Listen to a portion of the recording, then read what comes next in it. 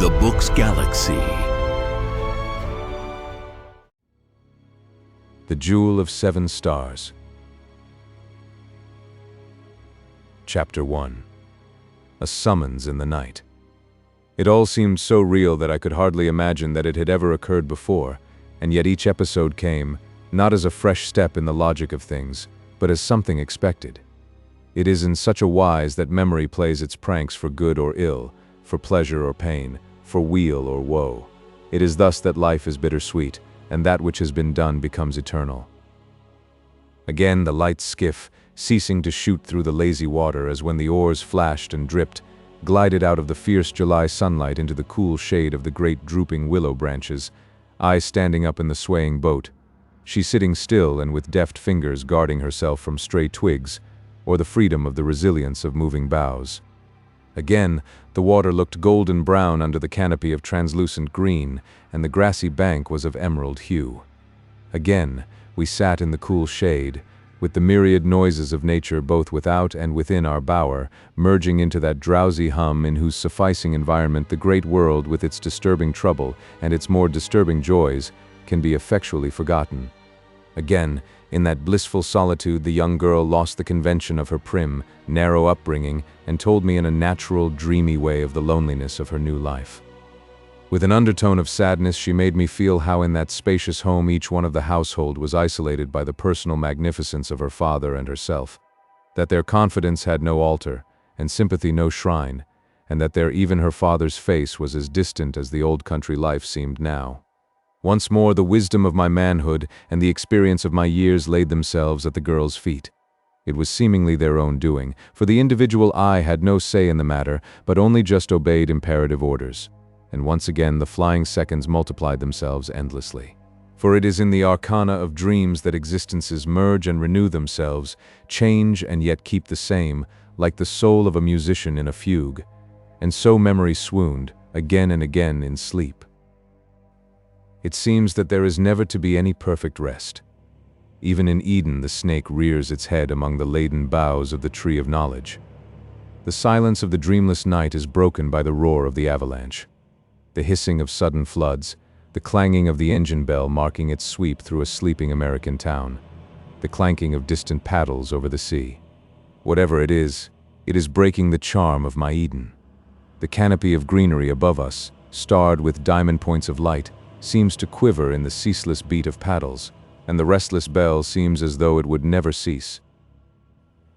All at once the gates of sleep were thrown wide open, and my waking ears took in the cause of the disturbing sounds. Waking existence is prosaic enough. There was somebody knocking and ringing at someone's street door. I was pretty well accustomed in my German street chambers to passing sounds. Usually I did not concern myself, sleeping or waking, with the doings, however noisy, of my neighbors. But this noise was too continuous, too insistent, too imperative to be ignored. There was some active intelligence behind that ceaseless sound, and some stress or need behind the intelligence. I was not altogether selfish, and at the thought of someone's need I was, without premeditation, out of bed. Instinctively I looked at my watch. It was just 3 o'clock. There was a faint edging of gray round the green blind which darkened my room. It was evident that the knocking and ringing were at the door of our own house, and it was evident too that there was no one awake to answer the call. I slipped on my dressing gown and slippers, and went down to the hall door. When I opened it there stood a dapper groom, with one hand pressed unflinchingly on the electric bell whilst with the other he raised a ceaseless clangor with the knocker. The instant he saw me the noise ceased. One hand went up instinctively to the brim of his hat, and the other produced a letter from his pocket. A neat brougham was opposite the door. The horses were breathing heavily as though they had come fast. A policeman, with his night lantern still alight at his belt, stood by, attracted to the spot by the noise. "Beg pardon, sir, I'm sorry for disturbing you, but my orders was imperative. I was not to lose a moment, but to knock and ring till someone came. May I ask you, sir, if Mr. Malcolm Ross lives here?" "I am Mr. Malcolm Ross." "Then this letter is for you, sir, and the brougham is for you too, sir." I took, with a strange curiosity, the letter which he handed to me. As a barrister I had had, of course, odd experiences now and then, including sudden demands upon my time, but never anything like this. I stepped back into the hall, closing the door too, but leaving it ajar. Then I switched on the electric light. The letter was directed in a strange hand, a woman's. It began at once without "Dear Sir" or any such address. "You said you would like to help me if I needed it, and I believe you meant what you said. The time has come sooner than I expected. I am in dreadful trouble, and do not know where to turn or to whom to apply. An attempt has, I fear, been made to murder my father, though, thank God, he still lives. But he is quite unconscious. The doctors and police have been sent for, but there is no one here whom I can depend on. Come at once if you are able to, and forgive me if you can. I suppose I shall realize later what I have done in asking such a favor, but at present I cannot think. Come at once, Margaret Trelawney." Pain and exultation struggled in my mind as I read, but the mastering thought was that she was in trouble and had called on me. My dreaming of her, then, was not altogether without a cause. I called out to the groom, "Wait, I shall be with you in a minute." Then I flew upstairs. A very few minutes sufficed to wash and dress, and we were soon driving through the streets as fast as the horses could go. It was market morning, and when we got out on Piccadilly there was an endless stream of carts coming from the west, but for the rest the roadway was clear, and we went quickly. I had told the groom to come into the brougham with me so that he could tell me what had happened as we went along. He sat awkwardly, with his hat on his knees as he spoke. "Miss Trelawney, sir, sent a man to tell us to get out a carriage at once, and when we was ready she come herself and gave me the letter and told Morgan, the coachman, sir, to fly. She said as I was to lose not a second, but to keep knocking till someone come." "Yes, I know you told me. What I want to know is why she sent for me. What happened in the house?" "I don't quite know myself, sir, except that master was found in his room senseless, with the sheets all bloody and a wound on his head. He couldn't be waked nohow. 'Twas Miss Trelawney herself as found him." "How did she come to find him at such an hour?" "It was late in the night, I suppose." "I don't know, sir. I didn't hear nothing at all of the details." As he could tell me no more, I stopped the carriage for a moment to let him get out on the box. Then I turned the matter over in my mind as I sat alone. There were many things which I could have asked the servant, and for a few moments after he had gone I was angry with myself for not having used my opportunity. On second thought, however, I was glad the temptation was gone. I felt that it would be more delicate to learn what I wanted to know of Miss Trelawney's surroundings from herself, rather than from her servants. We bowled swiftly along Knightsbridge, the small noise of our well-appointed vehicle sounding hollowly in the morning air. We turned up the Kensington Palace Road and presently stopped opposite a great house on the left-hand side, nearer, so far as I could judge, the Notting Hill than the Kensington end of the avenue. It was a truly fine house, not only with regard to size but to architecture.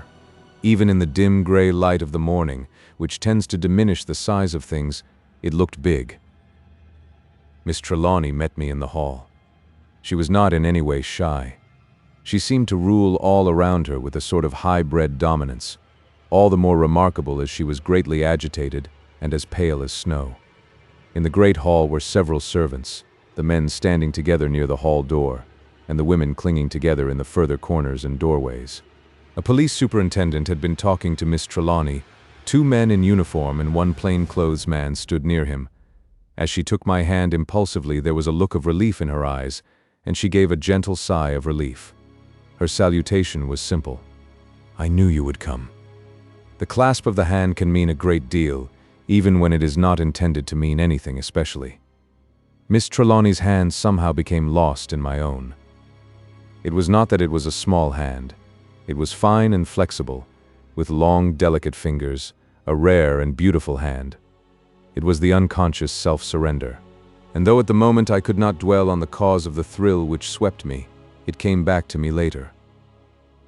She turned and said to the police superintendent, "This is Mr. Malcolm Ross." The police officer saluted as he answered, "I know Mr. Malcolm Ross, miss. Perhaps he will remember I had the honor of working with him in the Brixton coining case. I had not at first glance noticed who it was, my whole attention having been taken with Miss Trelawney. Of course, Superintendent Dolan, I remember very well," I said as we shook hands. I could not but note that the acquaintanceship seemed a relief to Miss Trelawney. There was a certain vague uneasiness in her manner which took my attention. Instinctively, I felt that it would be less embarrassing for her to speak with me alone, so I said to the superintendent, "Perhaps it will be better if Miss Trelawney will see me alone for a few minutes. You, of course, have already heard all she knows, and I shall understand better how things are if I may ask some questions. I will then talk the matter over with you if I may." "I shall be glad to be of what service I can, sir," he answered heartily. Following Miss Trelawney, I moved over to a dainty room which opened from the hall and looked out on the garden at the back of the house. When we had entered and I had closed the door, she said, "I will thank you later for your goodness in coming to me in my trouble. But at present you can best help me when you know the facts." "Go on," I said. "Tell me all you know and spare no detail, however trivial it may at the present time seem to be." She went on at once. "I was awakened by some sound, I do not know what. I only know that it came through my sleep, for all at once I found myself awake, with my heart beating wildly, listening anxiously for some sound from my father's room. My room is next father's, and I can often hear him moving about before I fall asleep. He works late at night, sometimes very late indeed, so that when I wake early, as I do occasionally, or in the gray of the dawn, I hear him still moving. I tried once to remonstrate with him about staying up so late, as it cannot be good for him, but I never ventured to repeat the experiment. You know how stern and cold he can be, at least you may remember what I told you about him, and when he is polite in this mood he is dreadful. When he is angry I can bear it much better, but when he is slow and deliberate, and the side of his mouth lifts up to show the sharp teeth, I think I feel, well, I don't know how. Last night I got up softly and stole to the door, for I really feared to disturb him. There was not any noise of moving and no kind of cry at all, but there was a queer kind of dragging sound, and a slow, heavy breathing. Oh, it was dreadful, waiting there in the dark and the silence, and fearing I did not know what. At last I took my courage a due main, and turning the handle as softly as I could, I opened the door a tiny bit. It was quite dark within. I could just see the outline of the windows, but in the darkness the sound of breathing, becoming more distinct, was appalling. As I listened, this continued, but there was no other sound. I pushed the door open all at once. I was afraid to open it slowly. I felt as if there might be some dreadful thing behind it ready to pounce out on me. Then I switched on the electric light and stepped into the room. I looked first at the bed. The sheets were all crumpled up, so that I knew Father had been in bed. But there was a great dark red patch in the center of the bed, and spreading to the edge of it, that made my heart stand still. As I was gazing at it, the sound of the breathing came across the room, and my eyes followed to it. There was Father on his right side with the other arm under him, just as if his dead body had been thrown there all in a heap. The track of blood went across the room up to the bed, and there was a pool all around him which looked terribly red and glittering as I bent over to examine him. The place where he lay was right in front of the big safe. He was in his pajamas. The left sleeve was torn, showing his bare arm and stretched out toward the safe. It looked, oh, so terrible, patched all with blood, and with the flesh torn or cut all around a gold chain bangle on his wrist. I did not know he wore such a thing, and it seemed to give me a new shock of surprise. She paused a moment, and as I wished to relieve her by a moment's divergence of thought, I said, "Oh, that need not surprise you. You will see the most unlikely men wearing bangles. I have seen a judge condemn a man to death, and the wrist of the hand he held up had a gold bangle." She did not seem to heed much the words or the idea. The pause, however, relieved her somewhat, and she went on in a steadier voice. I did not lose a moment in summoning aid, for I feared he might bleed to death. I rang the bell, and then went out and called for help as loudly as I could. In what must have been a very short time, though it seemed an incredibly long one to me, some of the servants came running up, and then others, till the room seemed full of staring eyes, and disheveled hair, and night clothes of all sorts. We lifted Father on a sofa, and the housekeeper, Mrs. Grant, who seemed to have her wits about her more than any of us, began to look where the flow of blood came from. In a few seconds it became apparent that it came from the arm, which was bare. There was a deep wound, not clean-cut as with a knife, but like a jagged rent or tear, close to the wrist, which seemed to have cut into the vein. Mrs. Grant tied a handkerchief round the cut, and screwed it up tight with a silver paper cutter, and the flow of blood seemed to be checked at once. By this time I had come to my senses, or such of them as remained, and I sent off one man for the doctor and another for the police. When they had gone, I felt that, except for the servants, I was all alone in the house, and that I knew nothing of my father or anything else, and a great longing came to me to have someone with me who could help me. Then I thought of you and your kind offer in the boat under the willow tree, and without waiting to think, I told the men to get a carriage ready at once, and I scribbled a note and sent it on to you." She paused. I did not like to say just then anything of how I felt. I looked at her. I think she understood, for her eyes were raised to mine for a moment and then fell, leaving her cheeks as red as peony roses. With a manifest effort, she went on with her story.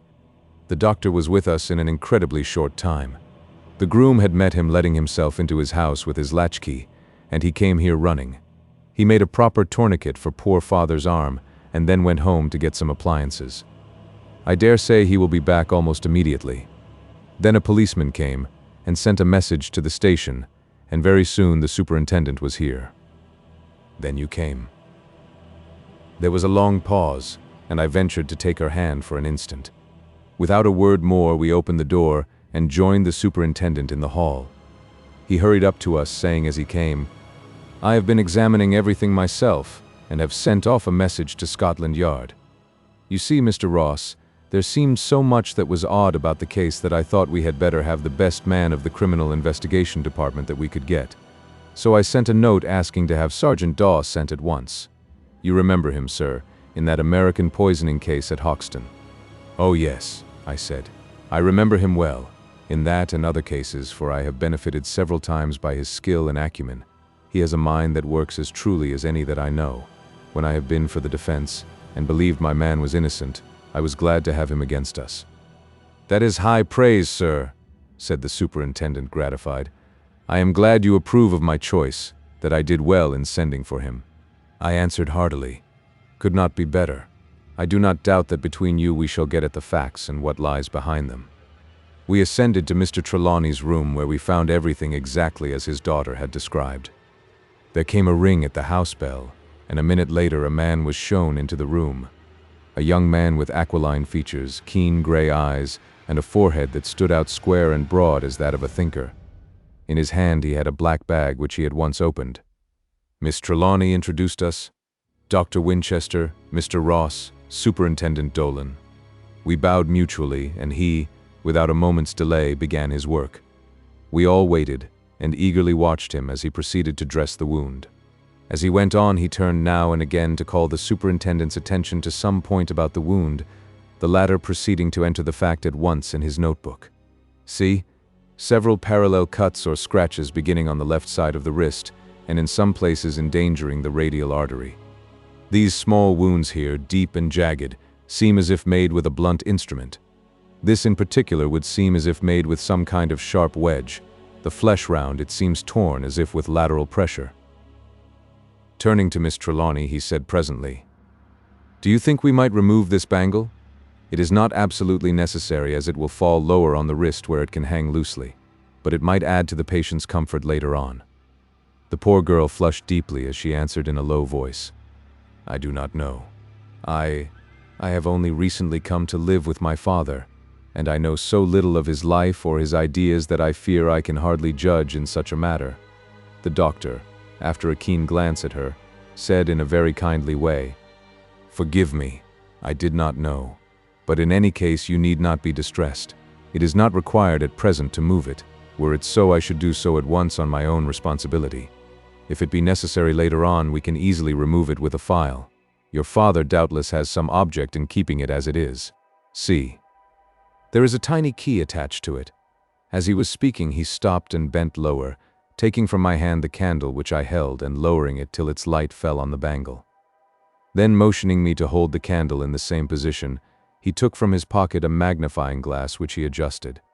When he had made a careful examination, he stood up and handed the magnifying glass to Dolan, saying as he did so, "You had better examine it yourself. That is no ordinary bangle. The gold is wrought over triple steel links. See where it is worn away. It is manifestly not meant to be removed lightly, and it would need more than an ordinary file to do it." The superintendent bent his great body, but not getting close enough that way, knelt down by the sofa as the doctor had done. He examined the bangle minutely, turning it slowly round so that no particle of it escaped observation. Then he stood up and handed the magnifying glass to me. "When you have examined it yourself," he said, "let the lady look at it if she will," and he commenced to write at length in his notebook. I made a simple alteration in his suggestion. I held out the glass toward Miss Trelawney, saying, "Had you not better examine it first?" She drew back, slightly raising her hand in disclaimer as she said impulsively, "Oh no! Father would doubtless have shown it to me had he wished me to see it. I would not like to without his consent." Then she added, doubtless fearing lest her delicacy of view should give offense to the rest of us, "Of course it is right that you should see it. You have to examine and consider everything, and indeed I am grateful to you." She turned away. I could see that she was crying quietly. It was evident to me that even in the midst of her trouble and anxiety there was a chagrin that she knew so little of her father, and that her ignorance had to be shown at such a time and amongst so many strangers. That they were all men did not make the shame more easy to bear, though there was a certain relief in it. Trying to interpret her feelings, I could not but think that she must have been glad that no woman's eyes of understanding greater than man's were upon her in that hour. When I stood up from my examination, which verified to me that of the doctor, the latter resumed his place beside the couch and went on with his ministrations. Superintendent Dolan said to me in a whisper, "I think we are fortunate in our doctor."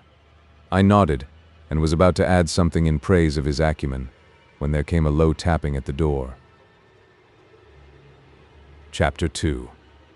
Strange Instructions. Superintendent Dolan went quietly to the door.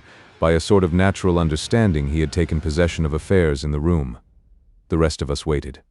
He opened the door a little way, and then with a gesture of manifest relief threw it wide, and a young man stepped in. A young man, clean-shaven, tall and slight, with an eagle face and bright, quick eyes that seemed to take in everything around him at a glance.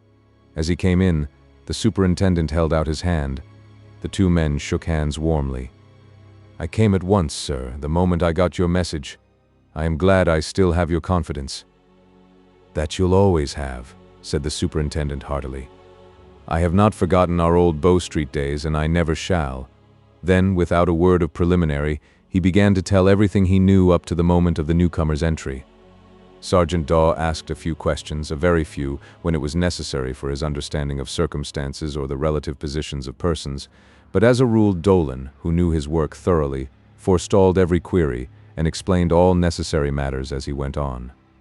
Sergeant Daw threw occasionally swift glances round him, now at one of us, now at the room or some part of it, now at the wounded man lying senseless on the sofa.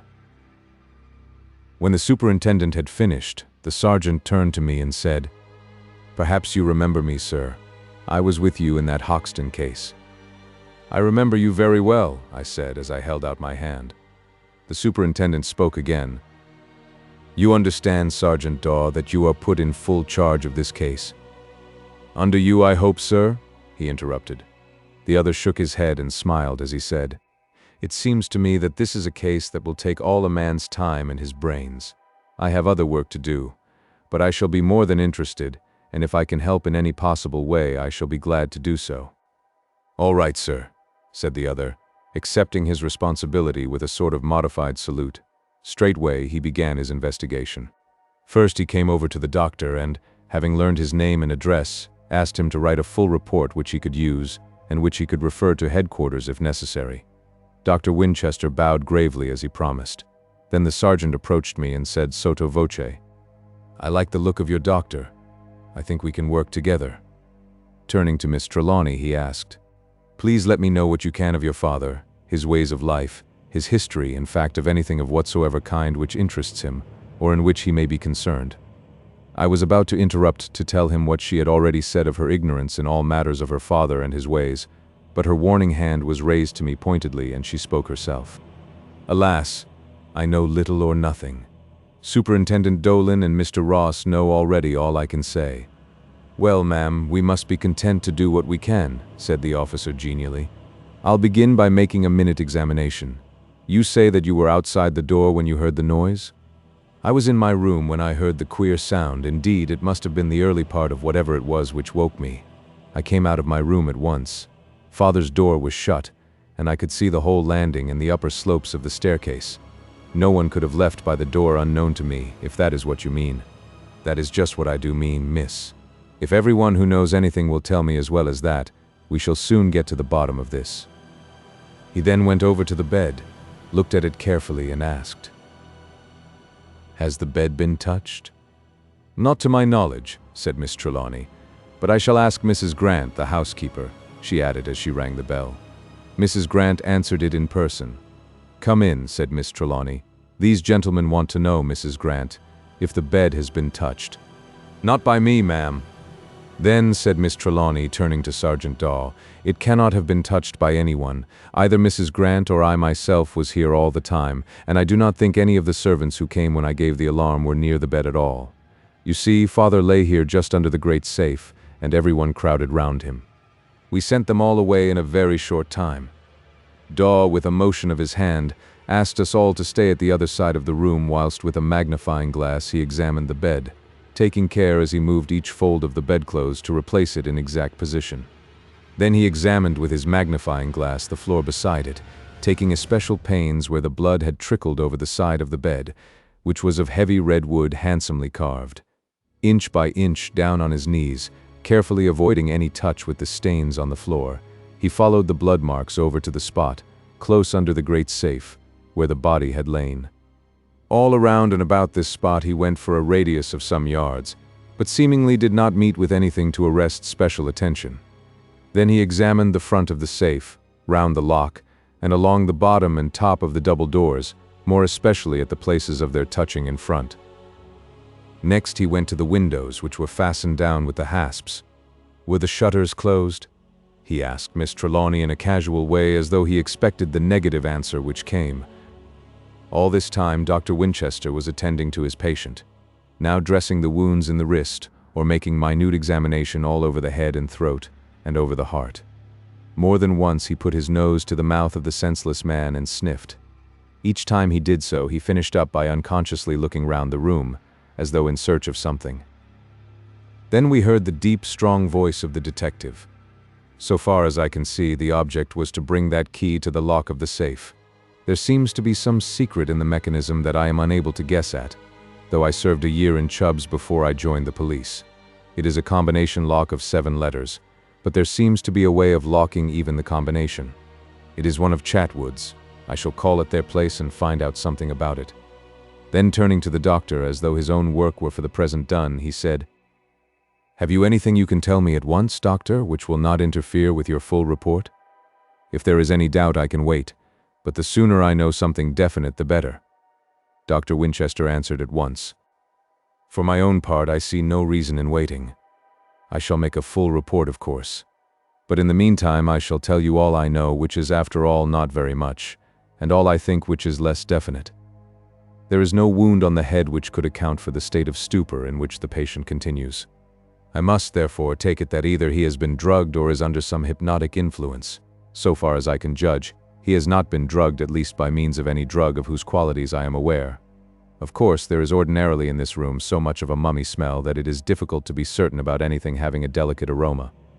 I dare say that you have noticed the peculiar Egyptian scents, bitumen, nard, aromatic gums and spices, and so forth.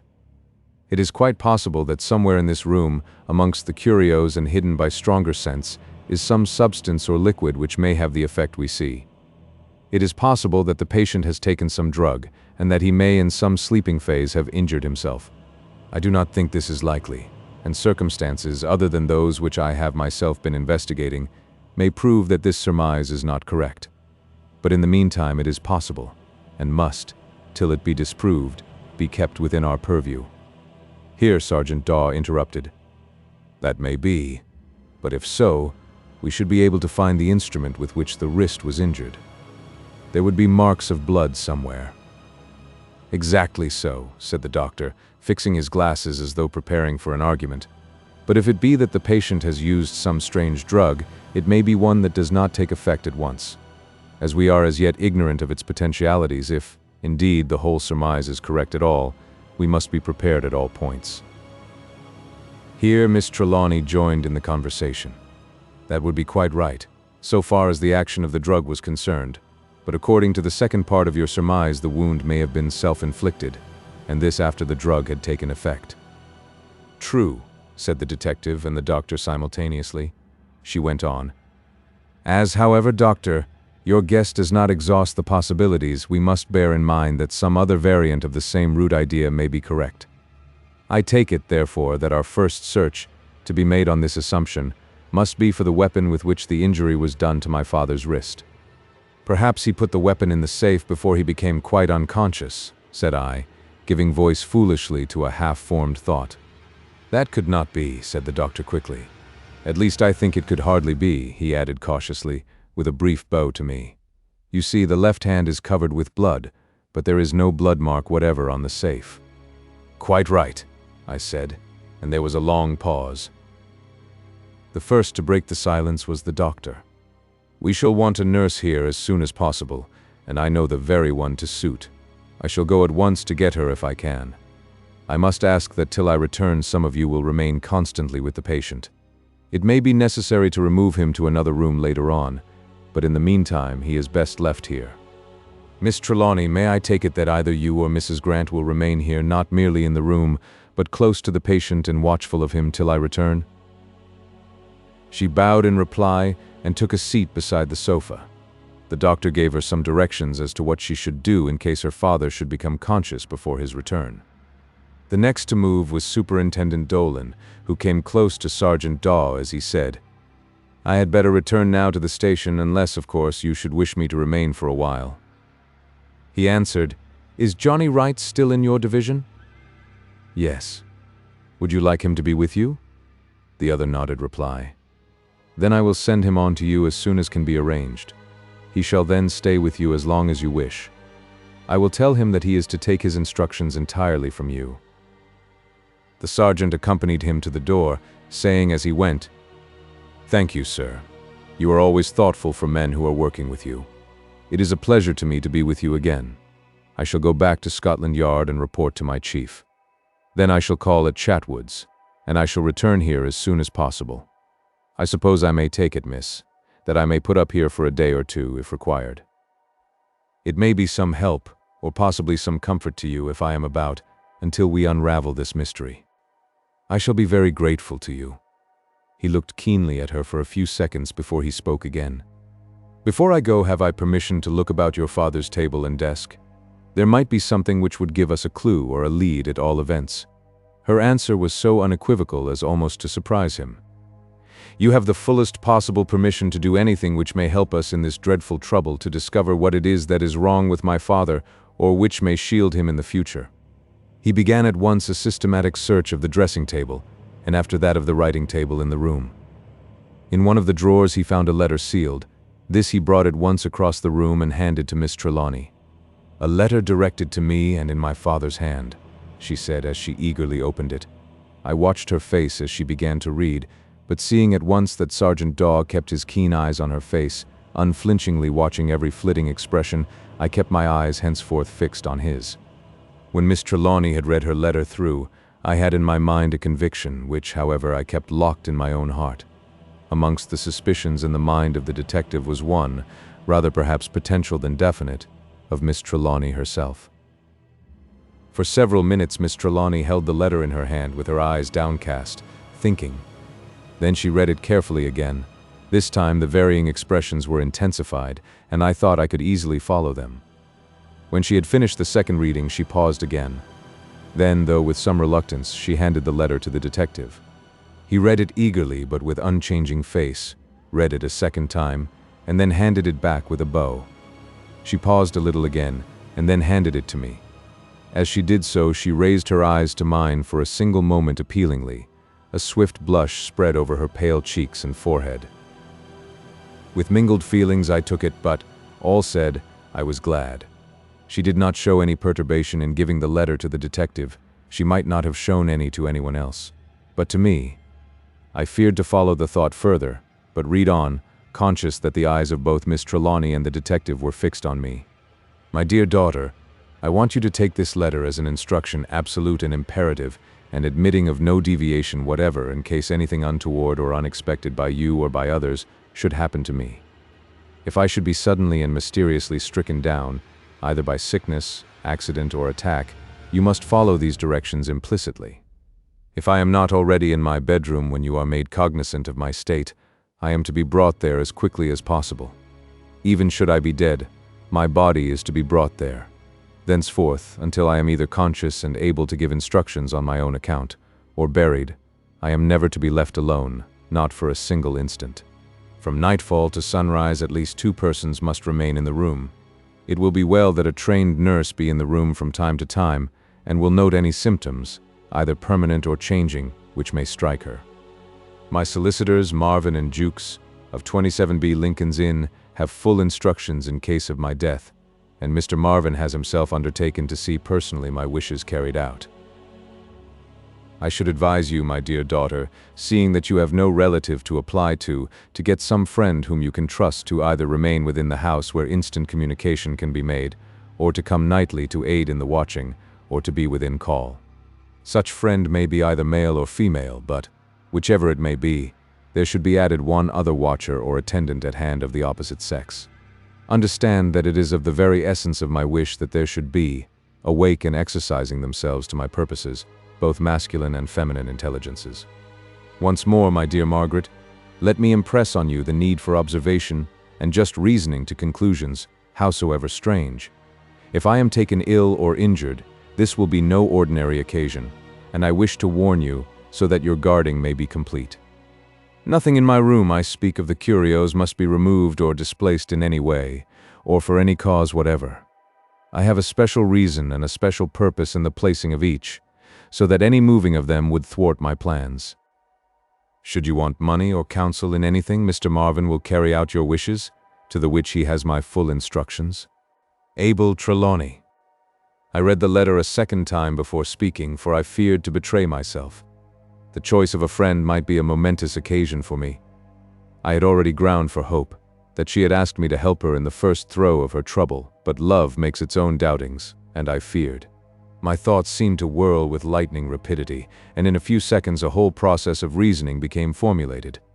I must not volunteer to be the friend that the father advised his daughter to have to aid her in her vigil, and yet that one glance had a lesson which I must not ignore. Also, did not she, when she wanted help, send to me a stranger, except for one meeting at a dance and one brief afternoon of companionship on the river? Would it not humiliate her to make her ask me twice? Humiliate her? No. That pain I could at all events save her. It is not humiliation to refuse. So, as I handed her back the letter, I said, "I know you will forgive me, Miss Trelawney, if I presume too much, but if you will permit me to aid in the watching, I shall be proud. Though the occasion is a sad one, I shall be so far happy to be allowed the privilege." Despite her manifest and painful effort at self-control, the red tide swept her face and neck. Even her eyes seemed suffused, and in stern contrast with her pale cheeks when the tide had rolled back. She answered in a low voice, "I shall be very grateful for your help." Then, in an afterthought, she added, "But you must not let me be selfish in my need. I know you have many duties to engage you, and though I shall value your help highly, most highly, it would not be fair to monopolize your time." "As to that," I answered at once, "my time is yours. I can for today easily arrange my work so that I can come here in the afternoon and stay till morning. After that, if the occasion still demands it, I can so arrange my work that I shall have more time still at my disposal." She was much moved. I could see the tears gather in her eyes, and she turned away her head. The detective spoke. "I am glad you will be here, Mr. Ross.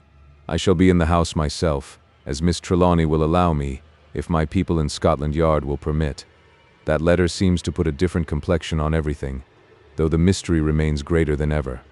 If you can wait here an hour or two, I shall go to headquarters, and then to the safe-makers. After that I shall return, and you can go away easier in your mind, for I shall be here." When he had gone, we two, Miss Trelawney and I, remained in silence. At last she raised her eyes and looked at me for a moment. After that I would not have exchanged places with a king. For a while she busied herself round the extemporized bedside of her father. Then, asking me to be sure not to take my eyes off him till she returned, She hurried out. In a few minutes she came back with Mrs. Grant and 2 maids and a couple of men, who bore the entire frame and furniture of a light iron bed. This they proceeded to put together and to make. When the work was completed and the servants had withdrawn, she said to me, "It will be well to be all ready when the doctor returns. He will surely want to have father put to bed, and a proper bed will be better for him than the sofa." She then got a chair close beside her father and sat down watching him. I went about the room, taking accurate note of all I saw, and truly there were enough things in the room to evoke the curiosity of any man, even though the attendant circumstances were less strange. The whole place, excepting those articles of furniture necessary to a well-furnished bedroom, was filled with magnificent curios, chiefly Egyptian. As the room was of immense size, there was opportunity for the placing of a large number of them, even if, as with these, they were of huge proportions.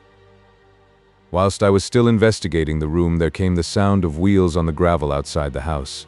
There was a ring at the hall door, and a few minutes later, after a preliminary tap at the door and an answering "Come in," Dr. Winchester entered, followed by a young woman in the dark dress of a nurse. "I have been fortunate," he said as he came in. "I found her at once and free. Miss Trelawney, this is Nurse Kennedy." Chapter 3. The Watchers. I was struck by the way the 2 young women looked at each other. I suppose I have been so much in the habit of weighing up in my own mind the personality of witnesses and of forming judgment by their unconscious action and mode of bearing themselves, that the habit extends to my life outside as well as within the courthouse.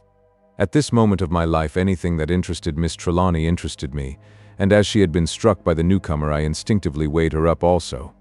By comparison of the 2, I seemed somehow to gain a new knowledge of Miss Trelawney. Certainly, the 2 women made a good contrast. Miss Trelawney was of fine figure, dark, straight-featured.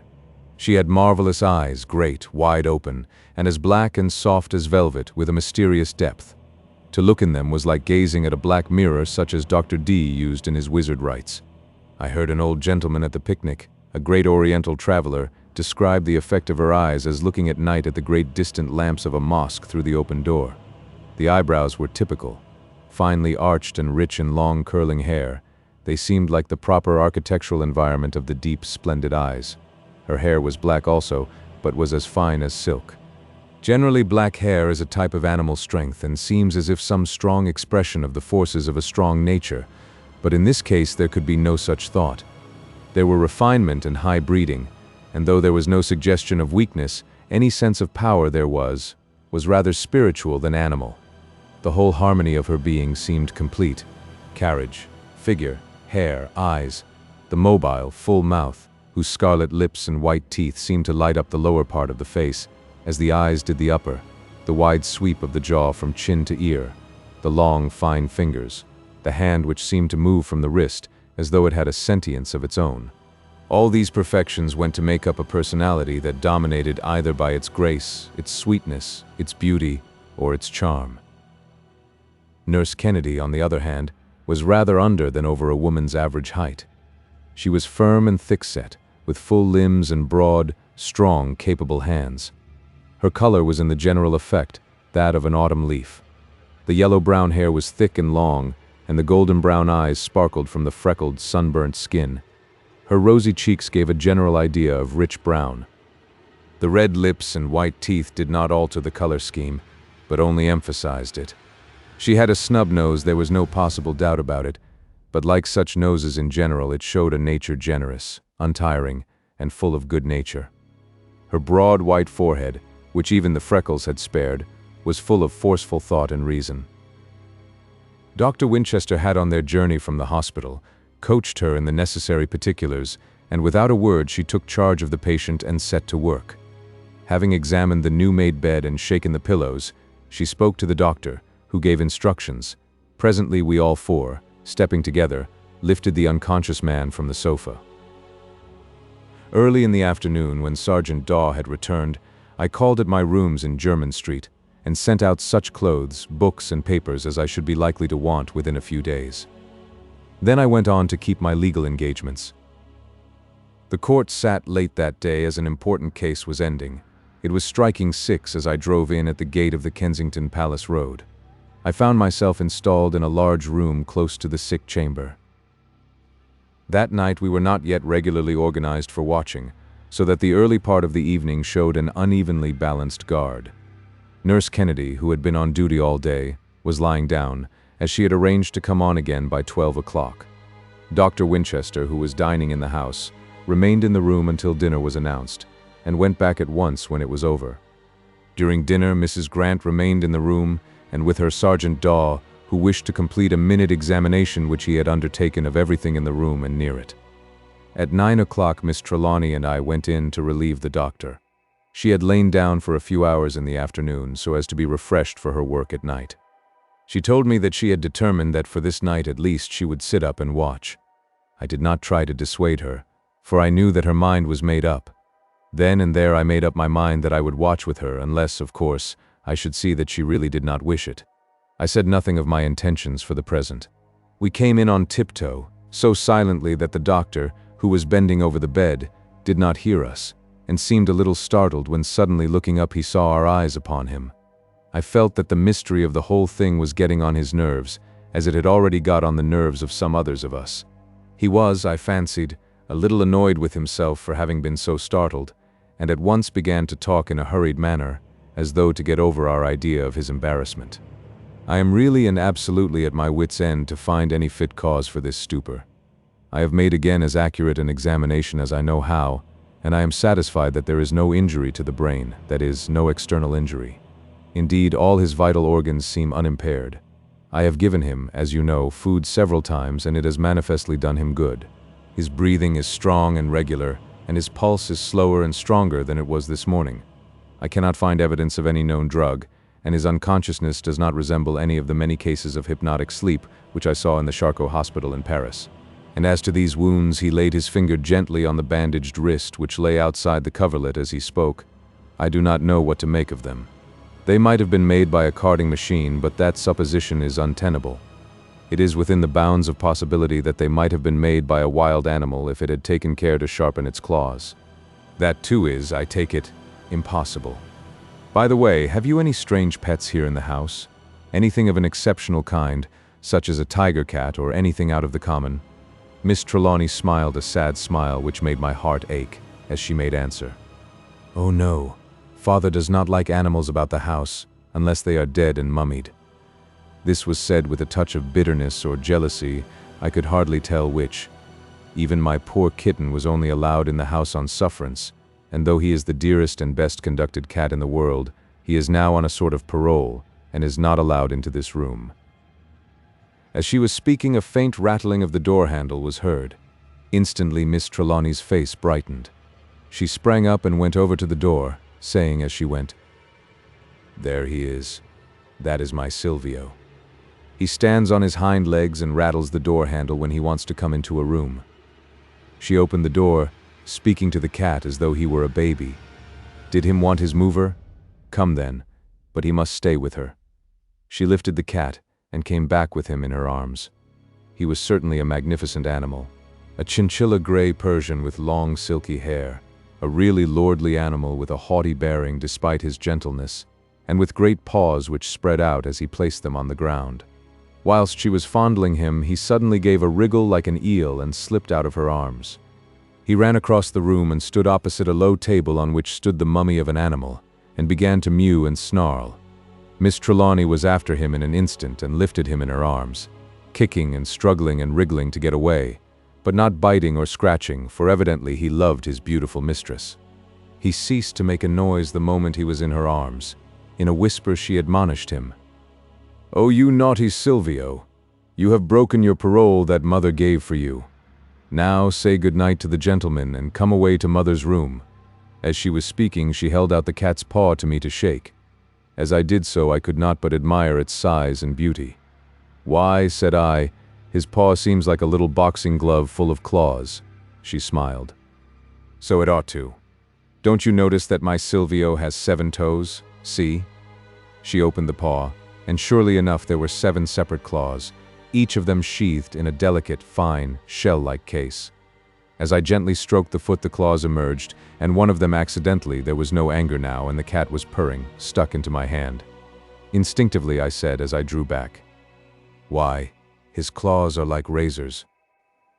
Dr. Winchester had come close to us and was bending over looking at the cat's claws. As I spoke, he said in a quick, sharp way, "Eh?" I could hear the quick intake of his breath. Whilst I was stroking the now quiescent cat, the doctor went to the table and tore off a piece of blotting paper from the writing pad and came back. He laid the paper on his palm and, with a simple "pardon me" to Miss Trelawney, placed the cat's paw on it and pressed it down with his other hand. The haughty cat seemed to resent somewhat the familiarity and tried to draw its foot away. This was plainly what the doctor wanted, for in the act the cat opened the sheaths of its claws and made several reefs in the soft paper. Then Miss Trelawney took her pet away. She returned in a couple of minutes. As she came in, she said, "It is most odd about that mummy. When Silvio came into the room first, indeed I took him in as a kitten to show to father, he went on just the same way. He jumped up on the table and tried to scratch and bite the mummy. That was what made father so angry and brought the decree of banishment on poor Silvio. Only his parole, given through me, kept him in the house." Whilst she had been gone, Dr. Winchester had taken the bandage from her father's wrist. The wound was now quite clear, as the separate cuts showed out in fierce red lines. The doctor folded the blotting paper across the line of punctures made by the cat's claws and held it down close to the wound. As he did so, he looked up triumphantly and beckoned us over to him. The cuts in the paper corresponded with the wounds in the wrist. No explanation was needed, as he said, "It would have been better if Master Silvio had not broken his parole." We were all silent for a little while. Suddenly Miss Trelawney said, "But Silvio was not in here last night." "Are you sure? Could you prove that if necessary?" She hesitated before replying. "I am certain of it, but I fear it would be difficult to prove. Silvio sleeps in a basket in my room. I certainly put him to bed last night. I remember distinctly laying his little blanket over him and tucking him in. This morning I took him out of the basket myself. I certainly never noticed him in here, though, of course, that would not mean much, for I was too concerned about poor father, and too much occupied with him, to notice even Silvio." The doctor shook his head as he said with a certain sadness, "Well, at any rate, it is no use trying to prove anything now. Any cat in the world would have cleaned blood marks, did any exist, from his paws in 100th part of the time that has elapsed." Again we were all silent, and again the silence was broken by Miss Trelawney.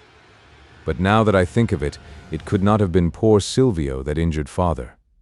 My door was shut when I first heard the sound, and father's was shut when I listened at it. When I went in, the injury had been done, so that it must have been before Silvio could possibly have got in." This reasoning commended itself, especially to me as a barrister, for it was proof to satisfy a jury. It gave me a distinct pleasure to have Silvio acquitted of the crime, possibly because he was Miss Trelawney's cat and was loved by her. Happy cat. Silvio's mistress was manifestly pleased as I said, "Verdict, not guilty." Dr. Winchester, after a pause, observed, "My apologies to Master Silvio on this occasion, but I am still puzzled to know why he is so keen against that mummy. Is he the same toward the other mummies in the house? There are, I suppose, a lot of them. I saw 3 in the hall as I came in." "There are lots of them," she answered. "I sometimes don't know whether I am in a private house or the British Museum. But Silvio never concerns himself about any of them except that particular one. I suppose it must be because it is of an animal, not a man or a woman." "Perhaps it is of a cat," said the doctor as he started up and went across the room to look at the mummy more closely. "Yes," he went on, "it is the mummy of a cat, and a very fine one, too. If it hadn't been a special favorite of some very special person, it would never have received so much honor. See, a painted case and obsidian eyes, just like a human mummy. It is an extraordinary thing, that knowledge of kind to kind. Here is a dead cat, that is all. It is perhaps 4,000 or 5,000 years old, and another cat of another breed, in what is practically another world, is ready to fly at it, just as it would if it were not dead. I should like to experiment a bit about that cat if you don't mind, Miss Trelawney." She hesitated before replying. "Of course, do anything you may think necessary or wise, but I hope it will not be anything to hurt or worry my poor Silvio."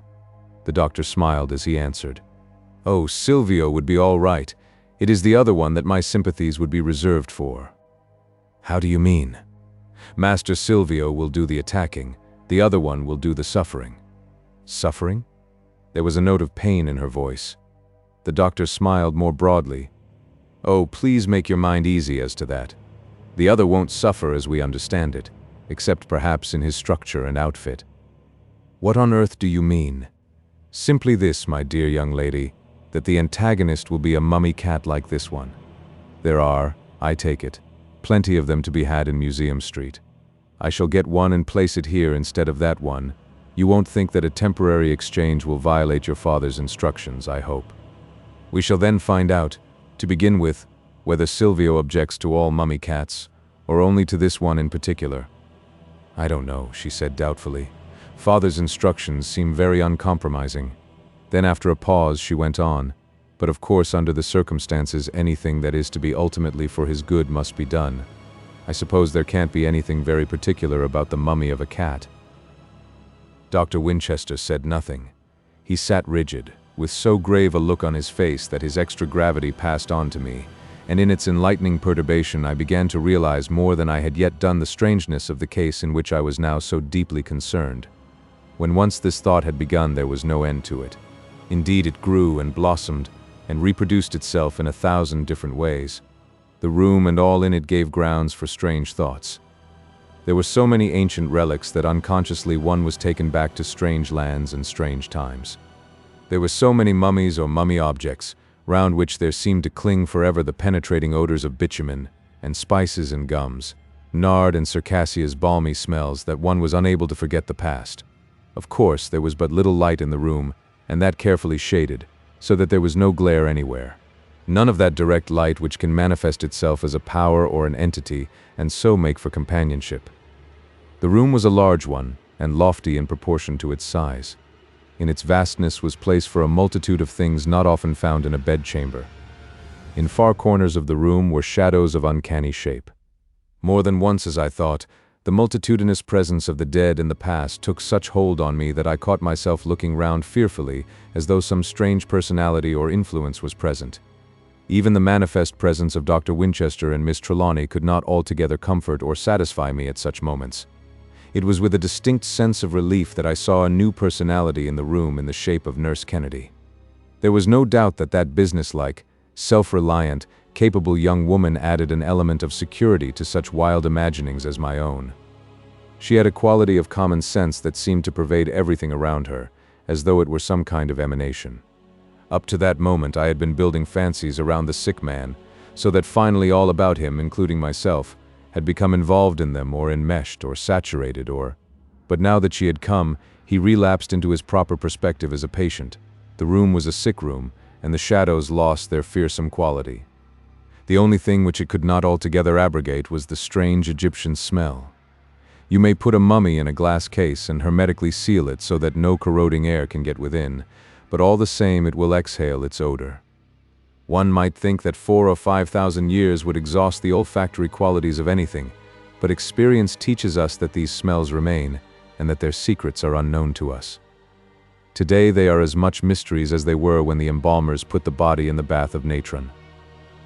All at once I sat up. I had become lost in an absorbing reverie. The Egyptian smell had seemed to get on my nerves, on my memory, on my very will. At that moment I had a thought which was like an inspiration. If I was influenced in such a manner by the smell, might it not be that the sick man who lived half his life or more in the atmosphere, had gradually and by slow but sure process taken into his system something which had permeated him to such degree that it had a new power derived from quantity or strength or... I was becoming lost again in a reverie. This would not do. I must take such precaution that I could remain awake, or free from such entrancing thought.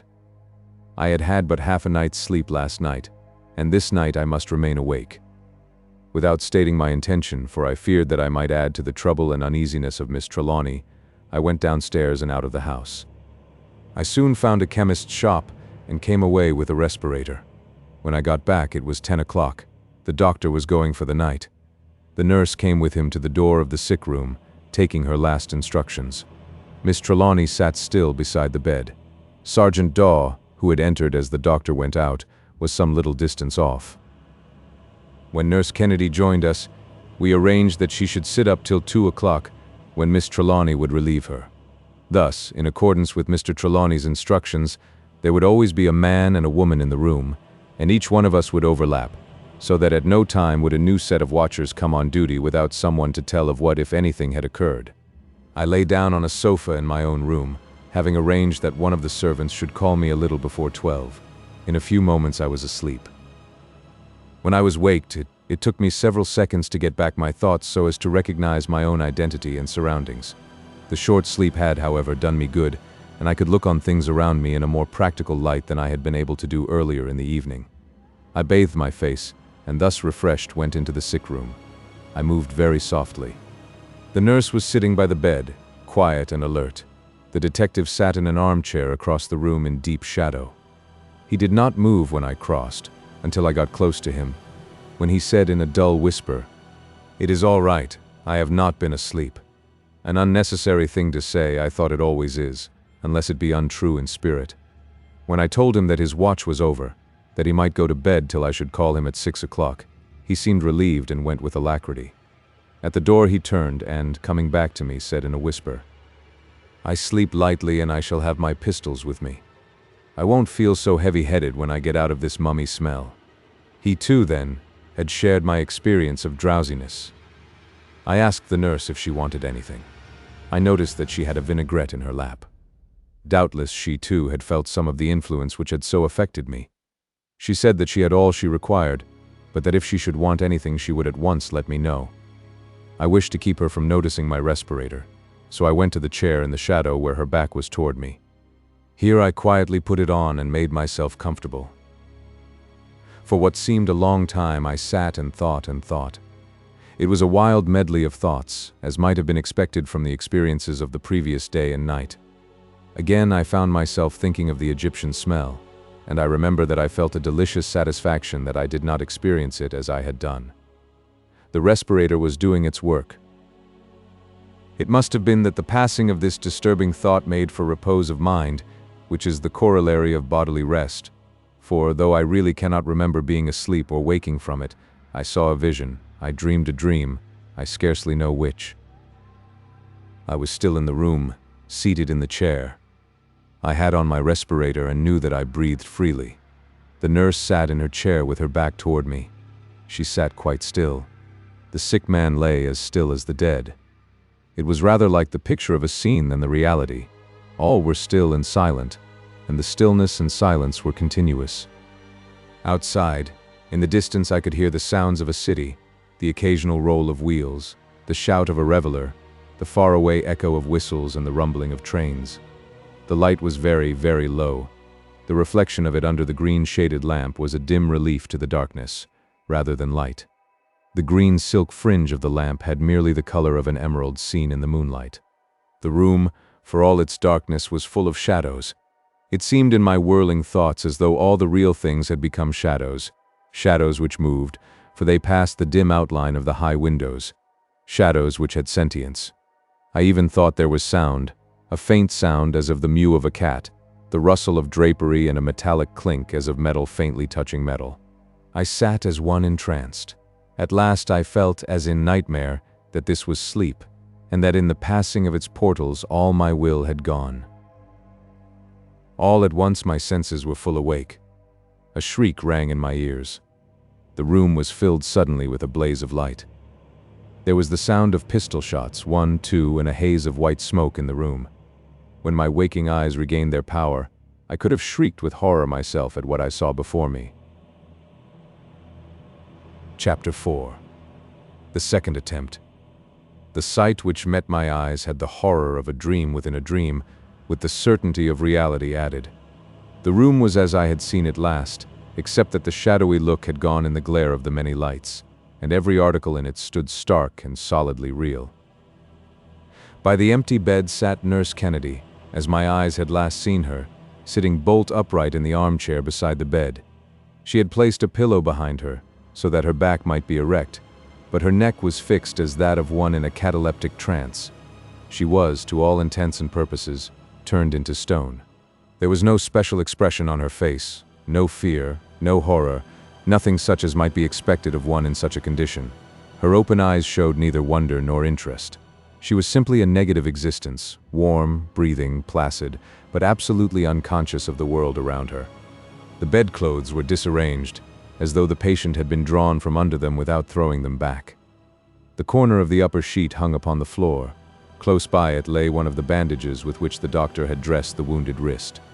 Another and another lay further along the floor, as though forming a clue to where the sick man now lay.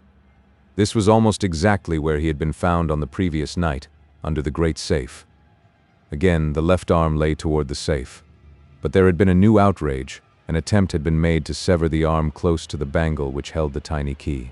A heavy kukri knife, one of the leaf-shaped knives which the Gurkhas and others of the hill tribes of India use with such effect, had been taken from its place on the wall, and with it the attempt had been made. It was manifest that just at the moment of striking, the blow had been arrested, for only the point of the knife and not the edge of the blade had struck the flesh.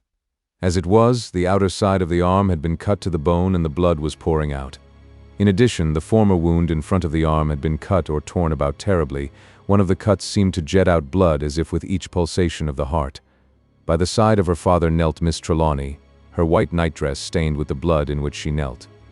In the middle of the room, Sergeant Daw, in his shirt and trousers and stocking feet, was putting fresh cartridges into his revolver in a dazed, mechanical kind of way. His eyes were red and heavy, and he seemed only half awake and less than half conscious of what was going on around him. Several servants, bearing lights of various kinds, were clustered round the doorway. As I rose from my chair and came forward, Miss Trelawney raised her eyes toward me. When she saw me, she shrieked and started to her feet, pointing towards me.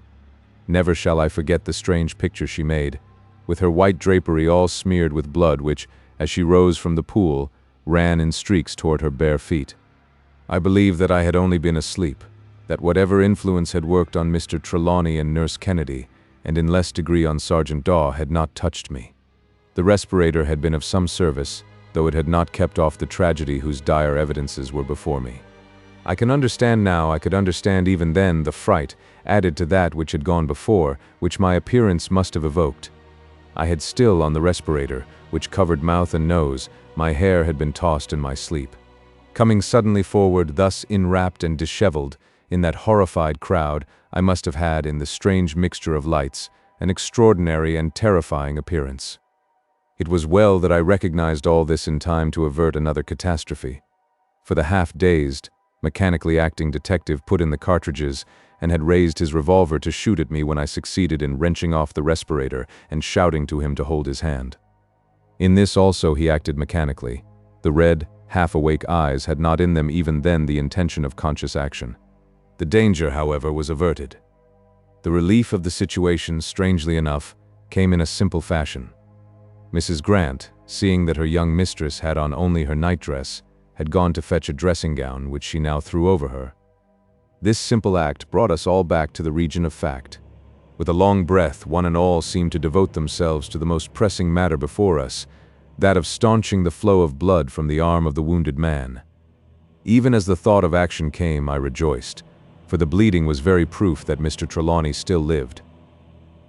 Last night's lesson was not thrown away. More than one of those present knew now what to do in such an emergency, and within a few seconds willing hands were at work on a tourniquet. A man was at once dispatched for the doctor, and several of the servants disappeared to make themselves respectable. We lifted Mr. Trelawney onto the sofa where he had lain yesterday, and having done what we could for him, turned our attention to the nurse. In all the turmoil she had not stirred. She sat there as before, erect and rigid, breathing softly and naturally and with a placid smile. As it was manifestly of no use to attempt anything with her till the doctor had come, we began to think of the general situation. Mrs. Grant had by this time taken her mistress away and changed her clothes, for she was back presently in a dressing gown and slippers, and with the traces of blood removed from her hands. She was now much calmer, though she trembled sadly, and her face was ghastly white.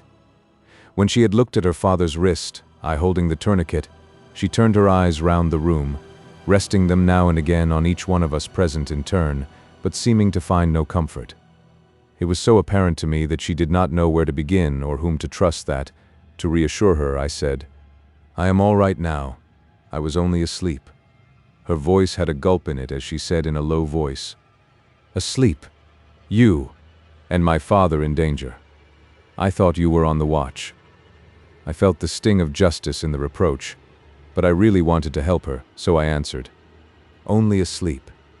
It is bad enough, I know, but there is something more than an only round us here.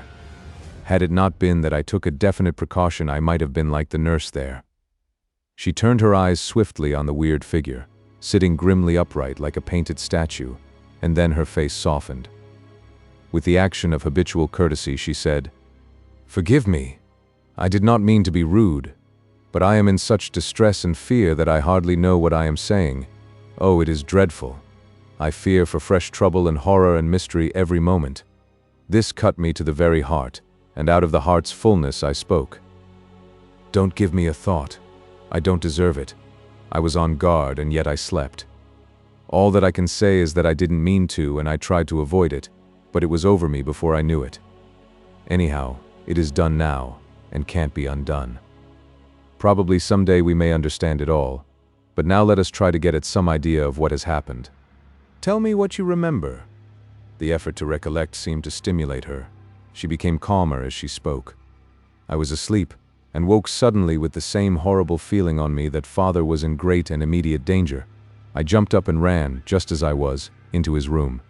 It was nearly pitch dark, but as I opened the door there was light enough to see father's nightdress as he lay on the floor under the safe, just as on that first awful night.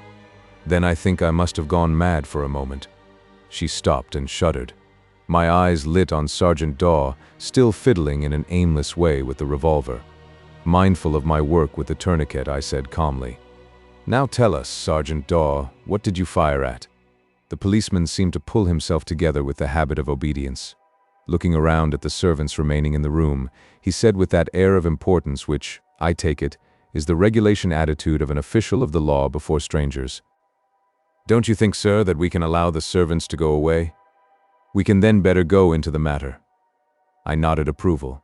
The servants took the hint and withdrew, though unwillingly, the last one closing the door behind him. Then the detective went on. "I think I had better tell you my impressions, sir, rather than recount my actions. That is, so far as I remember them." There was a mortified deference now in his manner, which probably arose from his consciousness of the awkward position in which he found himself. I went to sleep half-dressed, as I am now, with a revolver under my pillow. It was the last thing I remember thinking of. I do not know how long I slept. I had turned off the electric light, and it was quite dark. I thought I heard a scream, but I can't be sure, for I felt thick-headed as a man does when he is called too soon after an extra long stretch of work. Not that such was the case this time. Anyhow, my thoughts flew to the pistol. I took it out and ran onto the landing. Then I heard a sort of scream, or rather a call for help, and ran into this room. The room was dark, for the lamp beside the nurse was out, and the only light was that from the landing, coming through the open door. Miss Trelawney was kneeling on the floor beside her father, and was screaming. I thought I saw something move between me and the window, so without thinking, and being half dazed and only half awake, I shot at it. It moved a little more to the right between the windows, and I shot again. Then you came up out of the big chair with all that muffling on your face.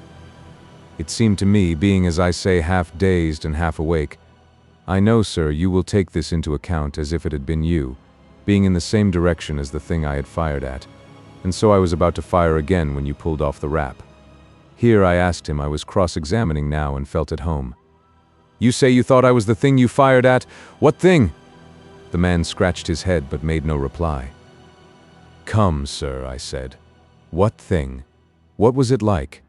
The answer came in a low voice. "I don't know, sir. I thought there was something, but what it was or what it was like, I haven't the faintest notion. I suppose it was because I had been thinking of the pistol before I went to sleep, and because when I came in here I was half dazed and only half awake, which I hope you will in future, sir. Always remember." He clung to that formula of excuse as though it were his sheet anchor. I did not want to antagonize the man. On the contrary, I wanted to have him with us.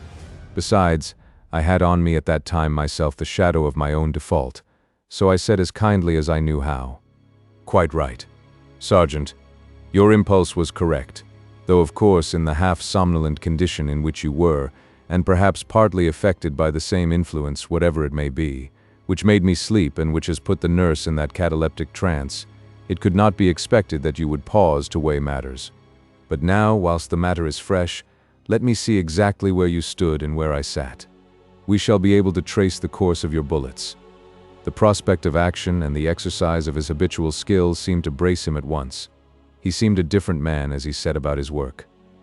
I asked Mrs. Grant to hold the tourniquet, and went and stood where he had stood and looked where, in the darkness, he had pointed. I could not but notice the mechanical exactness of his mind, as when he showed me where he had stood, or drew, as a matter of course, the revolver from his pistol pocket, and pointed with it. The chair from which I had risen still stood in its place. Then I asked him to point with his hand only, as I wished to move in the track of his shot. Just behind my chair, and a little back of it, stood a high buhl cabinet.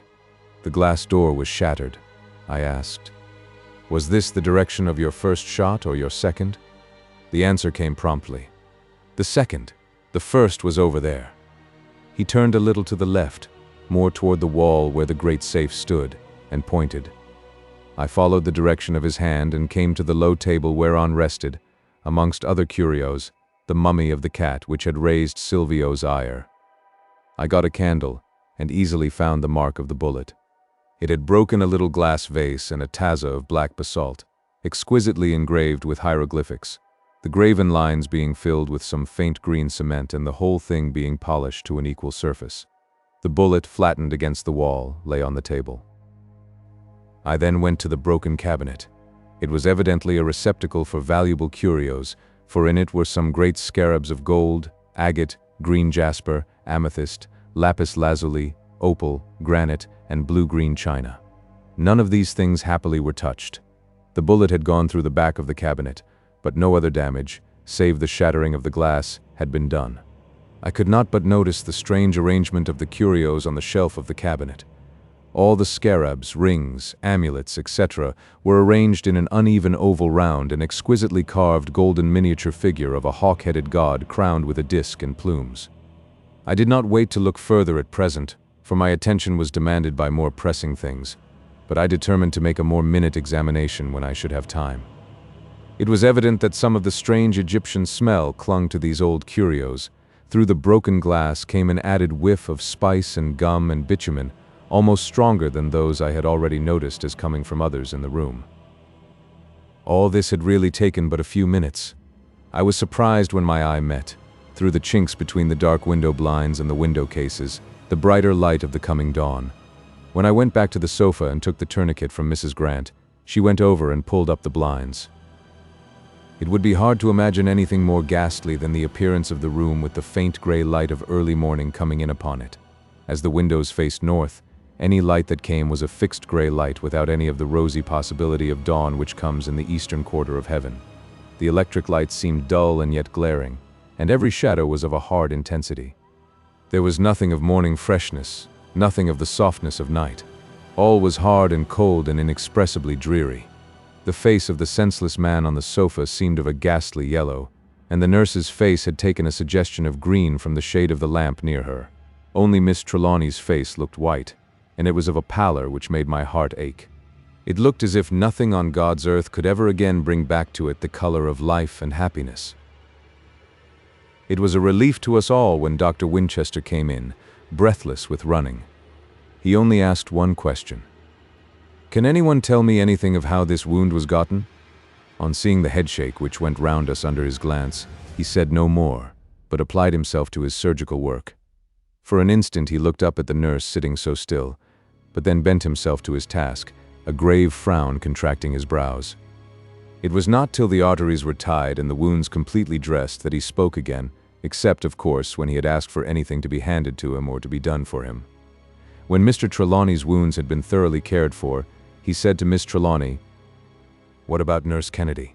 She answered at once, "I really do not know. I found her when I came into the room at 2:30, sitting exactly as she does now. We have not moved her or changed her position. She has not wakened since. Even Sergeant Dawes' pistol shots did not disturb her." "Pistol shots? Have you then discovered any cause for this new outrage? The rest were silent, so I answered, We have discovered nothing. I was in the room watching with the nurse. Earlier in the evening I fancied that the mummy smells were making me drowsy, so I went out and got a respirator. I had it on when I came on duty, but it did not keep me from going to sleep. I awoke to see the room full of people, that is, Miss Trelawney and Sergeant Daw, being only half awake and still stupefied by the same scent or influence which had affected us, fancied that he saw something moving through the shadowy darkness of the room, and fired twice. When I rose out of my chair, with my face swathed in the respirator, he took me for the cause of the trouble. Naturally enough, he was about to fire again when I was fortunately in time to manifest my identity. Mr. Trelawney was lying beside the safe, just as he was found last night, and was bleeding profusely from the new wound in his wrist. We lifted him on the sofa and made a tourniquet. That is, literally and absolutely, all that any of us know as yet. We have not touched the knife, which you see lies close by the pool of blood. Look, I said, going over and lifting it. The point is red with the blood which has dried. Dr. Winchester stood quite still a few minutes before speaking. Then the doings of this night are quite as mysterious as those of last night? Quite, I answered. He said nothing in reply, but turning to Miss Trelawney said, We had better take Nurse Kennedy into another room. I suppose there is nothing to prevent it? Nothing. Please, Mrs. Grant, see that Nurse Kennedy's room is ready, and ask 2 of the men to come and carry her in. Mrs. Grant went out immediately, and in a few minutes came back saying, The room is quite ready, and the men are here. By her direction 2 footmen came into the room and, lifting up the rigid body of Nurse Kennedy under the supervision of the doctor, carried her out of the room. Miss Trelawney remained with me in the sick chamber, and Mrs. Grant went with the doctor into the nurse's room. When we were alone, Miss Trelawney came over to me, and taking both my hands in hers, said, I hope you won't remember what I said. I did not mean it, and I was distraught. I did not make reply, but I held her hands and kissed them. There are different ways of kissing a lady's hands. This way was intended as homage and respect, and it was accepted as such in the high-bred, dignified way which marked Miss Trelawney's bearing and every movement. I went over to the sofa and looked down at the senseless man. The dawn had come much nearer in the last few minutes, and there was something of the clearness of day in the light. As I looked at the stern, cold, set face, now as white as a marble monument in the pale gray light, I could not but feel that there was some deep mystery beyond all that had happened within the last 26 hours. Those beetling brows screened some massive purpose. That high, broad forehead held some finished train of reasoning, which the broad chin and massive jaw would help to carry into effect. As I looked and wondered, there began to steal over me again that phase of wandering thought which had last night heralded the approach of sleep. I resisted it and held myself sternly to the present. This was easier to do when Miss Trelawney came close to me and, leaning her forehead against my shoulder, began to cry silently. Then all the manhood in me woke, and to present purpose. It was of little use trying to speak. Words were inadequate to thought. But we understood each other. She did not draw away when I put arm protectingly over her shoulder, as I used to do with my little sister long ago when in her childish trouble she would come to her big brother to be comforted. That very act or attitude of protection made me more resolute in my purpose, and seemed to clear my brain of idle, dreamy wandering in thought. With an instinct of greater protection, however, I took away my arm as I heard the doctor's footstep outside the door. When Dr. Winchester came in, he looked intently at the patient before speaking. His brows were set, and his mouth was a thin, hard line. Presently he said, There is much in common between the sleep of your father and Nurse Kennedy. Whatever influence has brought it about has probably worked the same way in both cases. In Kennedy's case, the coma is less marked. I cannot but feel, however, that with her we may be able to do more and more quickly than with this patient, as our hands are not tied. I have placed her in a draft, and already she shows some signs, though very faint ones, of ordinary unconsciousness. The rigidity of her limbs is less, and her skin seems more sensitive, or perhaps I should say less insensitive to pain. How is it then, I asked, that Mr. Trelawney is still in this state of insensibility, and yet, so far as we know, his body has not had such rigidity at all? That I cannot answer. The problem is one which we may solve in a few hours, or it may need a few days. But it will be a useful lesson in diagnosis to us all, and perhaps to many and many others after us. Who knows?" he added, with the genuine fire of an enthusiast. As the morning wore on, he flitted perpetually between the two rooms, watching anxiously over both patients. He made Mrs. Grant remain with the nurse, but either Miss Trelawney or I, generally both of us, remained with the wounded man. We each managed, however, to get bathed and dressed. The doctor and Mrs. Grant remained with Mr. Trelawney whilst we had breakfast. Sergeant Daw went off to report at Scotland Yard the progress of the night, and then to the local station to arrange for the coming of his comrade, Wright, as fixed with Superintendent Dolan. When he returned, I could not but think that he had been hauled over the coals for shooting in a sick room, or perhaps for shooting at all without certain and proper cause. His remark to me enlightened me in the matter. "A good character is worth something, sir, in spite of what some of them say. See, I've still got leave to carry my revolver." That day was a long and anxious one. Toward nightfall, Nurse Kennedy so far improved that the rigidity of her limbs entirely disappeared. She still breathed quietly and regularly, but the fixed expression of her face, though it was a calm enough expression, gave place to fallen eyelids and the negative look of sleep. Dr. Winchester had, towards evening, brought 2 more nurses, one of whom was to remain with Nurse Kennedy, and the other to share in the watching with Miss Trelawney, who had insisted on remaining up herself. She had, in order to prepare for the duty, slept for several hours in the afternoon. We had all taken counsel together, and had arranged thus for the watching in Mr. Trelawney's room. Mrs. Grant was to remain beside the patient till 12, when Miss Trelawney would relieve her. The new nurse was to sit in Miss Trelawney's room, and to visit the sick chamber each quarter of an hour. The doctor would remain till 12, when I was to relieve him. One or other of the detectives was to remain within hail of the room all night, and to pay periodical visits to see that all was well. Thus the watchers would be watched, and the possibility of such events as last night, when the watchers were both overcome, would be avoided. When the sun set, a strange and grave anxiety fell on all of us, and in our separate ways we prepared for the vigil. Dr. Winchester had evidently been thinking of my respirator, for he told me he would go out and get one.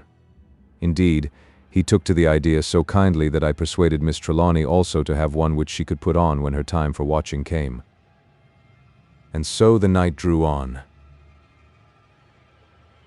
Chapter 5. More strange instructions.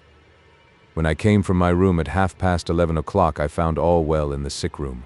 The new nurse, prim, neat, and watchful, sat in the chair by the bedside where Nurse Kennedy had sat last night.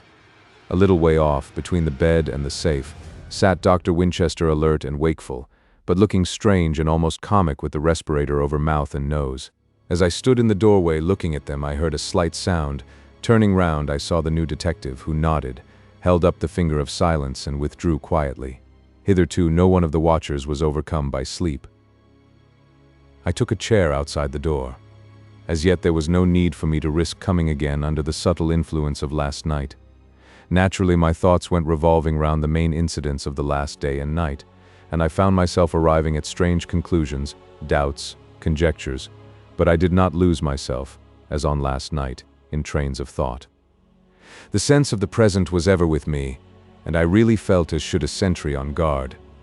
Thinking is not a slow process, and when it is earnest, the time can pass quickly.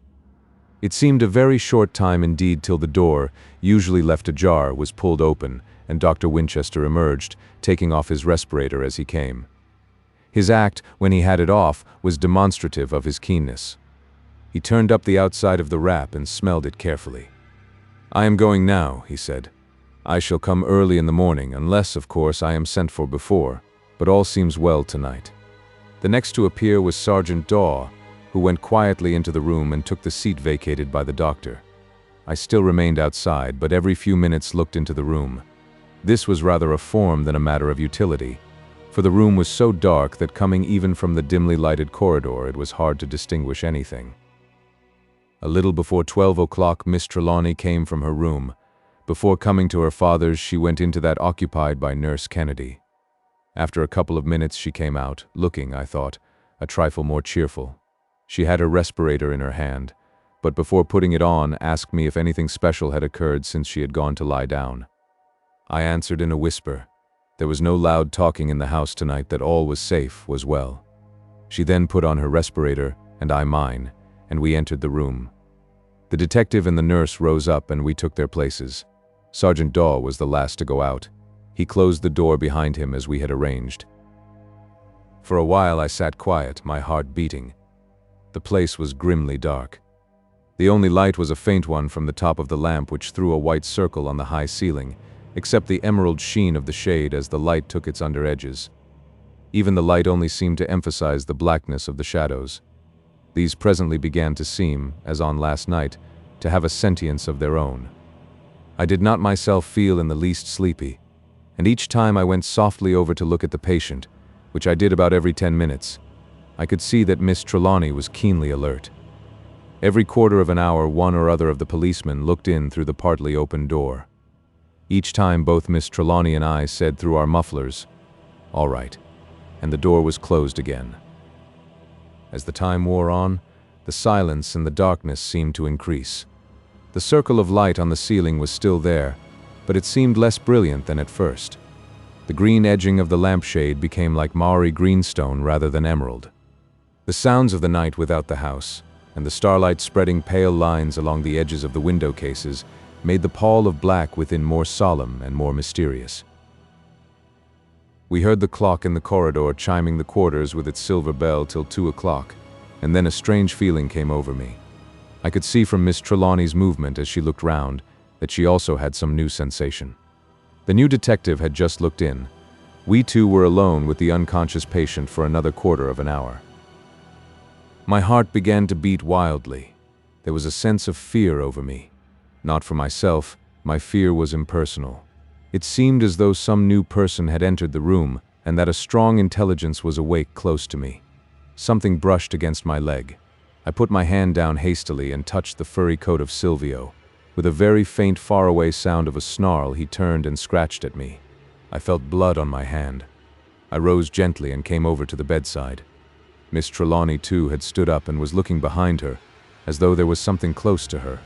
Her eyes were wild, and her breast rose and fell as though she were fighting for air. When I touched her, she did not seem to feel me. She worked her hands in front of her, as though she was fending off something. There was not an instant to lose. I seized her in my arms and rushed over to the door, threw it open, and strode into the passage, calling loudly, "Help! Help!" In an instant, the two detectives, Mrs. Grant, and the nurse appeared on the scene. Close on their heels came several of the servants, both men and women. Immediately Mrs. Grant came near enough. I placed Miss Trelawney in her arms and rushed back into the room, turning up the electric light as soon as I could lay my hand on it. Sergeant Daw and the nurse followed me. We were just in time. Close under the great safe, where on the 2 successive nights he had been found, lay Mr. Trelawney with his left arm, bare save for the bandages, stretched out. Close by his side was a leaf-shaped Egyptian knife which had lain amongst the curios on the shelf of the broken cabinet. Its point was stuck in the parquet floor, whence had been removed the blood-stained rug. But there was no sign of disturbance anywhere, nor any sign of anyone or anything unusual. The policeman and I searched the room accurately, whilst the nurse and 2 of the servants lifted the wounded man back to bed, but no sign or clue could we get. Very soon Miss Trelawney returned to the room. She was pale but collected. When she came close to me, she said in a low voice, "I felt myself fainting. I did not know why, but I was afraid." The only other shock I had was when Miss Trelawney cried out to me, as I placed my hand on the bed to lean over and look carefully at her father. "You are wounded. Look! Look! Your hand is bloody! There is blood on the sheets!" I had, in the excitement, quite forgotten Silvio's scratch. As I looked at it, the recollection came back to me, but before I could say a word, Miss Trelawney had caught hold of my hand and lifted it up. When she saw the parallel lines of the cuts, she cried out again, "It is the same wound as father's." Then she laid my hand down gently but quickly, and said to me and to Sergeant Daw, "Come to my room. Silvio is there in his basket." We followed her, and found Silvio sitting in his basket awake. He was licking his paws. The detective said, "He is there sure enough, but why licking his paws?" Margaret, Miss Trelawney, gave a moan as she bent over and took one of the forepaws in her hand, but the cat seemed to resent it and snarled. At that, Mrs. Grant came into the room. When she saw that we were looking at the cat, she said, "The nurse tells me that Silvio was asleep on Nurse Kennedy's bed ever since you went to your father's room until a while ago. He came there just after you had gone to Master's room. Nurse says that Nurse Kennedy is moaning and muttering in her sleep as though she had a nightmare. I think we should send for Dr. Winchester." "Do so at once, please," said Miss Trelawney, and we went back to the room.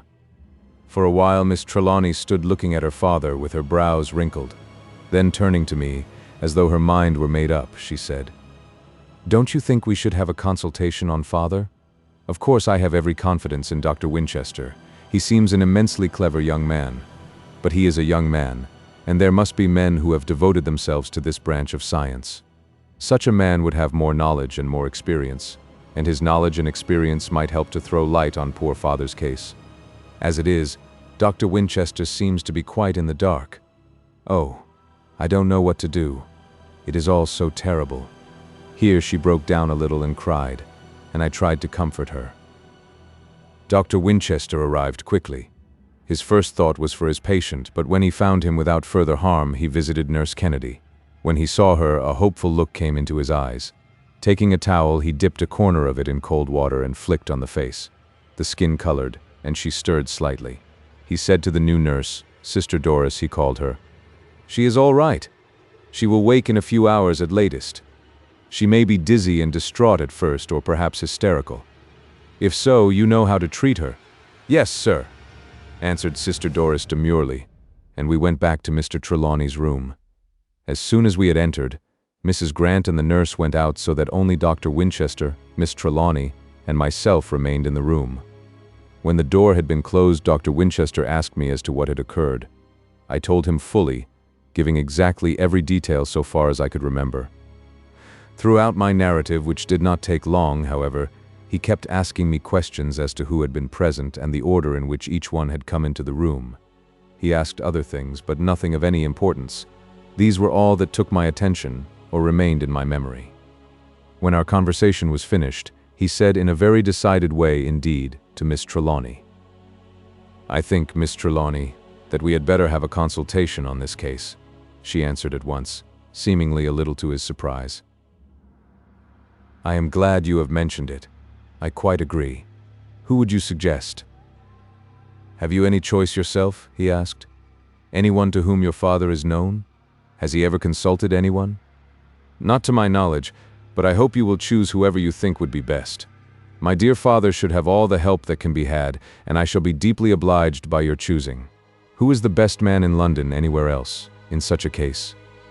"There are several good men, but they are scattered all over the world. Somehow the brain specialist is born, not made, though a lot of hard work goes to the completing of him and fitting him for his work. He comes from no country. The most daring investigator up to the present is Chiuni, the Japanese, but he is rather a surgical experimentalist than a practitioner. Then there is Zammerfest of Uppsala, and Fenelon of the University of Paris, and Morfessi of Naples. These, of course, are in addition to our own men, Morrison of Aberdeen and Richardson of Birmingham. But before them all I would put Frere of King's College. Of all that I have named, he best unites theory and practice. He has no hobbies that have been discovered at all events, and his experience is immense. It is the regret of all of us who admire him that the nerve so firm and the hand so dexterous must yield to time. For my own part, I would rather have Frere than anyone living." "Then," said Miss Trelawney decisively, "let us have Dr. Frere, by the way. Is he Doctor or Mr.? As early as we can get him in the morning." A weight seemed removed from him, and he spoke with greater ease and geniality than he had yet shown. "He is Sir James Frere. I shall go to him myself as early as it is possible to see him, and shall ask him to come here at once." Then turning to me he said, "You had better let me dress your hand." "It is nothing," I said. "Nevertheless, it should be seen to. A scratch from any animal might turn out dangerous. There is nothing like being safe." I submitted. Forthwith he began to dress my hand. He examined with a magnifying glass the several parallel wounds, and compared them with the slip of blotting paper, marked with Silvio's claws, which he took from his pocketbook. He put back the paper, simply remarking, It's a pity that Silvio slips in and out just when he shouldn't. The morning wore slowly on. By 10 o'clock, Nurse Kennedy had so far recovered that she was able to sit up and talk intelligibly, but she was still hazy in her thoughts and could not remember anything that had happened on the previous night after her taking her place by the sickbed. As yet she seemed neither to know nor care what had happened. It was nearly 11 o'clock when Dr. Winchester returned with Sir James Frere. Somehow I felt my heart sink when from the landing I saw them in the hall below. I knew that Miss Trelawney was to have the pain of telling yet another stranger of her ignorance of her father's life. Sir James Frere was a man who commanded attention followed by respect. He knew so thoroughly what he wanted himself, that he placed at once on one side all wishes and ideas of less definite persons. The mere flash of his piercing eyes, or the set of his resolute mouth, or the lowering of his great eyebrows, seemed to compel immediate and willing obedience to his wishes. Somehow, when we had all been introduced and he was well amongst us, all sense of mystery seemed to melt away. It was with a hopeful spirit that I saw him pass into the sick room with Dr. Winchester. They remained in the room a long time. Once they sent for the nurse, the new one, Sister Doris, but she did not remain long. Again they both went into Nurse Kennedy's room. He sent out the nurse attendant on her. Dr. Winchester told me afterward that Nurse Kennedy, though she was ignorant of later matters, gave full and satisfactory answers to all Dr. Frere's questions relating to her patient up to the time she became unconscious. Then they went to the study, where they remained so long, and their voices raised in heated discussion seemed in such determined opposition that I began to feel uneasy. As for Miss Trelawney, she was almost in a state of collapse from nervousness before they joined us. Poor girl. She had had a sadly anxious time of it, and her nervous strength had almost broken down. They came out at last, Sir James first, his grave face looking as unenlightening as that of the Sphinx. Dr. Winchester followed him closely. His face was pale, but with that kind of pallor which looked like a reaction. It gave me the idea that it had been read not long before. Sir James asked that Miss Trelawney would come into the study. He suggested that I should come also. When we had entered, Sir James turned to me and said, "I understand from Dr. Winchester that you are a friend of Miss Trelawney, and that you have already considerable knowledge of this case. Perhaps it will be well that you should be with us. I know you already as a keen lawyer, Mr. Ross, though I never had the pleasure of meeting you. As Dr. Winchester tells me that there are some strange matters outside this case which seem to puzzle him and others and in which he thinks you may yet be specially interested, it might be as well that you should know every phase of the case. For myself, I do not take much account of mysteries except those of science, and as there seems to be some idea of an attempt at assassination or robbery, all I can say is that if assassins were at work they ought to take some elementary lessons in anatomy before their next job, for they seem thoroughly ignorant. If robbery were their purpose, they seem to have worked with marvelous inefficiency. That, however, is not my business." Here he took a big pinch of snuff, and turning to Miss Trelawney went on, "Now as to the patient. Leaving out the cause of his illness, all we can say at present is that he appears to be suffering from a marked attack of catalepsy. At present nothing can be done, except to sustain his strength. The treatment of my friend Dr. Winchester is mainly such as I approve of, and I am confident that should any slight change arise, he will be able to deal with it satisfactorily. It is an interesting case, most interesting, and should any new or abnormal development arise, I shall be happy to come at any time. There is just one thing to which I wish to call your attention, and I put it to you, Miss Trelawney, directly, since it is your responsibility. Dr. Winchester informs me that you are not yourself free in the matter, but are bound by an instruction given by your father in case just such a condition of things should arise. I would strongly advise that the patient be removed to another room, or, as an alternative, that those mummies and all such things should be removed from his chamber. Why, it's enough to put any man into an abnormal condition, to have such an assemblage of horrors round him, and to breathe the atmosphere which they exhale. You have evidence already of how such mephitic odor may act.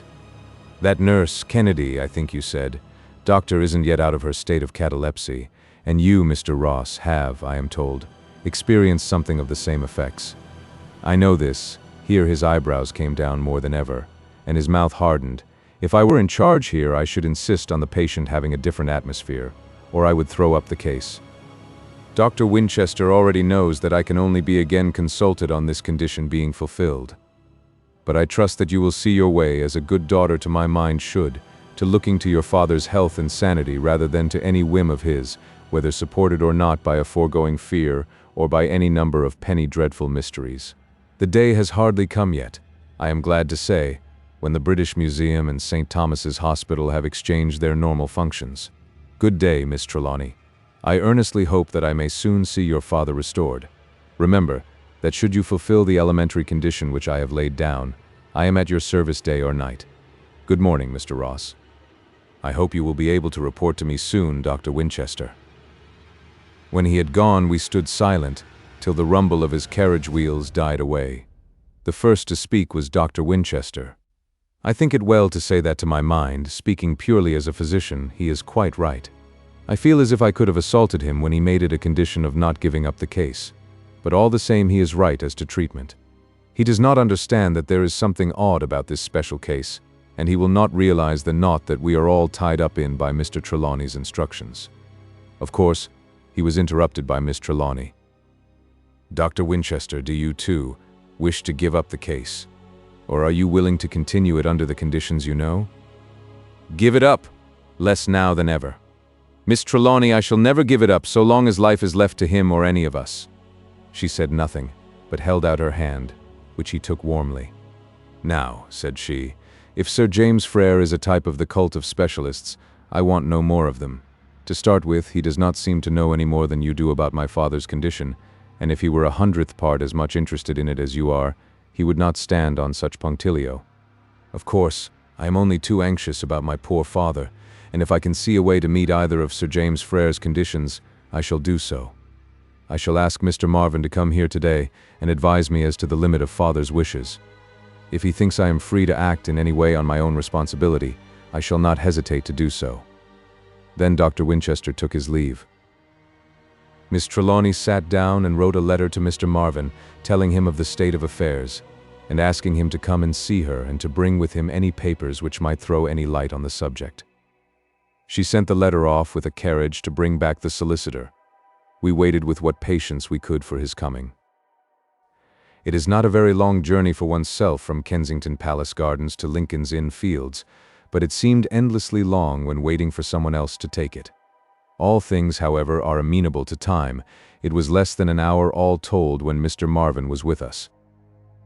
He recognized Miss Trelawney's impatience, and when he had learned sufficient of her father's illness, he said to her, "Whenever you are ready, I can go with you into particulars regarding your father's wishes." "Whenever you like," she said, with an evident ignorance of his meaning. "Why not now?" He looked at me, as to a fellow man of business, and stammered out, "We are not alone. I have brought Mr. Ross here on purpose," she answered. "He knows so much at present that I want him to know more." The solicitor was a little disconcerted, a thing which those knowing him only in courts would hardly have believed. He answered, however, with some hesitation, "But, my dear young lady, your father's wishes, confidence between father and child." Here she interrupted him. There was a tinge of red in her pale cheeks as she did so. "Do you really think that applies to the present circumstances, Mr. Marvin? My father never told me anything of his affairs, and I can now, in this sad extremity, only learn his wishes through a gentleman who is a stranger to me, and of whom I never even heard till I got my father's letter, written to be shown to me only in extremity. Mr. Ross is a new friend, but he has all my confidence, and I should like him to be present.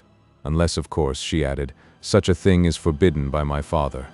Oh, forgive me, Mr. Marvin, if I seem rude, but I have been in such dreadful trouble and anxiety lately that I have hardly command of myself." She covered her eyes with her hand for a few seconds. We two men looked at each other and waited, trying to appear unmoved. She went on more firmly. She had recovered herself.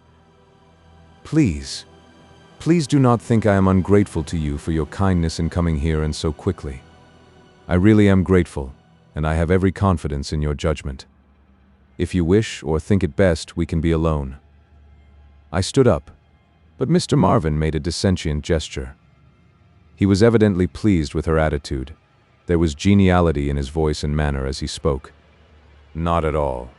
Not at all. There is no restriction on your father's part, and on my own I am quite willing. Indeed, all told, it may be better. From what you have said of Mr. Trelawney's illness and the other incidental matters, it will be well in case of any grave eventuality, that it was understood from the first that circumstances were ruled by your father's own imperative instructions. For please understand me, his instructions are imperative, most imperative. They are so unyielding that he has given me a power of attorney, under which I have undertaken to act, authorizing me to see his written wishes carried out. Please believe me once for all that he intended fully everything mentioned in that letter to you. Whilst he is alive, he is to remain in his own room, and none of his property is to be removed from it under any circumstances whatever. He has even given an inventory of the articles which are not to be displaced. Miss Trelawney was silent. She looked somewhat distressed, so, thinking that I understood the immediate cause, I asked, "May we see the list?" Miss Trelawney's face at once brightened, but it fell again as the lawyer answered promptly. He was evidently prepared for the question. "Not unless I am compelled to take action on the power of attorney. I have brought that instrument with me. You will recognize Mr. Ross." He said this with a sort of business conviction which I had noticed in his professional work, as he handed me the deed. How strongly it is worded, and how the grantor made his wishes apparent in such a way as to leave no loophole. It is his own wording, except for certain legal formalities, and I assure you I have seldom seen a more ironclad document.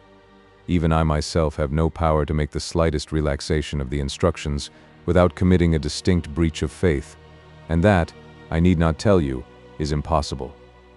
He evidently added the last words in order to prevent an appeal to his personal consideration. He did not like the seeming harshness of his words, however, for he added, "I do hope, Miss Trelawney, that you understand that I am willing, frankly and unequivocally willing, to do anything I can, within the limits of my power, to relieve your distress. But your father had, in all his doings, some purpose of his own which he did not disclose to me. So far as I can see, there is not a word of his instructions that he had not thought over fully. Whatever idea he had in his mind was the idea of a lifetime. He had studied it in every possible phase, and was prepared to guard it at every point. Now I fear I have distressed you, and I am truly sorry for it, for I see you have much, too much to bear already. But I have no alternative. If you want to consult me at any time about anything, I promise you I will come without a moment's delay, at any hour of the day or night. There is my private address," he scribbled in his pocketbook as he spoke, "and under it the address of my club, where I am generally to be found in the evening." He tore out the paper and handed it to her. She thanked him. He shook hands with her and with me and withdrew. As soon as the hall door was shut on him, Mrs. Grant tapped at the door and came in. There was such a look of distress in her face that Miss Trelawney stood up, deadly white, and asked her, "What is it, Mrs. Grant? What is it? Any new trouble?" "I grieve to say, miss, that the servants, all but two, have given notice and want to leave the house today. They have talked the matter over among themselves. The butler has spoken for the rest. He says as how they are willing to forego their wages, and even to pay their legal obligations instead of notice, but that go today they must." "What reason do they give?" "None, miss. They say as how they're sorry, but that they've nothing to say. I asked Jane, the upper housemaid, miss, who is not with the rest but stops on, and she tells me confidential that they've got some notion in their silly heads that the house is haunted." We ought to have laughed, but we didn't. I could not look in Miss Trelawney's face and laugh. The pain and horror there showed no sudden paroxysm of fear. There was a fixed idea of which this was a confirmation. For myself, it seemed as if my brain had found a voice, but the voice was not complete. There was some other thought, darker and deeper, which lay behind it, whose voice had not sounded as yet. Chapter 6. Suspicions. The first to get full self-command was Miss Trelawney. There was a haughty dignity in her bearing as she said, "Very well, Mrs. Grant. Let them go. Pay them up to today and a month's wages. They have hitherto been very good servants, and the occasion of their leaving is not an ordinary one.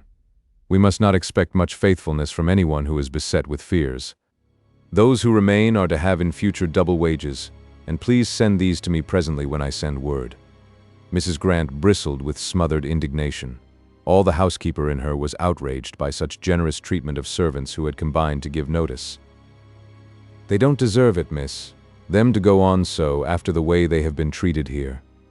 Never in my life have I seen servants so well treated, or anyone so good to them and gracious to them as you have been. They might be in the household of a king for treatment. And now, just as there is trouble, to go and act like this. It's abominable. That's what it is. Miss Trelawney was very gentle with her, and smothered her ruffled dignity, so that presently she went away with, in her manner, a lesser measure of hostility to the undeserving. In quite a different frame of mind, she returned presently to ask if her mistress would like her to engage a full staff of other servants, or at any rate try to do so. For you know, ma'am, she went on, when once a scare has been established in the servants' hall, it's well nigh impossible to get rid of it. Servants may come, but they go away just as quick. There's no holding them. They simply won't stay, or even if they work out their month's notice, they lead you that life that you wish every hour of the day that you hadn't kept them. The women are bad enough, the hussies, but the men are worse.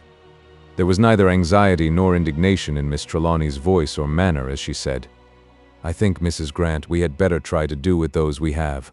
Whilst my dear father is ill, we shall not be having any company, so that there will be only 3 now in the house to attend to. If those servants who are willing to stay are not enough, I should only get sufficient to help them to do the work. It will not, I should think, be difficult to get a few maids, perhaps some that you know already. And please bear in mind that those whom you get, and who are suitable and will stay, are henceforth to have the same wages as those who are remaining. Of course, Mrs. Grant, you well enough understand that though I do not group you in any way with the servants, the rule of double salary applies to you too." As she spoke, she extended her long, fine-shaped hand, which the other took, and then, raising it to her lips, kissed it impressively with the freedom of an elder woman to a younger. I could not but admire the generosity of her treatment of her servants. In my mind, I endorsed Mrs. Grant's sotto voce remark as she left the room. No wonder the house is like a king's house, when the mistress is a princess. A princess. That was it. The idea seemed to satisfy my mind and to bring back in a wave of light the first moment when she swept across my vision at the ball in Belgrave Square. A queenly figure, tall and slim, bending, swaying, undulating as the lily or the lotos. Clad in a flowing gown of some filmy black material shot with gold. For ornament in her hair she wore an old Egyptian jewel, a tiny crystal disc, set between rising plumes carved in lapis lazuli. On her wrist was a broad bangle or bracelet of antique work, in the shape of a pair of spreading wings wrought in gold, with the feathers made of colored gems. For all her gracious bearing toward me, when our hostess introduced me, I was then afraid of her. It was only when later, at the picnic on the river, I had come to realize her sweet and gentle, that my awe changed to something else. For a while she sat, making some notes or memoranda.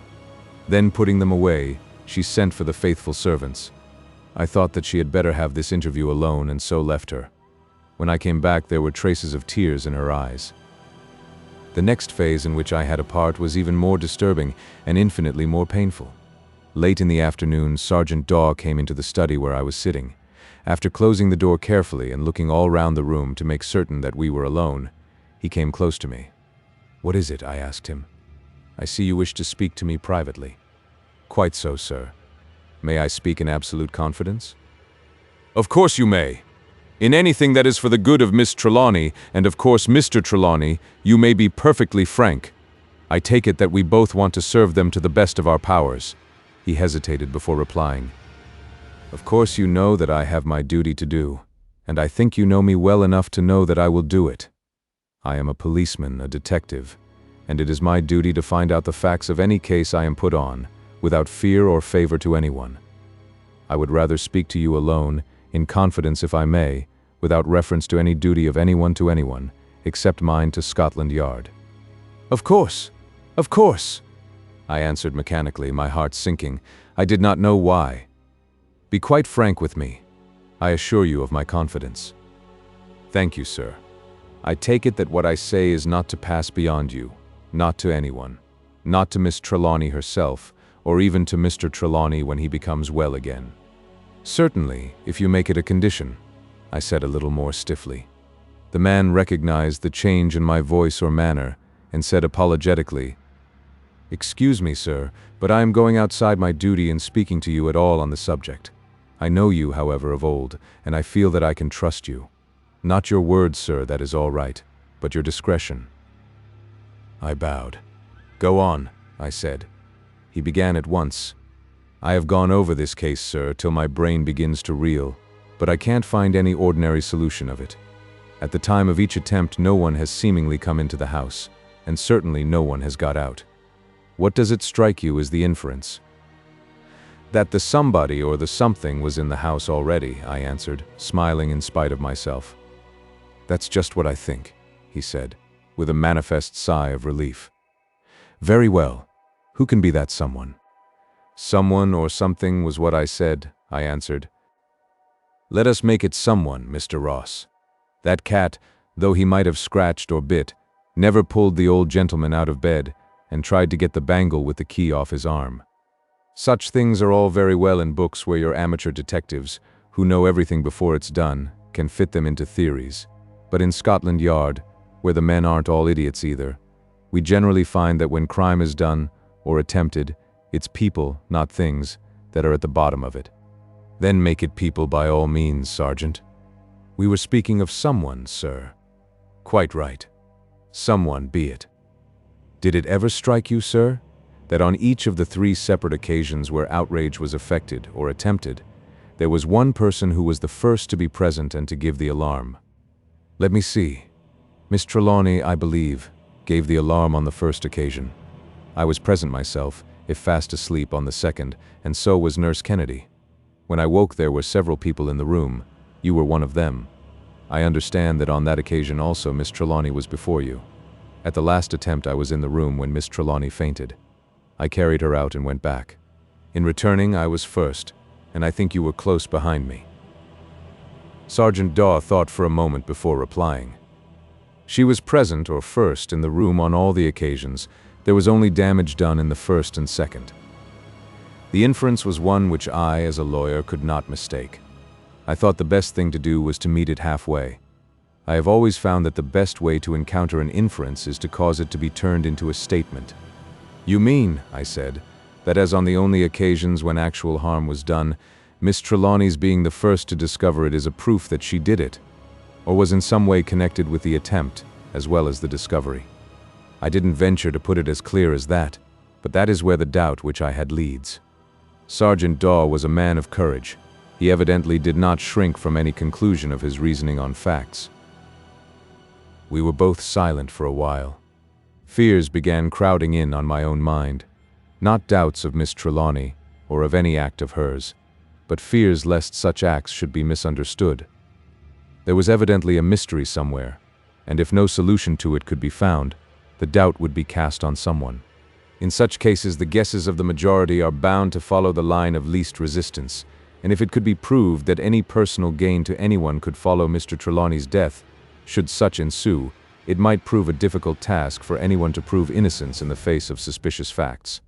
I found myself instinctively taking that deferential course which, until the plan of battle of the prosecution is unfolded, is so safe an attitude for the defense. It would never do for me, at this stage, to combat any theories which a detective might form. I could best help Miss Trelawney by listening and understanding. When the time should come for the dissipation and obliteration of the theories, I should be quite willing to use all my militant ardor and all the weapons at my command. You will of course do your duty, I know, I said, and without fear. What course do you intend to take? I don't know as yet, sir. You see, up to now it isn't with me even a suspicion. If anyone else told me that that sweet young lady had a hand in such a matter, I would think him a fool, but I am bound to follow my own conclusions. I know well that just as unlikely persons have been proved guilty, when a whole court, all except the prosecution who knew the facts, and the judge who had taught his mind to wait, would have sworn to innocence. I wouldn't, for all the world, wrong such a young lady, more especial when she has such a cruel weight to bear. And you will be sure that I won't say a word that'll prompt anyone else to make such a charge. That's why I speak to you in confidence, man to man. You are skilled in proofs. That is your profession. Mine only gets so far as suspicions, and what we call our own proofs, which are nothing but ex parte evidence after all. You know Miss Trelawney better than I do, and though I watch round the sick room, and go where I like about the house and in and out of it, I haven't the same opportunities as you have of knowing the lady and what her life is, or her means are, or of anything else which might give me a clue to her actions. If I were to try to find out from her, it would at once arouse her suspicions. Then if she were guilty, all possibility of ultimate proof would go, for she would easily find a way to baffle discovery. But if she be innocent, as I hope she is, it would be doing a cruel wrong to accuse her. I have thought the matter over according to my lights before I spoke to you, and if I have taken a liberty, sir, I am truly sorry. No liberty in the world, Daw, I said warmly, for the man's courage and honesty and consideration compelled respect. I am glad you have spoken to me so frankly. We both want to find out the truth, and there is so much about this case that is strange, so strange as to go beyond all experiences, that to aim at truth is our only chance of making anything clear in the long run, no matter what our views are, or what object we wish to achieve ultimately. The sergeant looked pleased as he went on. I thought, therefore, that if you had it once in your mind that somebody else held to such a possibility, you would by degrees get proof, or at any rate such ideas as would convince yourself, either for or against it.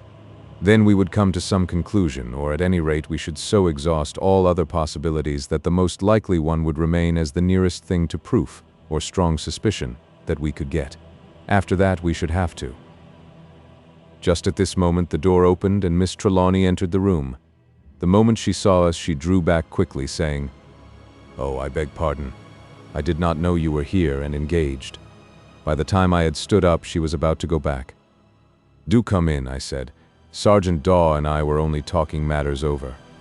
While she was hesitating, Mrs. Grant appeared, saying as she entered the room, "Dr. Winchester is come, miss, and is asking for you." I obeyed Miss Trelawney's look. Together we left the room. When the doctor had made his examination, he told us that there was seemingly no change. He added that nevertheless he would like to stay in the house that night if he might. Miss Trelawney looked glad, and sent word to Mrs. Grant to get a room ready for him. Later in the day, when he and I happened to be alone together, he said suddenly, "I have arranged to stay here tonight because I want to have a talk with you. And as I wish it to be quite private, I thought the least suspicious way would be to have a cigar together late in the evening when Miss Trelawney is watching her father." We still kept to our arrangement that either the sick man's daughter or I should be on watch all night. We were to share the duty at the early hours of the morning. I was anxious about this, for I knew from our conversation that the detective would watch in secret himself, and would be particularly alert about that time. The day passed uneventfully. Miss Trelawney slept in the afternoon, and after dinner went to relieve the nurse. Mrs. Grant remained with her, Sergeant Daw being on duty in the corridor. Dr. Winchester and I took our coffee in the library. When we had lit our cigars, he said quietly, "Now that we are alone, I want to have a confidential talk. We are tiled, of course, for the present at all events." "Quite so," I said, my heart sinking as I thought of my conversation with Sergeant Daw in the morning and of the disturbing and harrowing fears which it had left in my mind. He went on, "This case is enough to try the sanity of all of us concerned in it. The more I think of it, the madder I seem to get, and the two lines, each continually strengthened, seem to pull harder in opposite directions." "What two lines?" He looked at me keenly for a moment before replying. Dr. Winchester's look at such moments was apt to be disconcerting. It would have been so to me had I had a personal part, other than my interest in Miss Trelawney in the matter. As it was, however, I stood it unruffled. I was now an attorney in the case, an amicus curiae in one sense, in another retained for the defense. The mere thought that in this clever man's mind were two lines, equally strong and opposite, was in itself so consoling as to neutralize my anxiety as to a new attack. As he began to speak, the doctor's face wore an inscrutable smile. This, however, gave place to a stern gravity as he proceeded. "Two lines, fact and fancy. In the first there is this whole thing, attacks, attempts at robbery and murder, stupefyings, organized catalepsy which points to either criminal hypnotism and thought suggestion or some simple form of poisoning unclassified yet in our toxicology. In the other there is some influence at work which is not classified in any book that I know, outside the pages of romance. I never felt in my life so strongly the truth of Hamlet's words. There are more things in heaven and earth than are dreamt of in your philosophy. Let us take the fact side first. Here we have a man in his home, amidst his own household, plenty of servants of different classes in the house, which forbids the possibility of an organized attempt made from the servants' hall. He is wealthy, learned, clever. From his physiognomy there is no doubting that he is a man of iron will and determined purpose. His daughter, his only child, I take it, a young girl bright and clever, is sleeping in the very next room to his. There is seemingly no possible reason for expecting any attack or disturbance of any kind, and no reasonable opportunity for any outsider to effect it. And yet we have an attack made, a brutal and remorseless attack, made in the middle of the night. Discovery is made quickly, made with that rapidity which in criminal cases generally is found to be not accidental, but of premeditated intent. The attacker, or attackers, are manifestly disturbed before the completion of their work, whatever their ultimate intent may have been. And yet there is no possible sign of their escape, no clue, no disturbance of anything, no open door or window, no sound. Nothing whatever to show who had done the deed, or even that a deed has been done, except the victim and his surroundings incidental to the deed. The next night a similar attempt is made, though the house is full of wakeful people, and though there are on watch in the room and around it a detective officer, a trained nurse, an earnest friend, and the man's own daughter. The nurse is thrown into a catalepsy, and the watching friend, though protected by a respirator, into a deep sleep. Even the detective is so far overcome with some phase of stupor that he fires off his pistol in the sick room, and can't even tell what he thought he was firing at. That respirator of yours is the only thing that seems to have a bearing on the fact side of the affair. That you did not lose your head as the others did, the effect in such case being in proportion to the amount of time each remained in the room, points to the probability that the stupefying medium was not hypnotic, whatever else it may have been. But again, there is a fact which is contradictory. Miss Trelawney, who was in the room more than any of you, for she was in and out all the time and did her share of permanent watching also, did not seem to be affected at all. This would show that the influence, whatever it is, does not affect generally, unless, of course, it was that she was in some way inured to it. If it should turn out that it be some strange exhalation from some of those Egyptian curios, that might account for it. Only, we are then face to face with the fact that Mr. Trelawney, who was most of all in the room, who, in fact, lived more than half his life in it, was affected worst of all. What kind of influence could it be which would account for all these different and contradictory effects? No.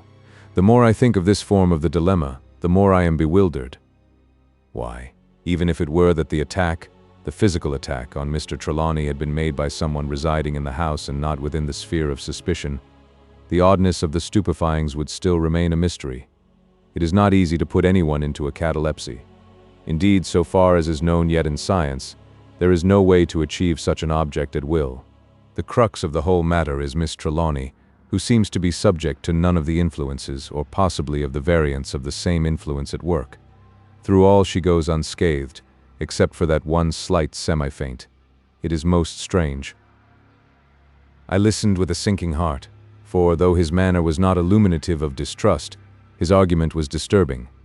Although it was not so direct as the suspicion of the detective, it seemed to single out Miss Trelawney as different from all others concerned, and in a mystery to be alone is to be suspected, ultimately if not immediately.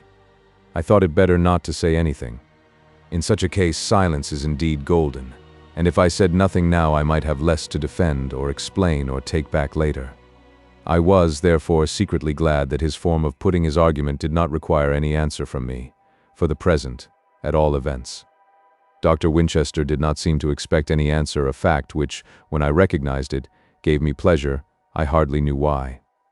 He paused for a while, sitting with his chin in his hand, his eyes staring at vacancy whilst his brows were fixed.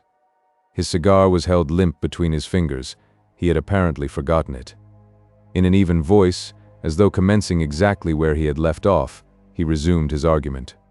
The other horn of the dilemma is a different affair altogether, and if we once enter on it, we must leave everything in the shape of science and experience behind us. I confess that it has its fascinations for me, though at every new thought I find myself romancing in a way that makes me pull up suddenly and look facts resolutely in the face. I sometimes wonder whether the influence or emanation from the sick room at times affects me as it did the others, the detective, for instance. Of course, it may be that if it is anything chemical, any drug, for example, in vaporeal form, its effects may be cumulative. But then, what could there be that could produce such an effect? The room is, I know, full of mummy smell, and no wonder with so many relics from the tomb, let alone the actual mummy of that animal which Silvio attacked. By the way, I am going to test him tomorrow. I have been on the trace of a mummy cat, and am to get possession of it in the morning. When I bring it here, we shall find out if it be a fact that racial instinct can survive a few thousand years in the grave. However, to get back to the subject in hand. These very mummy smells arise from the presence of substances and combinations of substances, which the Egyptian priests, who were the learned men and scientists of their time, found by the experience of centuries to be strong enough to arrest the natural forces of decay. There must be powerful agencies at work to effect such a purpose, and it is possible that we may have here some rare substance or combination whose qualities and powers are not understood in this later and more prosaic age. I wonder if Mr. Trelawney has any knowledge, or even suspicion, of such a kind. I only know this for certain, that a worse atmosphere for a sick chamber could not possibly be imagined, and I admire the courage of Sir James Frere in refusing to have anything to do with a case under such conditions. These instructions of Mr. Trelawney to his daughter, and from what you have told me, the care with which he has protected his wishes through his solicitor, show that he suspected something, at any rate. Indeed, it would almost seem as if he expected something to happen. I wonder if it would be possible to learn anything about that. Surely his papers would show or suggest something. It is a difficult matter to tackle, but it might have to be done. His present condition cannot go on forever, and if anything should happen, there would have to be an inquest. In such case, full examination would have to be made into everything. As it stands, the police evidence would show a murderous attack more than once repeated. As no clue is apparent, it would be necessary to seek one in a motive. He was silent. The last words seemed to come in a lower and lower tone as he went on. It had the effect of hopelessness. It came to me as a conviction that now was my time to find out if he had any definite suspicion, and as if in obedience to some command, I asked, "Do you suspect anyone?" He seemed in a way startled rather than surprised as he turned his eyes on me. "Suspect anyone? Anything, you mean?" "I certainly suspect that there is some influence, but at present my suspicion is held within such limit. Later on, if there be any sufficiently definite conclusion to my reasoning, or my thinking, for there are not proper data for reasoning, I may suspect. At present, however." He stopped suddenly and looked at the door. There was a faint sound as the handle turned. My own heart seemed to stand still. There was over me some grim, vague apprehension. The interruption in the morning, when I was talking with the detective, came back upon me with a rush. The door opened and Miss Trelawney entered the room. When she saw us, she started back, and a deep flush swept her face. For a few seconds she paused. At such a time, a few succeeding seconds seemed to lengthen in geometrical progression. The strain upon me, and, as I could easily see, on the doctor also, relaxed as she spoke. "Oh, forgive me, I did not know that you were engaged. I was looking for you, Dr. Winchester, to ask you if I might go to bed tonight with safety, as you will be here. I feel so tired and worn out that I fear I may break down, and tonight I would certainly not be of any use." Dr. Winchester answered heartily, Do go to bed by all means and get a good night's sleep. God knows you want it. I am more than glad you have made the suggestion, for I feared when I saw you tonight that I might have you on my hands a patient next. She gave a sigh of relief, and the tired look seemed to melt from her face. Never shall I forget the deep, earnest look in her great, beautiful black eyes as she said to me, "You will guard Father tonight, won't you, with Dr. Winchester? I am so anxious about him that every second brings new fears. But I am really worn out, and if I don't get a good sleep, I think I shall go mad. I will change my room for tonight. I'm afraid that if I stay so close to Father's room, I shall multiply every sound into a new terror. But of course you will have me waked if there be any cause. I shall be in the bedroom of the little suite next the boudoir off the hall. I had those rooms when first I came to live with Father, and I had no care then. It will be easier to rest there, and perhaps for a few hours I may forget. I shall be all right in the morning. Good night." When I had closed the door behind her and come back to the little table at which we had been sitting, Dr. Winchester said, "That poor girl is overwrought to a terrible degree. I am delighted that she is to get a rest. It will be life to her, and in the morning she will be all right. Her nervous system is on the verge of a breakdown. Did you notice how fearfully disturbed she was, and how red she got when she came in and found us talking? An ordinary thing like that, in her own house with her own guests, wouldn't under normal circumstances disturb her. I was about to tell him, as an explanation in her defense, how her entrance was a repetition of her finding the detective and myself alone together earlier in the day, when I remembered that that conversation was so private that even an allusion to it might be awkward in evoking curiosity. So I remained silent.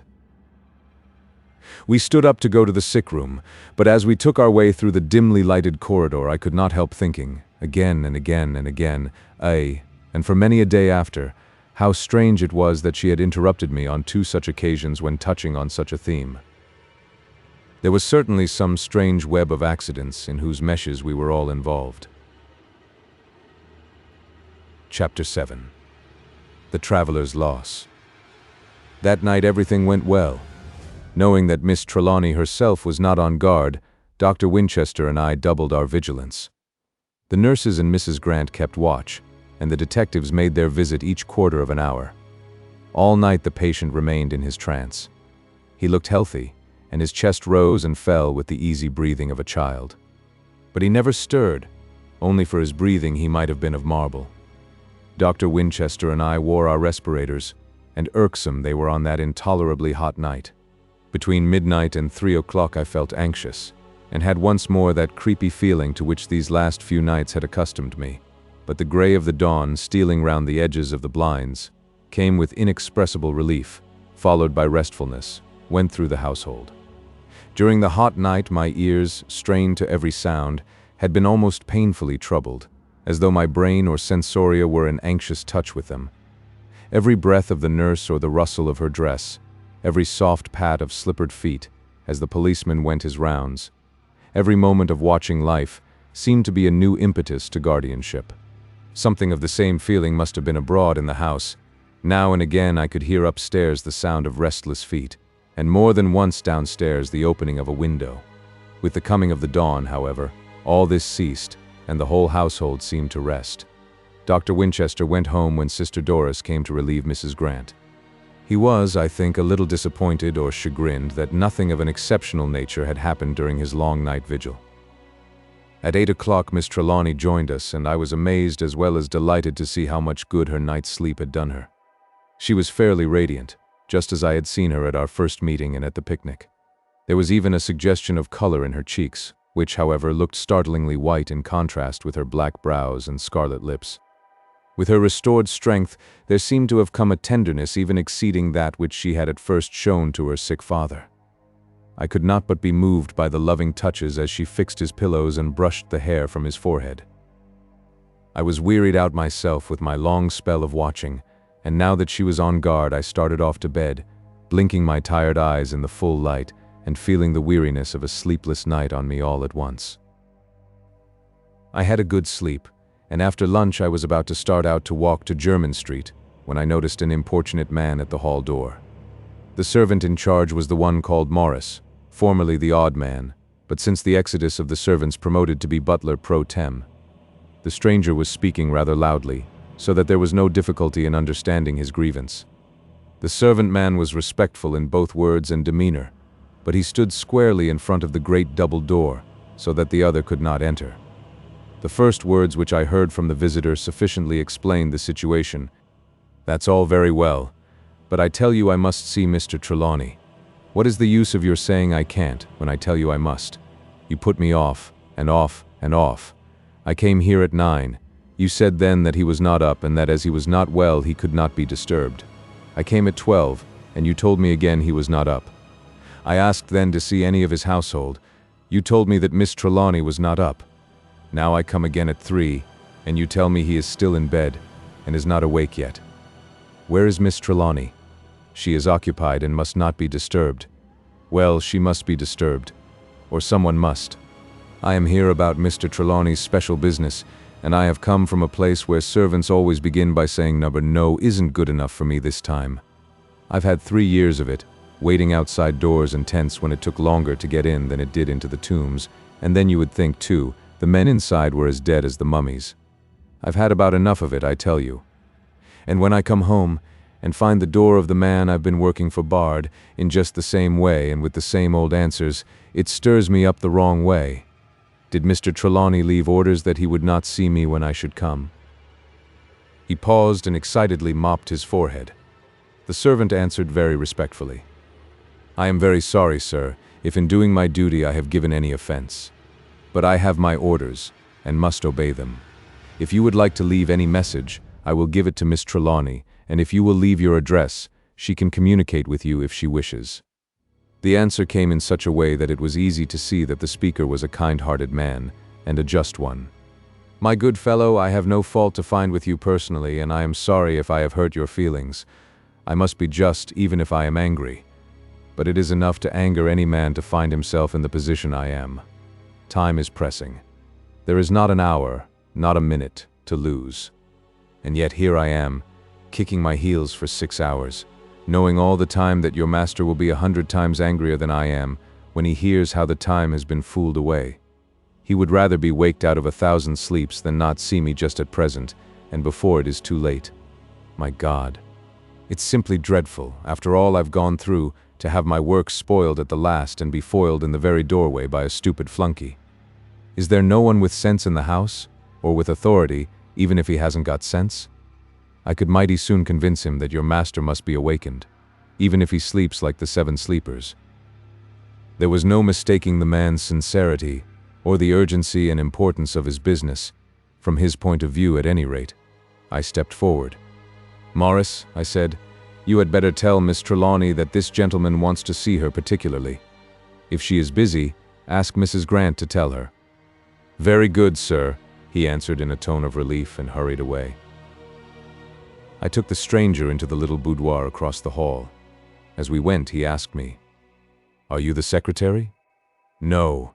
I am a friend of Miss Trelawney's. My name is Ross." "Thank you very much, Mr. Ross, for your kindness," he said. "My name is Corbeck. I would give you my card, but they don't use cards where I've come from, and if I had had any, I suppose they too would have gone last night." He stopped suddenly as though conscious that he had said too much. We both remained silent. As we waited, I took stock of him. A short, sturdy man, brown as a coffee berry, possibly inclined to be fat, but now lean exceedingly. The deep wrinkles in his face and neck were not merely from time and exposure. There were those unmistakable signs where flesh or fat has fallen away and the skin has become loose. The neck was simply an intricate surface of seams and wrinkles, and sun-scarred with the burning of the desert. The Far East, the tropic seasons, and the desert each can have its color mark.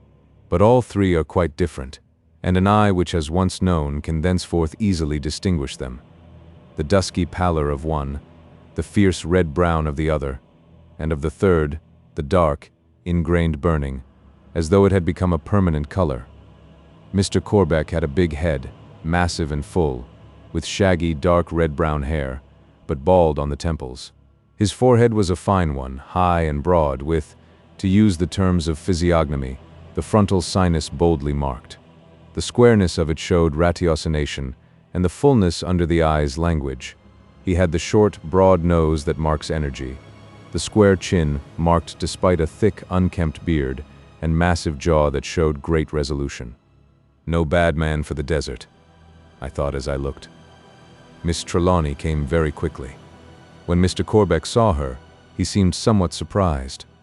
But his annoyance and excitement had not disappeared. Quite enough remained to cover up any such secondary and purely exoteric feeling as surprise. But as she spoke, he never took his eyes off her, and I made a mental note that I would find some early opportunity of investigating the cause of his surprise. She began with an apology which quite smoothed down his ruffled feelings. "Of course, had my father been well, you would not have been kept waiting. Indeed, had not I been on duty in the sick room when you called the first time, I should have seen you at once. Now will you kindly tell me what is the matter which so presses?" He looked at me and hesitated. She spoke at once. "You may say before Mr. Ross anything which you can tell me. He has my fullest confidence, and is helping me in my trouble. I do not think you quite understand how serious my father's condition is. For 3 days he has not waked, or given any sign of consciousness, and I am in terrible trouble about him. Unhappily, I am in great ignorance of my father and his life. I only came to live with him a year ago, and I know nothing whatever of his affairs. I do not even know who you are, or in what way your business is associated with him." She said this with a little deprecating smile, all conventional and altogether graceful, as though to express in the most genuine way her absurd ignorance. He looked steadily at her for perhaps a quarter of a minute. Then he spoke, beginning at once as though his mind were made up and his confidence established. "My name is Eugene Corbeck. I am a Master of Arts and Doctor of Laws and Master of Surgery of Cambridge, Doctor of Letters of Oxford, Doctor of Science and Doctor of Languages of London University, Doctor of Philosophy of Berlin, Doctor of Oriental Languages of Paris. I have some other degrees, honorary and otherwise, but I need not trouble you with them. Those I have named will show you that I am sufficiently feathered with diplomas to fly into even a sick room. Early in life, fortunately for my interests and pleasures, but unfortunately for my pocket, I fell in with Egyptology. I must have been bitten by some powerful scarab, for I took it bad. I went out tomb hunting, and managed to get a living of a sort, and to learn some things that you can't get out of books. I was in pretty low water when I met your father, who was doing some explorations on his own account, and since then I haven't found that I have many unsatisfied wants. He is a real patron of the arts. No mad Egyptologist can ever hope for a better chief." He spoke with feeling, and I was glad to see that Miss Trelawney colored up with pleasure at the praise of her father. I could not help noticing, however, that Mr. Corbeck was, in a measure, speaking as if against time.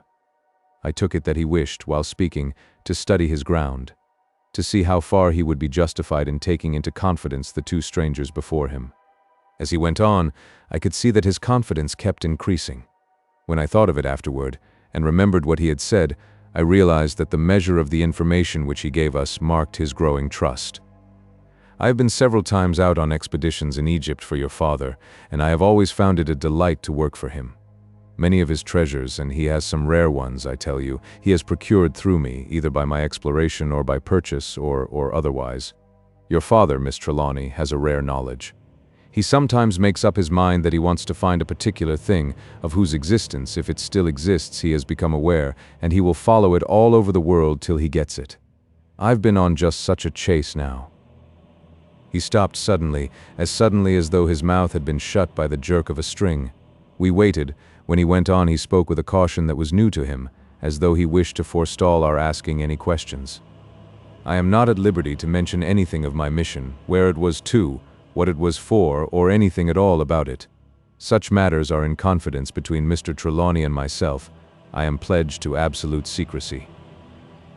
He paused, and an embarrassed look crept over his face. Suddenly he said, "You are sure, Miss Trelawney, your father is not well enough to see me today?" A look of wonderment was on her face in turn, but it cleared at once. She stood up, saying in a tone in which dignity and graciousness were blended, "Come and see for yourself." She moved toward her father's room. He followed, and I brought up the rear. Mr. Corbeck entered the sick room as though he knew it. There is an unconscious attitude or bearing to persons in new surroundings which there is no mistaking. Even in his anxiety to see his powerful friend, he glanced for a moment round the room, as at a familiar place. Then all his attention became fixed on the bed. I watched him narrowly, for somehow I felt that on this man depended much of our enlightenment regarding the strange matter in which we were involved. It was not that I doubted him. The man was of transparent honesty. It was this very quality which we had to dread. He was of that courageous, fixed trueness to his undertaking, that if he should deem it his duty to guard a secret, he would do it to the last. The case before us was at least an unusual one, and it would, consequently, require more liberal recognition of bounds of the duty of secrecy than would hold under ordinary conditions. To us, ignorance was helplessness. If we could learn anything of the past, we might at least form some idea of the conditions antecedent to the attack, and might, so, achieve some means of helping the patient to recovery. There were curios which might be removed. My thoughts were beginning to whirl once again. I pulled myself up sharply and watched. There was a look of infinite pity on the sun-stained, rugged face as he gazed at his friend, lying so helpless. The sternness of Mr. Trelawney's face had not relaxed in sleep, but somehow it made the helplessness more marked. It would not have troubled one to see a weak or an ordinary face under such conditions, but this purposeful, masterful man, lying before us wrapped in impenetrable sleep, had all the pathos of a great ruin. The sight was not a new one to us, but I could see that Miss Trelawney, like myself, was moved afresh by it in the presence of the stranger. Mr. Corbeck's face grew stern. All the pity died away, and in its stead came a grim, hard look which boded ill for whoever had been the cause of this mighty downfall. This look in turn gave place to one of decision. The volcanic energy of the man was working to some definite purpose. He glanced around at us, and as his eyes lighted on Nurse Kennedy, his eyebrows went up a trifle. She noted the look and glanced interrogatively at Miss Trelawney, who flashed back a reply with a glance. She went quietly from the room, closing the door behind her. Mr. Corbeck looked first at me with a strong man's natural impulse to learn from a man rather than a woman, then at Miss Trelawney with a remembrance of the duty of courtesy, and said, "Tell me all about it. How it began and when." Miss Trelawney looked at me appealingly, and forthwith I told him all that I knew. He seemed to make no motion during the whole time, but insensibly the bronze face became steel. When, at the end, I told him of Mr. Marvin's visit and of the power of attorney, his look began to brighten. And when, seeing his interest in the matter, I went more into detail as to its terms, he spoke. "Good. Now I know where my duty lies." With a sinking heart I heard him. Such a phrase, coming at such a time, seemed to close the door to my hopes of enlightenment. "What do you mean?" I asked, feeling that my question was a feeble one. His answer emphasized my fears. "Trelawney knows what he is doing. He had some definite purpose in all that he did, and we must not thwart him. He evidently expected something to happen, and guarded himself at all points." "Not at all points," I said impulsively. "There must have been a weak spot somewhere, or he wouldn't be lying here like that." Somehow his impassiveness surprised me. I had expected that he would find a valid argument in my phrase, but it did not move him, at least not in the way I thought. Something like a smile flickered over his swarthy face as he answered me. "This is not the end. Trelawney did not guard himself to no purpose. Doubtless, he expected this too, or at any rate the possibility of it." "Do you know what he expected, or from what source?" The questioner was Miss Trelawney. The answer came at once. "No, I know nothing of either. I can guess." He stopped suddenly. "Guess what?" The suppressed excitement in the girl's voice was akin to anguish. The steely look came over the swarthy face again, but there was tenderness and courtesy in both voice and manner as he replied. "Believe me, I would do anything I honestly could to relieve your anxiety. But in this I have a higher duty." "What duty?" Silence. As he spoke the word, the strong mouth closed like a steel trap. We all remained silent for a few minutes. In the intensity of our thinking, the silence became a positive thing. The small sounds of life within and without the house seemed intrusive. The first to break it was Miss Trelawney. I had seen an idea, a hope flash in her eyes, but she steadied herself before speaking. "What was the urgent subject on which you wanted to see me, knowing that my father was not available?" The pause showed her mastery of her thoughts. The instantaneous change in Mr. Corbeck was almost ludicrous. His start of surprise, coming close upon his ironclad impassiveness, was like a pantomimic change. But all idea of comedy was swept away by the tragic earnestness with which he remembered his original purpose. "My God," he said, as he raised his hand from the chair back on which it rested and beat it down with a violence which would in itself have arrested attention. His brows corrugated as he went on. "I quite forgot. What a loss. Now of all times. Just at the moment of success. He lying there helpless and my tongue tied. Not able to raise hand or foot in my ignorance of his wishes. What is it? Oh, do tell us. I am so anxious about my dear father. Is it any new trouble? I hope not. Oh, I hope not. I have had such anxiety and trouble already. It alarms me afresh to hear you speak so. Won't you tell me something to allay this terrible anxiety and uncertainty?" He drew his sturdy form up to his full height as he said, "Alas, I cannot, may not, tell you anything. It is his secret." He pointed to the bed. And yet I came here for his advice, his counsel, his assistance. And he lies there helpless. And time is flying by us. It may soon be too late." "What is it? What is it?" Broke in Miss Trelawney in a sort of passion of anxiety, her face drawn with pain. "Oh, speak. Say something. This anxiety and horror and mystery are killing me." Mr. Corbeck calmed himself by a great effort. "I may not tell you details, but I have had a great loss. My mission, in which I have spent 3 years, was successful. I discovered all that I sought and more, and brought them home with me safely. Treasures, priceless in themselves but doubly precious to him by whose wishes and instructions I sought them. I arrived in London only last night, and when I woke this morning my precious charge was stolen. Stolen in some mysterious way. Not a soul in London knew that I was arriving. No one but myself knew what was in the shabby portmanteau that I carried. My room had but one door, and that I locked and bolted. The room was high in the house, 5 stories up, so that no entrance could have been obtained by the window. Indeed, I had closed the window myself and shut the hasp, for I wished to be secure in every way. This morning the hasp was untouched, and yet my portmanteau was empty. The lamps were gone. There, it is out. I went to Egypt to search for a set of antique lamps which Mr. Trelawney wished to trace. With incredible labor, and through many dangers, I followed them. I brought them safe home. And now, he turned away much moved.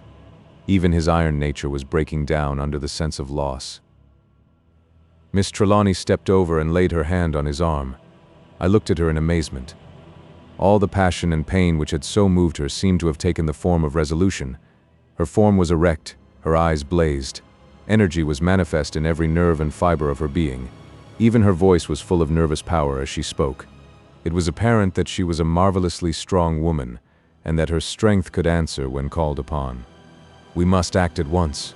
My father's wishes must be carried out if it is possible to us. Mr. Ross, you are a lawyer.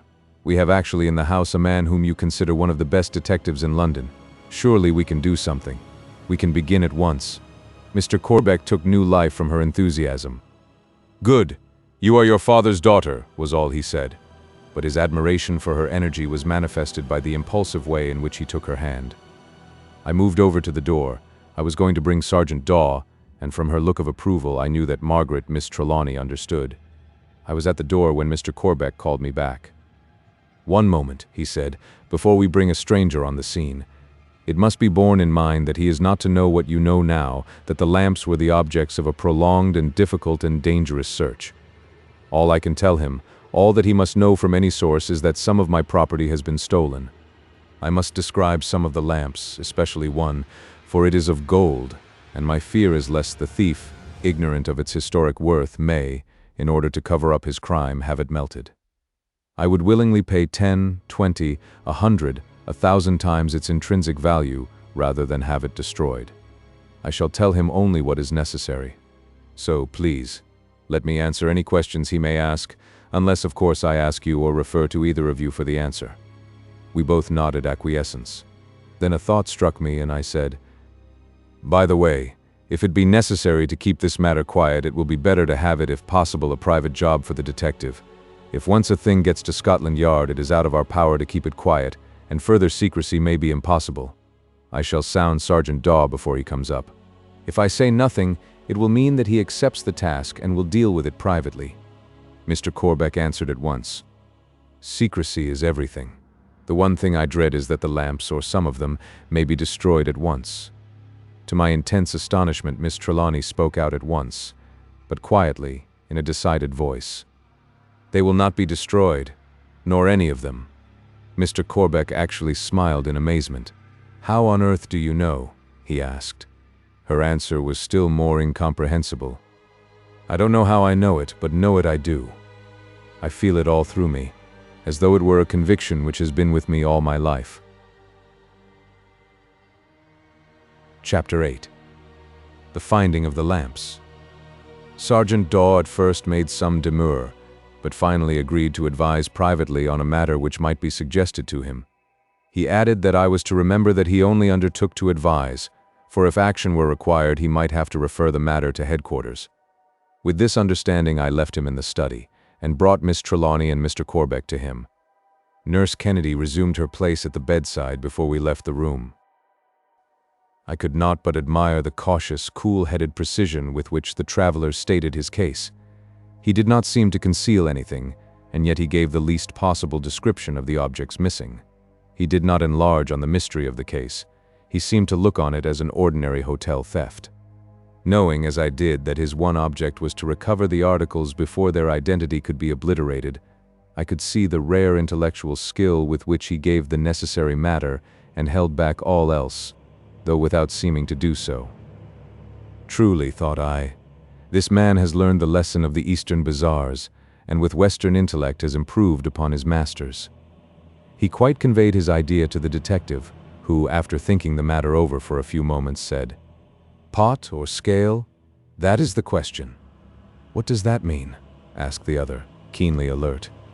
An old thieves' phrase from Birmingham. I thought that in these days of slang everyone knew that.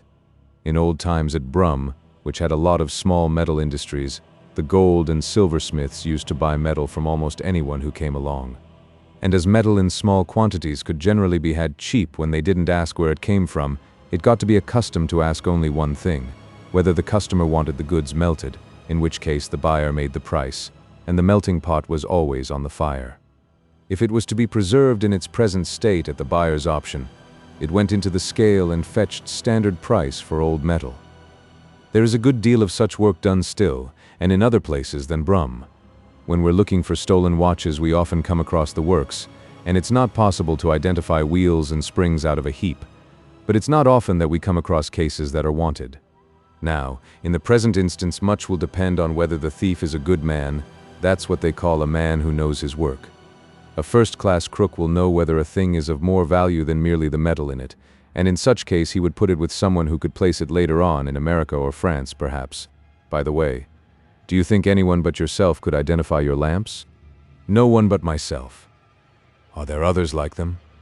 Not that I know of, answered Mr. Corbeck, though there may be others that resemble them in many particulars. The detective paused before asking again, would any other skilled person at the British Museum, for instance, or a dealer or a collector like Mr. Trelawney, know the value, the artistic value of the lamps? Certainly. Anyone with a head on his shoulders would see at a glance that the things were valuable. The detective's face brightened. Then there is a chance. If your door was locked and the window shut, the goods were not stolen by the chance of a chambermaid or a boots coming along. Whoever did the job went after it special, and he ain't going to part with his swag without his price. This must be a case of notice to the pawnbrokers. There's one good thing about it anyhow, that the hue and cry needn't be given. We needn't tell Scotland Yard unless you like. We can work the thing privately. If you wish to keep the thing dark, as you told me at the first, that is our chance. Mr. Corbeck, after a pause, said quietly, I suppose you couldn't hazard a suggestion as to how the robbery was effected? The policeman smiled the smile of knowledge and experience. In a very simple way, I have no doubt, sir. That is how all these mysterious crimes turn out in the long run. The criminal knows his work and all the tricks of it, and he is always on the watch for chances. Moreover, he knows by experience what these chances are likely to be, and how they usually come. The other person is only careful. He doesn't know all the tricks and pits that may be made for him, and by some little oversight or other he falls into the trap. When we know all about this case, you will wonder that you did not see the method of it all along. This seemed to annoy Mr. Corbeck a little. There was decided heat in his manner as he answered, Look here, my good friend. There is not anything simple about this case, except that the things were taken. The window was closed. The fireplace was bricked up. There is only one door to the room, and that I locked and bolted. There is no transom. I have heard all about hotel robberies through the transom. I never left my room in the night.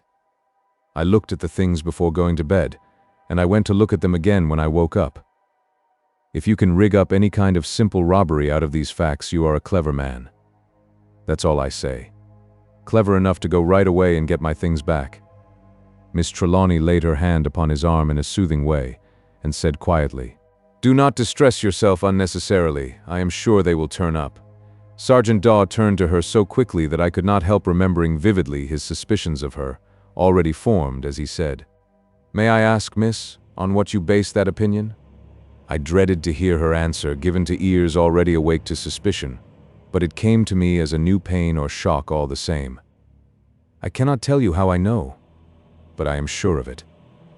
The detective looked at her for some seconds in silence, and then threw a quick glance at me. Presently, he had a little more conversation with Mr. Corbeck as to his own movements, the details of the hotel and the room, and the means of identifying the goods. Then he went away to commence his inquiries, Mr. Corbeck impressing on him the necessity for secrecy lest the thief should get wind of his danger and destroy the lamps. Mr. Corbeck promised, when going away to attend to various matters of his own business, to return early in the evening and to stay in the house. All that day Miss Trelawney was in better spirits and looked in better strength than she had yet been, despite the new shock and annoyance of the theft which must ultimately bring so much disappointment to her father. We spent most of the day looking over the curio treasures of Mr. Trelawney. From what I had heard from Mr. Corbeck, I began to have some idea of the vastness of his enterprise in the world of Egyptian research, and with this light everything around me began to have a new interest. As I went on, the interest grew.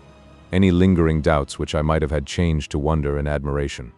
The house seemed to be a veritable storehouse of marvels of antique art.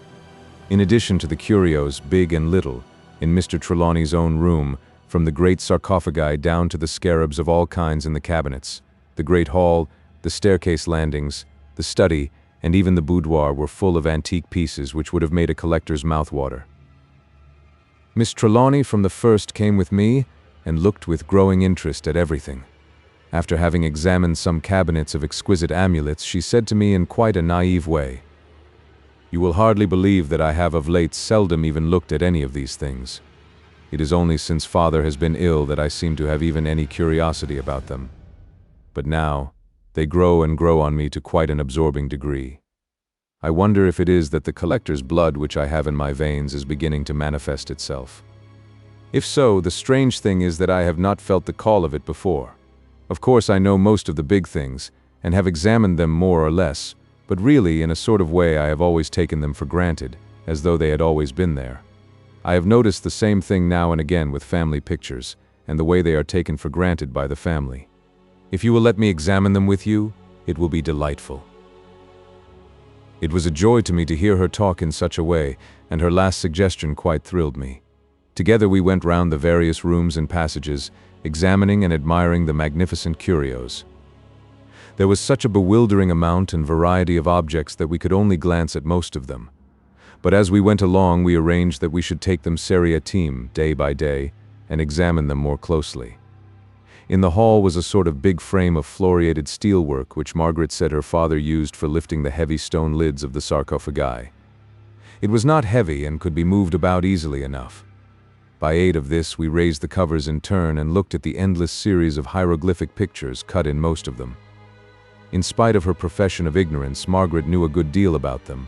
Her year of life with her father had had unconsciously its daily and hourly lesson. She was a remarkably clever and acute-minded girl, and with a prodigious memory, so that her store of knowledge, gathered unthinkingly bit by bit, had grown to proportions that many a scholar might have envied. And yet it was all so naive and unconscious, so girlish and simple. She was so fresh in her views and ideas, and had so little thought of self, that in her companionship I forgot for the time all the troubles and mysteries which enmeshed the house, and I felt like a boy again. The most interesting of the sarcophagi were undoubtedly the three in Mr. Trelawney's room. Of these, two were of dark stone, one of porphyry and the other of a sort of ironstone. These were wrought with some hieroglyphs, but the third was strikingly different. It was of some yellow-brown substance of the dominating color effect of Mexican onyx, which it resembled in many ways, excepting that the natural pattern of its convolutions was less marked. Here and there were patches almost transparent, certainly translucent. The whole chest, cover and all, was wrought with hundreds, perhaps thousands, of minute hieroglyphics, seemingly in an endless series. Back, front, sides, edges, bottom, all had their quota of the dainty pictures, the deep blue of their coloring showing up fresh and sharply edged in the yellow stone. It was very long, nearly 9 feet, and perhaps a yard wide. The sides undulated, so that there was no hard line. Even the corners took such excellent curves that they pleased the eye. "Truly," I said, "this must have been made for a giant." "Or for a giantess," said Margaret. This sarcophagus stood near to one of the windows. It was in one respect different from all the other sarcophagi in the place. All the others in the house, of whatever material, granite, porphyry, ironstone, basalt, slate, or wood, were quite simple in form within. Some of them were plain of interior surface. Others were engraved in whole or part with hieroglyphics. But each and all of them had no protuberances or uneven surface anywhere. They might have been used for baths. Indeed, they resembled in many ways Roman baths of stone or marble which I had seen. Inside this, however, was a raised space, outlined like a human figure. I asked Margaret if she could explain it in any way. For answer, she said, "Father never wished to speak about this. It attracted my attention from the first, but when I asked him about it, he said, 'I shall tell you all about it someday, little girl, if I live. But not yet. The story is not yet told, as I hope to tell it to you. Someday, perhaps soon, I shall know all, and then we shall go over it together. And a mighty interesting story you will find it from first to last.' Once afterward I said, rather lightly I am afraid, 'Is that story of the sarcophagus told yet, Father?' He shook his head, and looked at me gravely as he said, 'Not yet, little girl, but it will be if I live, if I live.' His repeating that phrase about his living rather frightened me. I never ventured to ask him again. Somehow this thrilled me. I could not exactly say how or why, but it seemed like a gleam of light at last. There are, I think, moments when the mind accepts something as true, though it can account for neither the course of the thought, nor, if there be more than one thought, the connection between them. Hitherto we had been in such outer darkness regarding Mr. Trelawney, and the strange visitation which had fallen on him, that anything which afforded a clue, even of the faintest and most shadowy kind, had at the outset the enlightening satisfaction of a certainty. Here were two lights of our puzzle. The first, that Mr. Trelawney associated with this particular curio a doubt of his own living. The second, that he had some purpose or expectation with regard to it, which he would not disclose, even to his daughter, till complete. Again, it was to be borne in mind that this sarcophagus differed internally from all the others. What meant that odd raised place? I said nothing to Miss Trelawney, for I feared lest I should either frighten her or buoy her up with future hopes, but I made up my mind that I would take an early opportunity for further investigation. Close beside the sarcophagus was a low table of green stone with red veins in it, like bloodstone. The feet were fashioned like the paws of a jackal, and round each leg was twined a full-throated snake wrought exquisitely in pure gold. On it rested a strange and very beautiful coffer or casket of stone of a peculiar shape. It was something like a small coffin, except that the longer sides, instead of being cut off square like the upper or level part, were continued to a point. Thus it was an irregular septahedron, there being two planes on each of the two sides, one end and a top and bottom. The stone, of one piece of which it was wrought, was such as I had never seen before. At the base it was of a full green, the color of emerald without, of course, its gleam. It was not by any means dull, however, either in color or substance, and was of infinite hardness and fineness of texture. The surface was almost that of a jewel. The color grew lighter as it rose, with gradations so fine as to be imperceptible, changing to a fine yellow almost of the color of mandarin china. It was quite unlike anything I had ever seen, and did not resemble any stone or gem that I knew. I took it to be some unique mother stone, or matrix of some gem. It was wrought all over except in a few spots, with fine hieroglyphics, exquisitely done and colored with the same blue-green cement or pigment that appeared on the sarcophagus. In length it was about 2 feet and a half, in breadth about half this, and was nearly a foot high. The vacant spaces were irregularly distributed about the top running to the pointed end. These places seemed less opaque than the rest of the stone. I tried to lift up the lid so that I might see if they were translucent, but it was securely fixed. It fitted so exactly that the whole coffer seemed like a single piece of stone mysteriously hollowed from within. On the sides and edges were some odd-looking protuberances wrought just as finely as any other portion of the coffer which had been sculptured by manifest design in the cutting of the stone.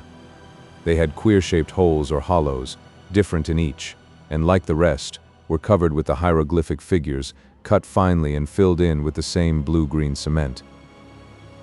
On the other side of the great sarcophagus stood another small table of alabaster, exquisitely chased with symbolic figures of gods and the signs of the zodiac.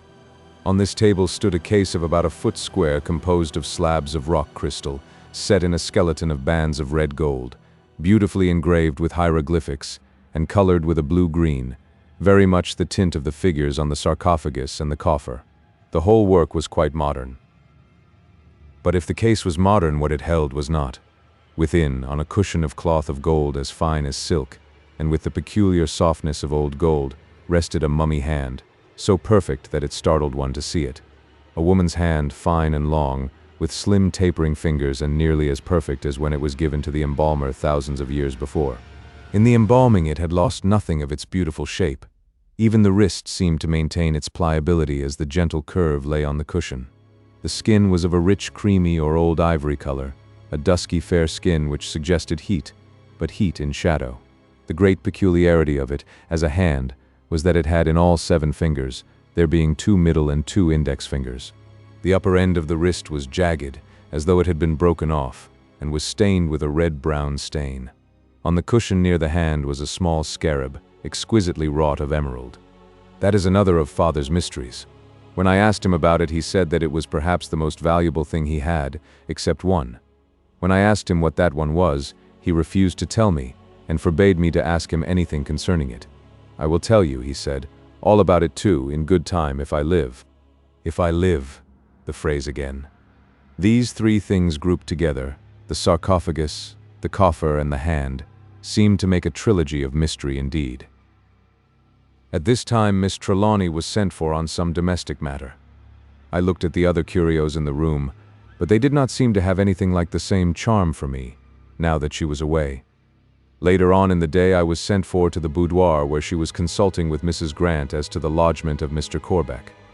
They were in doubt as to whether he should have a room close to Mr. Trelawney's or quite away from it, and had thought it well to ask my advice on the subject. I came to the conclusion that he had better not be too near. For the first, at all events, he could easily be moved closer if necessary. When Mrs. Grant had gone, I asked Miss Trelawney how it came that the furniture of this room, the boudoir in which we were, was so different from the other rooms of the house. "Father's forethought," she answered.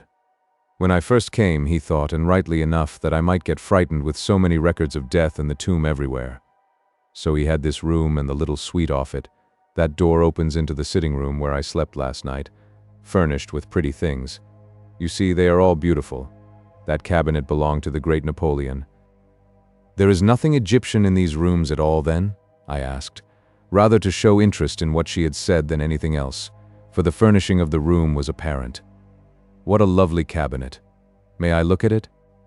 "Of course, with the greatest pleasure," she answered with a smile. "Its finishing, within and without, Father says, is absolutely complete." I stepped over and looked at it closely. It was made of tulip wood, inlaid in patterns, and was mounted in ormolu. I pulled open one of the drawers, a deep one where I could see the work to great advantage. As I pulled it, something rattled inside as though rolling. There was a tinkle as of metal on metal. "Hello," I said. "There is something in here. Perhaps I had better not open it." "There is nothing that I know of," she answered. "Some of the housemaids may have used it to put something by for the time and forgotten it. Open it by all means." I pulled open the drawer. As I did so, both Miss Trelawney and I started back in amazement. There before our eyes lay a number of ancient Egyptian lamps, of various sizes and of strangely varied shapes. We leaned over them and looked closely. My own heart was beating like a trip hammer, and I could see by the heaving of Margaret's bosom that she was strangely excited. Whilst we looked, afraid to touch and almost afraid to think, there was a ring at the front door. Immediately afterwards, Mr. Corbeck, followed by Sergeant Daw, came into the hall. The door of the boudoir was open, and when they saw us, Mr. Corbeck came running in, followed more slowly by the detective. There was a sort of chastened joy in his face and manner, as he said impulsively, "Rejoice with me, my dear Miss Trelawney. My luggage has come and all my things are intact." Then his face fell as he added, "Except the lamps that were worth all the rest 1,000 times." He stopped, struck by the strange pallor of her face. Then his eyes, following her look in mine, lit on the cluster of lamps in the drawer. He gave a sort of cry of surprise and joy as he bent over and touched them. "My lamps, my lamps. Then they are safe, safe, safe. But how, in the name of God of all the gods, did they come here?" We all stood silent. The detective made a deep sound of intaking breath. I looked at him, and as he caught my glance, he turned his eyes on Miss Trelawney, whose back was toward him. There was in them the same look of suspicion which had been there when he had spoken to me of her being the first to find her father on the occasions of the attacks. Chapter 9. The Need of Knowledge. Mr. Corbeck seemed to go almost off his head at the recovery of the lamps. He took them up one by one and looked them all over tenderly, as though they were things that he loved. In his delight and excitement, he breathed so hard that it seemed almost like a cat purring. Sergeant Dawes said quietly, his voice breaking the silence like a discord in a melody, "Are you quite sure those lamps are the ones you had and that were stolen?" His answer was in an indignant tone. "Sure, of course I'm sure. There isn't another set of lamps like these in the world." "So far as you know." The detective's words were smooth enough, but his manner was so exasperating that I was sure he had some motive in it, so I waited in silence. He went on. "Of course there may be some in the British Museum, or Mr. Trelawney may have had these already. There's nothing new under the sun, you know, Mr. Corbeck, not even in Egypt. These may be the originals, and yours may have been the copies. Are there any points by which you can identify these as yours?" Mr. Corbeck was really angry by this time. He forgot his reserve, and in his indignation poured forth a torrent of almost incoherent but enlightening, broken sentences. "Identify. Copyings of them. British Museum. Rot. Perhaps they keep a set in Scotland Yard for teaching idiot policemen Egyptology. Do I know them? When I have carried them about my body in the desert for 3 months, and lay awake night after night to watch them. When I have looked them over with a magnifying glass, hour after hour, till my eyes ached, till every tiny blotch and chip and dinge became as familiar to me as his chart to a captain, as familiar as they doubtless have been all the time to every thick-headed area prowler within the bounds of mortality.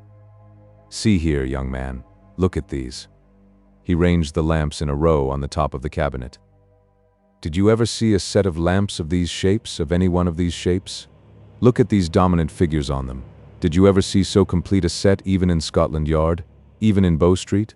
Look, one on each, the 7 forms of Hathor. Look at that figure of the Ka of a princess of the 2 Egypts, standing between Ra and Osiris in the boat of the dead, with the eye of sleep, supported on legs, bending before her, and Harmochis rising in the north. Will you find that in the British Museum, or Bow Street? Or perhaps your studies in the XVIII Museum, or the Fitzwilliam, or Paris, or Leiden, or Berlin, have shown you that the episode is common in hieroglyphics, and that this is only a copy. Perhaps you can tell me what that figure of Ptah Seker Osar holding the Tet wrapped in the scepter of papyrus means? Did you ever see it before, even in the British Museum, or XVIII, or Scotland Yard?" He broke off suddenly, and then went on in quite a different way. "Look here. It seems to me that the thick-headed idiot is myself. I beg your pardon, old fellow, for my rudeness. I quite lost my temper at the suggestion that I do not know these lamps. You don't mind, do you?" The detective answered heartily. "Lord, sir, not I. I like to see folks angry when I am dealing with them, whether they are on my side or the other. It is when people are angry that you learn the truth from them. I keep cool. That is my trade. Do you know, you have told me more about those lamps in the past 2 minutes than when you filled me up with details of how to identify them." Mr. Corbeck grunted. He was not pleased at having given himself away. All at once he turned to me and said in his natural way, "Now tell me how you got them back." I was so surprised that I said without thinking, "We didn't get them back." The traveler laughed openly. "What on earth do you mean?" he asked. "You didn't get them back. Why, there they are before your eyes. We found you looking at them when we came in." By this time I had recovered my surprise and had my wits about me. "Why, that's just it," I said. "We had only come across them by accident that very moment." Mr. Corbeck drew back and looked hard at Miss Trelawney and myself, turning his eyes from one to the other as he asked, "Do you mean to tell me that no one brought them here? That you found them in that drawer? That, so to speak, no one at all brought them back?" "I suppose someone must have brought them here. They couldn't have come of their own accord. But who it was, or when, or how, neither of us knows. We shall have to make inquiry and see if any of the servants know anything of it." We all stood silent for several seconds. It seemed a long time. The first to speak was the detective, who said in an unconscious way, "Well, I'm damned. I beg your pardon, miss." Then his mouth shut like a steel trap. We called up the servants one by one and asked them if they knew anything of some articles placed in a drawer in the boudoir, but none of them could throw any light on the circumstance. We did not tell them what the articles were, or let them see them. Mr. Corbeck packed the lamps in cotton wool and placed them in a tin box. This, I may mention incidentally, was then brought up to the detective's room, where one of the men stood guard over them with a revolver the whole night. Next day we got a small safe into the house and placed them in it. There were 2 different keys. One of them I kept myself. The other I placed in my drawer in the safe deposit vault. We were all determined that the lamps should not be lost again. About an hour after we had found the lamps, Dr. Winchester arrived. He had a large parcel with him which, when unwrapped, proved to be the mummy of a cat. With Miss Trelawney's permission he placed this in the boudoir, and Silvio was brought close to it. To the surprise of us all, however, except perhaps Dr. Winchester, he did not manifest the least annoyance. He took no notice of it whatever. He stood on the table close beside it, purring loudly. Then, following out his plan, the doctor brought him into Mr. Trelawney's room, we all following. Dr. Winchester was excited, Miss Trelawney anxious. I was more than interested myself, for I began to have a glimmering of the doctor's idea. The detective was calmly and coldly superior, but Mr. Corbeck, who was an enthusiast, was full of eager curiosity. The moment Dr. Winchester got into the room, Silvio began to mew and wriggle, and jumping out of his arms, ran over to the cat mummy and began to scratch angrily at it. Miss Trelawney had some difficulty in taking him away, but so soon as he was out of the room, he became quiet. When she came back, there was a clamor of comments. "I thought so," from the doctor. "What can it mean?" from Miss Trelawney. "That's a very strange thing," from Mr. Corbeck. "Odd, but it doesn't prove anything," from the detective. "I suspend my judgment," from myself, thinking it advisable to say something. Then by common consent we dropped the theme for the present. In my room that evening I was making some notes of what had happened, when there came a low tap on the door. In obedience to my summons, Sergeant Daw came in, carefully closing the door behind him. "Well, Sergeant," said I, "sit down. What is it?" "I wanted to speak to you, sir, about those lamps." I nodded and waited. He went on. "You know that that room where they were found opens directly into the room where Miss Trelawney slept last night?" "Yes." "During the night a window somewhere in that part of the house was opened and shut again. I heard it and took a look round, but I could see no sign of anything." "Yes, I know that," I said. "I heard a window moved myself." "Does nothing strike you as strange about it, sir?" "Strange," I said. "Strange? Why, it's all the most bewildering, maddening thing I have ever encountered. It is all so strange that one seems to wonder and simply waits for what will happen next." "But what do you mean by strange?" The detective paused, as if choosing his words to begin, and then said deliberately, "You see, I am not one who believes in magic and such things. I am for facts all the time, and I always find in the long run that there is a reason and a cause for everything. This new gentleman says these things were stolen out of his room in the hotel. The lamps, I take it from some things he has said, really belong to Mr. Trelawney. His daughter, the lady of the house, having left the room she usually occupies, sleeps that night on the ground floor. A window is heard to open and shut during the night. When we, who have been during the day trying to find a clue to the robbery, come to the house, we find the stolen goods in a room close to where she slept and opening out of it." He stopped.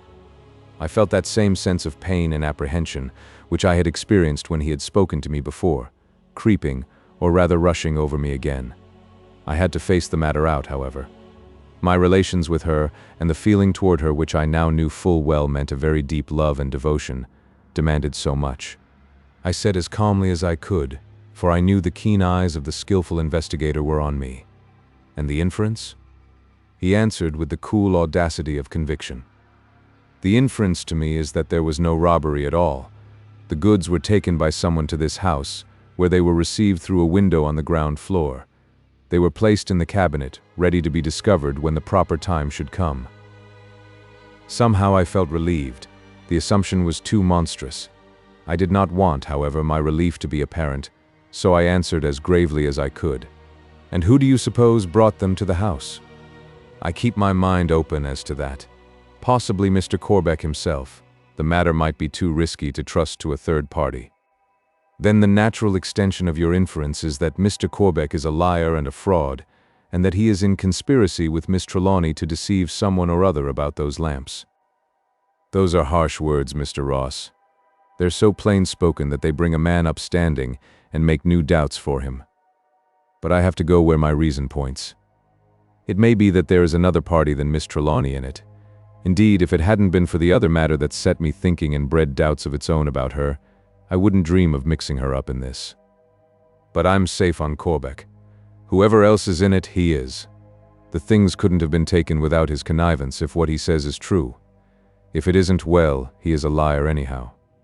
I would think it a bad job to have him stay in the house with so many valuables, only that it will give me and my mate a chance of watching him. We'll keep a pretty good lookout too, I tell you. He's up in my room now, guarding those lamps, but Johnny Wright is there too. I go on before he comes off, so there won't be much chance of another housebreaking. Of course, Mr. Ross, all this too is between you and me." "Quite so. You may depend on my silence," I said, and he went away to keep a close eye on the Egyptologist. It seemed as though all my painful experiences were to go in pairs, and that the sequence of the previous day was to be repeated. For before long I had another private visit from Dr. Winchester, who had now paid his nightly visit to his patient and was on his way home. He took the seat which I proffered and began at once. "This is a strange affair altogether.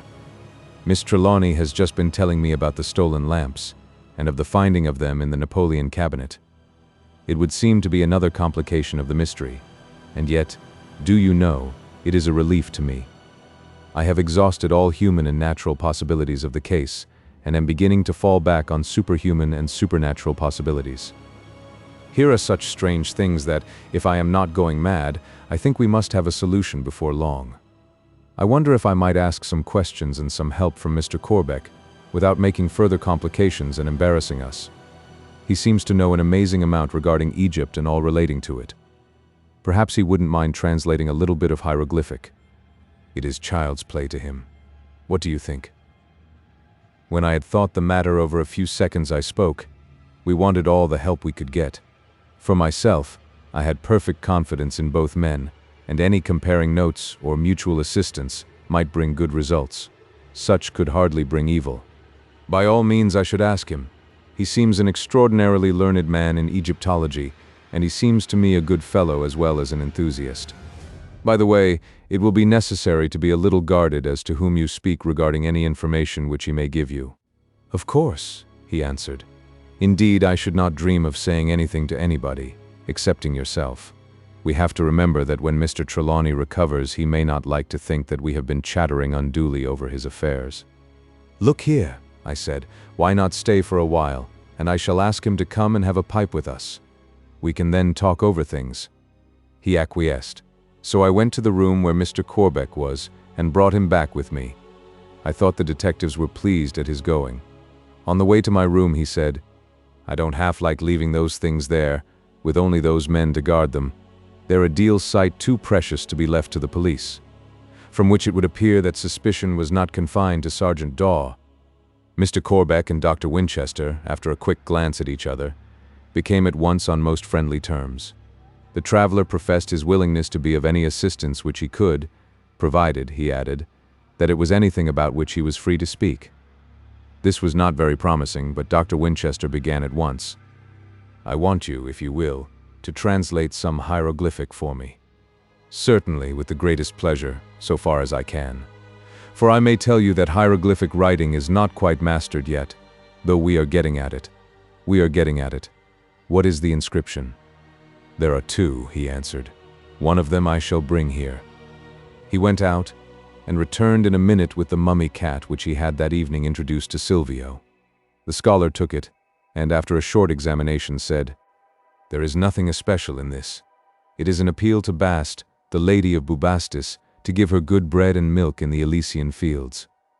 There may be more inside, and if you will care to unroll it, I will do my best. I do not think, however, that there is anything special. From the method of wrapping, I should say it is from the Delta, and of a late period, when such mummy work was common and cheap. What is the other inscription you wish me to see? The inscription on the mummy cat in Mr. Trelawney's room. Mr. Corbeck's face fell. No, he said, I cannot do that. I am, for the present at all events, practically bound to secrecy regarding any of the things in Mr. Trelawney's room. Dr. Winchester's comment and my own were made at the same moment. I said only the one word checkmate, from which I think he may have gathered that I guessed more of his idea and purpose than perhaps I had intentionally conveyed to him. He murmured, "Practically bound to secrecy?" Mr. Corbeck at once took up the challenge conveyed. "Do not misunderstand me. I am not bound by any definite pledge of secrecy, but I am bound in honor to respect Mr. Trelawney's confidence, given to me, I may tell you, in a very large measure. Regarding many of the objects in his room, he has a definite purpose in view, and it would not be either right or becoming for me, his trusted friend and confidant, to forestall that purpose. Mr. Trelawney, you may know, or rather you do not know, or you would not have so construed my remark, is a scholar, a very great scholar. He has worked for years toward a certain end. For this he has spared no labor, no expense, no personal danger or self-denial. He is on the line of a result which will place him amongst the foremost discoverers or investigators of his age. And now, just at the time when any hour might bring him success, he is stricken down." He stopped, seemingly overcome with emotion. After a time he recovered himself and went on. "Again, do not misunderstand me as to another point. I have said that Mr. Trelawney has made much confidence with me, but I do not mean to lead you to believe that I know all his plans or his aims or objects. I know the period which he has been studying, and the definite historical individual whose life he has been investigating, and whose records he has been following up one by one with infinite patience. But beyond this I know nothing. That he has some aim or object in the completion of this knowledge I am convinced. What it is I may guess, but I must say nothing. Please to remember, gentlemen, that I have voluntarily accepted the position of recipient of a partial confidence. I have respected that, and I must ask any of my friends to do the same." He spoke with great dignity, and he grew, moment by moment, in the respect and esteem of both Dr. Winchester and myself. We understood that he had not done speaking, so we waited in silence till he continued. "I have spoken this much, although I know well that even such a hint as either of you might gather from my words might jeopardize the success of his work. But I am convinced that you both wish to help him and his daughter." He said this looking me fairly between the eyes, "to the best of your power, honestly and unselfishly. He is so stricken down, and the manner of it is so mysterious that I cannot but think that it is in some way a result of his own work. That he calculated on some setback is manifest to us all. God knows. I am willing to do what I can and to use any knowledge I have in his behalf. I arrived in England full of exultation at the thought that I had fulfilled the mission with which he had trusted me. I had got what he said were the last objects of his search, and I felt assured that he would now be able to begin the experiment of which he had often hinted to me. It is too dreadful that at just such a time such a calamity should have fallen on him. Dr. Winchester, you are a physician, and if your face does not belie you, you are a clever and a bold one. Is there no way which you can devise to wake this man from his unnatural stupor?" There was a pause, then the answer came slowly and deliberately. "There is no ordinary remedy that I know of. There might possibly be some extraordinary one, but there would be no use in trying to find it, except on one condition." "And that?" "Knowledge. I am completely ignorant of Egyptian matters. Language, writing, history, secrets, medicines, poisons, occult powers, all that go to make up the mystery of that mysterious land. This disease or condition, or whatever it may be called, from which Mr. Trelawney is suffering, is in some way connected with Egypt. I have had a suspicion of this from the first, and later it grew into a certainty, though without proof. What you have said tonight confirms my conjecture, and makes me believe that a proof is to be had. I do not think that you quite know all that has gone on in this house since the night of the attack, of the finding of Mr. Trelawney's body. Now I propose that we confide in you. If Mr. Ross agrees, I shall ask him to tell you. He is more skilled than I am in putting facts before other people. He can speak by his brief, and in this case he has the best of all briefs. the experience of his own eyes and ears, and the evidence that he has himself taken on the spot from participators in or spectators of what has happened. When you know all, you will, I hope, be in a position to judge as to whether you can best help Mr. Trelawney and further his secret wishes by your silence or your speech." I nodded approval. Mr. Corbeck jumped up and in his impulsive way held out a hand to each. "Done," he said. "I acknowledge the honor of your confidence, and on my part I pledge myself that if I find my duty to Mr. Trelawney's wishes will, in his own interest, allow my lips to open on his affairs, I shall speak so freely as I may." Accordingly I began and told him, as exactly as I could, everything that had happened from the moment of my waking at the knocking on the door in Jermyn Street.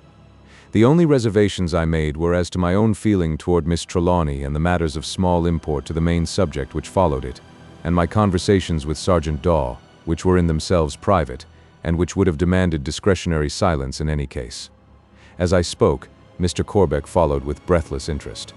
Sometimes he would stand up and pace about the room in uncontrollable excitement, and then recover himself suddenly and sit down again. Sometimes he would be about to speak, but would, with an effort, restrain himself. I think the narration helped me to make up my own mind, for even as I talked, things seemed to appear in a clearer light. Things big and little in relation of their importance to the case fell into proper perspective. The story up to date became coherent, except as to its cause, which seemed a greater mystery than ever. This is the merit of entire or collected narrative. Isolated facts, doubts, suspicions, conjectures give way to a homogeneity which is convincing. That Mr. Corbeck was convinced was evident.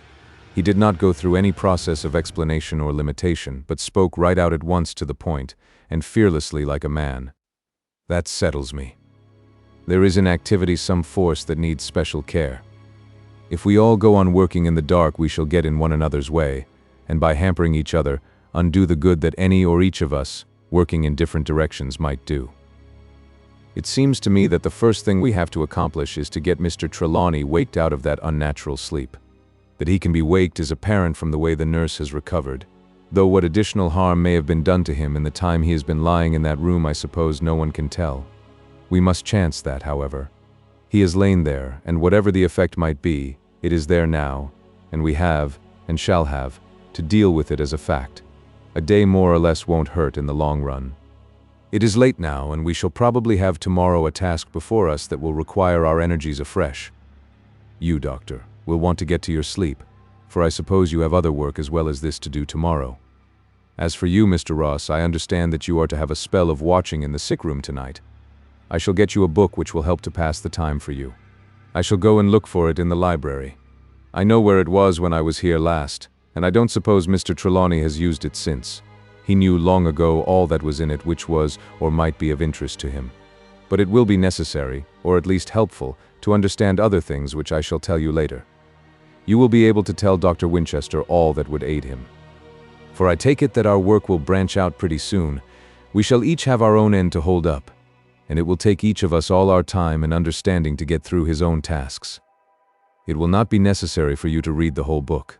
All that will interest you with regard to our matter, I mean, of course, for the whole book is interesting as a record of travel in a country then quite unknown, is the preface, and 2 or 3 chapters which I shall mark for you.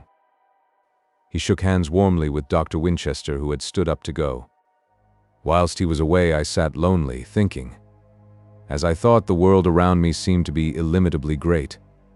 The only little spot in which I was interested seemed like a tiny speck in the midst of a wilderness. Without and around it were darkness and unknown danger, pressing in from every side. And the central figure in our little oasis was one of sweetness and beauty. A figure one could love, could work for, could die for. Mr. Corbeck came back in a very short time with the book. He had found it at once in the spot where he had seen it 3 years before. Having placed in it several slips of paper, marking the places where I was to read, he put it into my hands, saying, "That is what started Mr. Trelawney, what started me when I read it, and which will, I have no doubt, be to you an interesting beginning to a special study, whatever the end may be. If indeed any of us here may ever see the end." At the door he paused and said, "I want to take back one thing. That detective is a good fellow. What you have told me of him puts him in a new light. The best proof of it is that I can go quietly to sleep tonight and leave the lamps in his care." When he had gone, I took the book with me, put on my respirator, and went to my spell of duty in the sick room. Chapter 10. The Valley of the Sorcerer. I placed the book on the little table on which the shaded lamp rested and moved the screen to one side. Thus I could have the light on my book, and by looking up, see the bed, and the nurse, and the door. I cannot say that the conditions were enjoyable, or calculated to allow of that absorption in the subject which is advisable for effective study. However, I composed myself to the work as well as I could. The book was one which, on the very face of it, required special attention. It was a folio in Dutch, printed in Amsterdam in 1650. Someone had made a literal translation, writing generally the English word under the Dutch, so that the grammatical differences between the two tongues made even the reading of the translation a difficult matter. One had to dodge backward and forward among the words. This was in addition to the difficulty of deciphering a strange handwriting of 200 years ago. I found, however, that after a short time I got into the habit of following in conventional English the Dutch construction, and, as I became more familiar with the writing, my task became easier. At first the circumstances of the room, and the fear lest Miss Trelawney should return unexpectedly and find me reading the book, disturbed me somewhat, for we had arranged amongst us, before Dr. Winchester had gone home, that she was not to be brought into the range of the coming investigation. We considered that there might be some shock to a woman's mind in matters of apparent mystery, and further that she, being Mr. Trelawney's daughter, might be placed in a difficult position with him afterward if she took part in, or even had a personal knowledge of, the disregarding of his expressed wishes. But when I remembered that she did not come on nursing duty till 2 o'clock, the fear of interruption passed away. I had still nearly 3 hours before me. Nurse Kennedy sat in her chair by the bedside, patient and alert. A clock ticked on the landing, other clocks in the house ticked. The life of the city without manifested itself in the distant hum, now and again swelling into a roar as a breeze floating westward took the concourse of sounds with it. But still the dominant idea was of silence. The light on my book and the soothing fringe of green silk round the shade intensified, whenever I looked up, the gloom of the sick room. With every line I read, this seemed to grow deeper and deeper, so that when my eyes came back to the page, the light seemed to dazzle me. I stuck to my work, however, and presently began to get sufficiently into the subject to become interested in it. The book was by one Nicholas van Huyn of Hoorn. In the preface he told how, attracted by the work of John Greaves of Merton College, Pyramidographia, he himself visited Egypt, where he became so interested in its wonders that he devoted some years of his life to visiting strange places and exploring the ruins of many temples and tombs. He had come across many variants of the story of the building of the pyramids as told by the Arabian historian Ibn Abd al-Hokin, some of which he set down. These I did not stop to read, but went on to the marked pages. As soon as I began to read these, however, there grew on me some sense of a disturbing influence. Once or twice I looked to see if the nurse had moved, for there was a feeling as though someone were near me. Nurse Kennedy sat in her place, as steady and alert as ever, and I came back to my book again. The narrative went on to tell how, after passing for several days through the mountains to the east of Aswan, the explorer came to a certain place. Here I give his own words, simply putting the translation into modern English. Toward evening we came to the entrance of a narrow, deep valley, running east and west. I wished to proceed through this, for the sun, now nearly down on the horizon, showed a wide opening beyond the narrowing of the cliffs. But the fellaheen absolutely refused to enter the valley at such a time, alleging that they might be caught by the night before they could emerge from the other end. At first they would give no reason for their fear. They had hitherto gone anywhere I wished, and at any time, without demur. On being pressed, however, they said that the place was the Valley of the Sorcerer, where none might come in the night. On being asked to tell of the Sorcerer, they refused, saying that there was no name, and that they knew nothing. On the next morning, however, when the sun was up and shining down the valley, their fears had somewhat passed away. Then they told me that a great sorcerer in ancient days, millions of years was the term they used, a king or a queen, they could not say which, was buried there. They could not give the name, persisting to the last that there was no name, and that anyone who should name it would waste away in life, so that at death nothing of him would remain to be raised again in the other world. In passing through the valley they kept together in a cluster, hurrying on in front of me. None dared to remain behind. They gave, as their reason for so proceeding, that the arms of the sorcerer were long, and that it was dangerous to be the last. The which was of little comfort to me, who of this necessity took that honorable post. In the narrowest part of the valley, on the south side, was a great cliff of rock, rising sheer, of smooth and even surface. Hereon were graven certain cabalistic signs and many figures of men and animals, fishes, reptiles and birds, suns and stars, and many quaint symbols. Some of these latter were disjointed limbs and features, such as arms and legs, fingers, eyes, noses, ears, and lips. Mysterious symbols which will puzzle the recording angel to interpret at the judgment day. The cliff faced exactly north.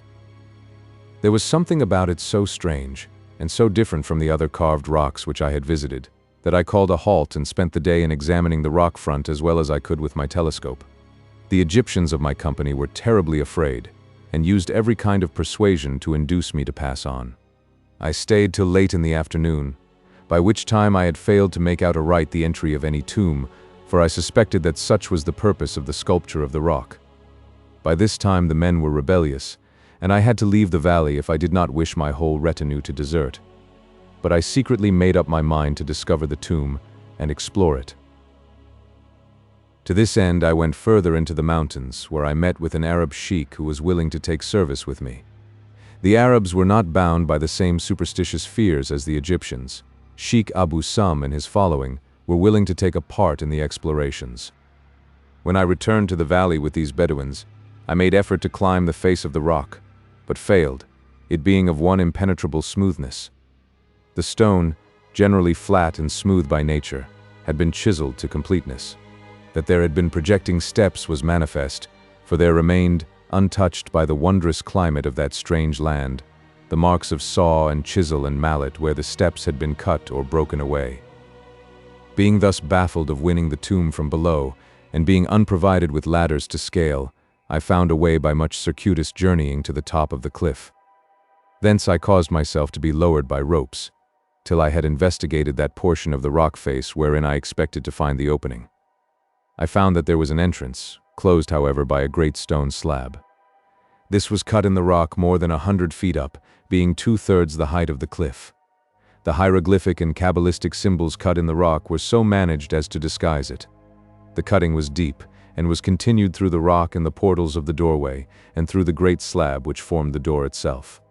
This was fixed in place with such incredible exactness that no stone chisel or cutting implement which I had with me could find a lodgment in the interstices. I used much force, however, and by many heavy strokes won a way into the tomb, for such I found it to be. The stone door having fallen into the entrance, I passed over it into the tomb, noting as I went a long iron chain which hung coiled on a bracket close to the doorway. The tomb I found to be complete, after the manner of the finest Egyptian tombs, with chamber and shaft leading down to the corridor, ending in the mummy pit. It had the table of pictures, which seems some kind of record, whose meaning is now forever lost, graven in a wondrous color on a wondrous stone. All the walls of the chamber and the passage were carved with strange writings in the uncanny form mentioned. The huge stone coffin or sarcophagus in the deep pit was marvelously graven throughout with signs.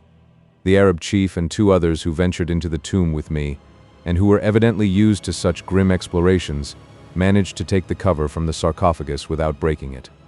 At which they wondered, for such good fortune, they said, did not usually attend such efforts. Indeed, they seemed not over-careful, and did handle the various furniture of the tomb with such little concern that, only for its great strength and thickness, even the coffin itself might have been injured, which gave me much concern, for it was very beautifully wrought of rare stone, such as I had no knowledge of. Much I grieved that it were not possible to carry it away, but time and desert journeyings forbade such. I could only take with me such small matters as could be carried on the person. Within the sarcophagus was a body, manifestly of a woman swathed with many wrappings of linen, as is usual with all mummies. From certain embroiderings thereon I gathered that she was of high rank. Across the breast was one hand, unwrapped. In the mummies which I had seen, the arms and hands are within the wrappings, and certain adornments of wood, shaped and painted to resemble arms and hands, lie outside the enwrapped body. But this hand was strange to see, for it was the real hand of her who lay enwrapped there, the arm projecting from the cerements being of flesh, seemingly made as like marble in the process of embalming. Arm and hand were of dusky white, being of the hue of ivory that hath lain long in air. The skin and the nails were complete and whole, as though the body had been placed for burial overnight. I touched the hand and moved it, the arm being something flexible as a live arm, though stiff with long disuse, as are the arms of those fakirs which I have seen in the Indies. There was, too, an added wonder that on this ancient hand were no less than 7 fingers, the same all being fine and long, and of great beauty.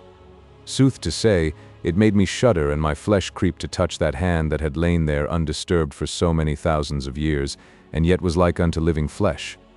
Underneath the hand, as though guarded by it, lay a huge jewel of ruby, a great stone of wondrous bigness, for the ruby is in the main a small jewel. This one was of wondrous color, being as of fine blood whereon the light shineth.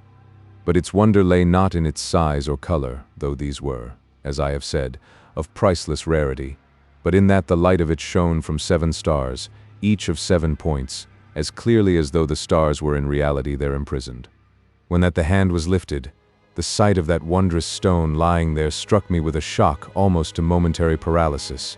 I stood gazing on it, as did those with me, as though it were that faded head of the Gorgon Medusa with the snakes in her hair, whose sight struck into stone those who beheld. So strong was the feeling that I wanted to hurry away from the place. So, too, those with me, therefore, taking this rare jewel, together with certain amulets of strangeness and richness being wrought of jewel stones, I made haste to depart. I would have remained longer, and made further research in the wrappings of the mummy, but that I feared so to do. For it came to me all at once that I was in a desert place, with strange men who were with me because they were not over-scrupulous. That we were in a lone cavern of the dead, 100 feet above the ground, where none could find me were ill done to me, nor would any ever seek. But in secret I determined that I would come again, though with more secure following. Moreover was I tempted to seek further, as in examining the wrappings I saw many things of strange import in that wondrous tomb, including a casket of eccentric shape made of some strange stone, which methought might have contained other jewels, inasmuch as it had secure lodgment in the great sarcophagus itself. There was in the tomb also another coffer which, though of rare proportion and adornment, was more simply shaped. It was of iron stone of great thickness, but the cover was lightly cemented down with what seemed gum and Paris plaster, as though to ensure that no air could penetrate. The Arabs with me so insisted in its opening, thinking that from its thickness much treasure was stored therein, that I consented thereto. But their hope was a false one, as it proved. Within, closely packed, stood 4 jars finely wrought and carved with various adornments. Of these one was the head of a man, another of a dog, another of a jackal, and another of a hawk. I had before known that such burial urns as these were used to contain the entrails and other organs of the mummied dead, but on opening these, for the fastening of wax, though complete, was thin and yielded easily, we found that they held but oil. The Bedouins, spilling most of the oil in the process, groped with their hands in the jars lest treasure should have been there concealed. But their searching was of no avail. No treasure was there. I was warned of my danger by seeing in the eyes of the Arabs certain covetous glances, whereon, in order to hasten their departure, I wrought upon those fears of superstition which even in these callous men were apparent.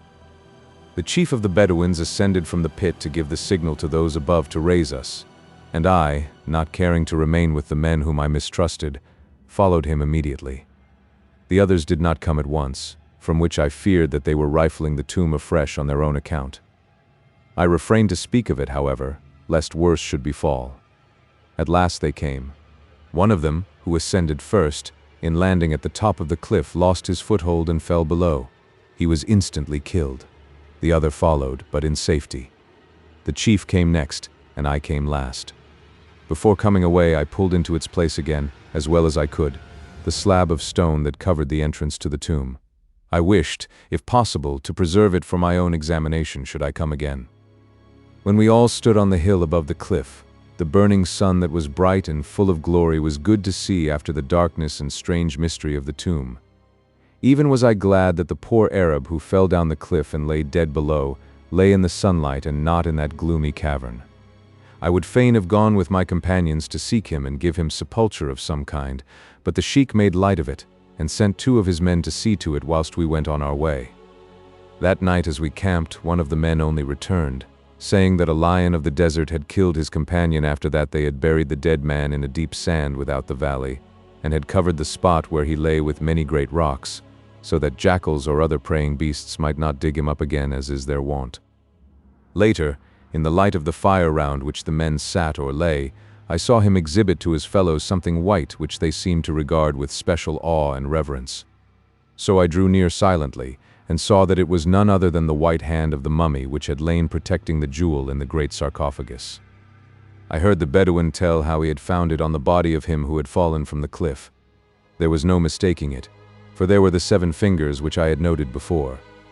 This man must have wrenched it off the dead body whilst his chief and I were otherwise engaged, and from the awe of the others I doubted not that he had hoped to use it as an amulet or charm. Whereas if powers it had, they were not for him who had taken it from the dead, since his death followed hard upon his theft. Already his amulet had had an awesome baptism, for the wrist of the dead hand was stained with red, as though it had been dipped in recent blood. That night I was in certain fear lest there should be some violence done to me, for if the poor dead hand was so valued as a charm, what must be the worth in such wise of the rare jewel which it had guarded? Though only the chief knew of it, my doubt was perhaps even greater, for he could so order matters as to have me at his mercy when he would. I guarded myself, therefore, with wakefulness so well as I could, determined that at my earliest opportunity I should leave this party and complete my journeying home first to the Nile bank and then down its course to Alexandria, with other guides who knew not what strange matters I had with me. At last there came over me a disposition of sleep, so potent that I felt it would be resistless. Fearing attack, or that being searched in my sleep the Bedouin might find the star jewel which he had seen me place with others in my dress, I took it out unobserved and held it in my hand. It seemed to give back the light of the flickering fire and the light of the stars, for there was no moon with equal fidelity, and I could note that on its reverse it was graven deeply with certain signs such as I had seen in the tomb. As I sank into the unconsciousness of sleep, the graven star jewel was hidden in the hollow of my clenched hand. I waked out of sleep with the light of the morning sun on my face. I sat up and looked around me. The fire was out, and the camp was desolate, save for one figure which lay prone close to me. It was that of the Arab chief who lay on his back, dead. His face was almost black, and his eyes were open and staring horribly up at the sky, as though he saw there some dreadful vision. He had evidently been strangled, for on looking, I found on his throat the red marks where fingers had pressed. There seemed so many of these marks that I counted them. There were 7, and all parallel except the thumb mark, as though made with one hand. This thrilled me as I thought of the mummy hand with the 7 fingers.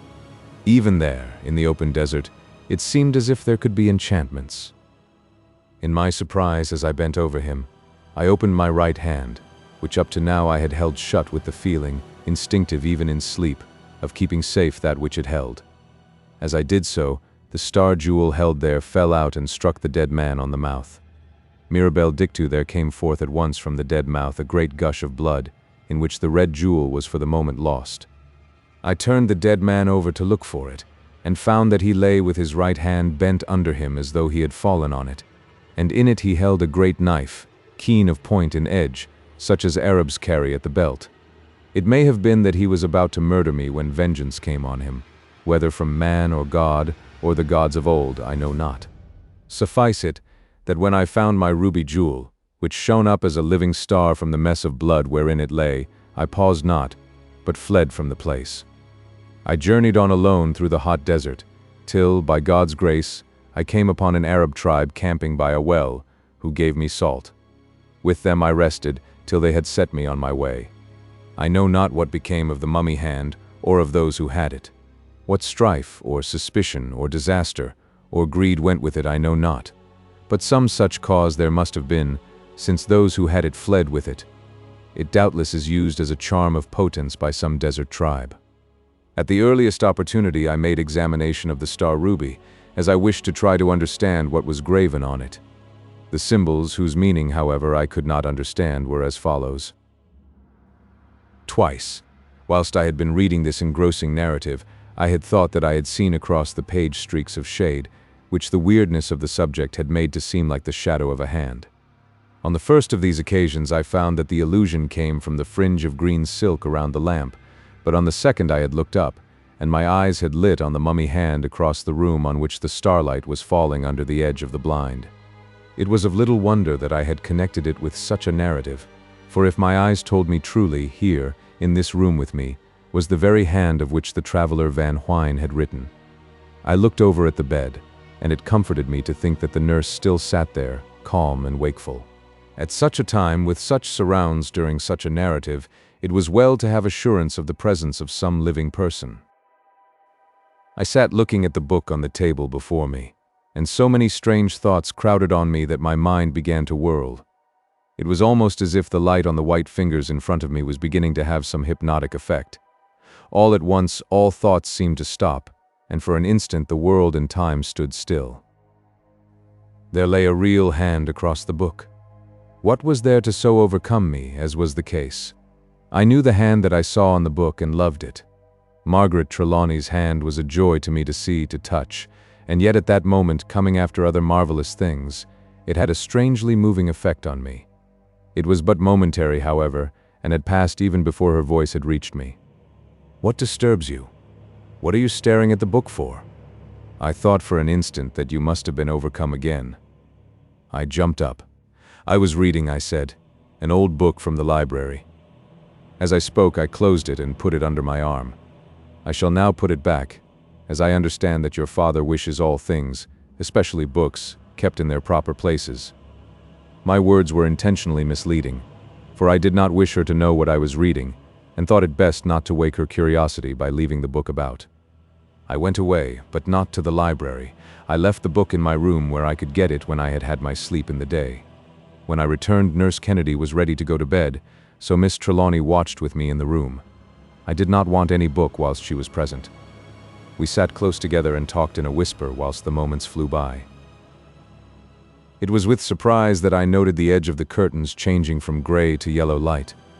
What we talked of had nothing to do with the sick man, except in so far that all which concerned his daughter must ultimately concern him. But it had nothing to say to Egypt, or mummies, or the dead, or caves, or Bedouin chiefs. I could well take note in the growing light that Margaret's hand had not 7 fingers, but 5, for it lay in mine. When Dr. Winchester arrived in the morning and had made his visit to his patient, he came to see me as I sat in the dining room having a little meal, breakfast or supper. I hardly knew which it was before I went to lie down. Mr. Corbeck came in at the same time, and we resumed our conversation where we had left it the night before. I told Mr. Corbeck that I had read the chapter about the finding of the tomb, and that I thought Dr. Winchester should read it too.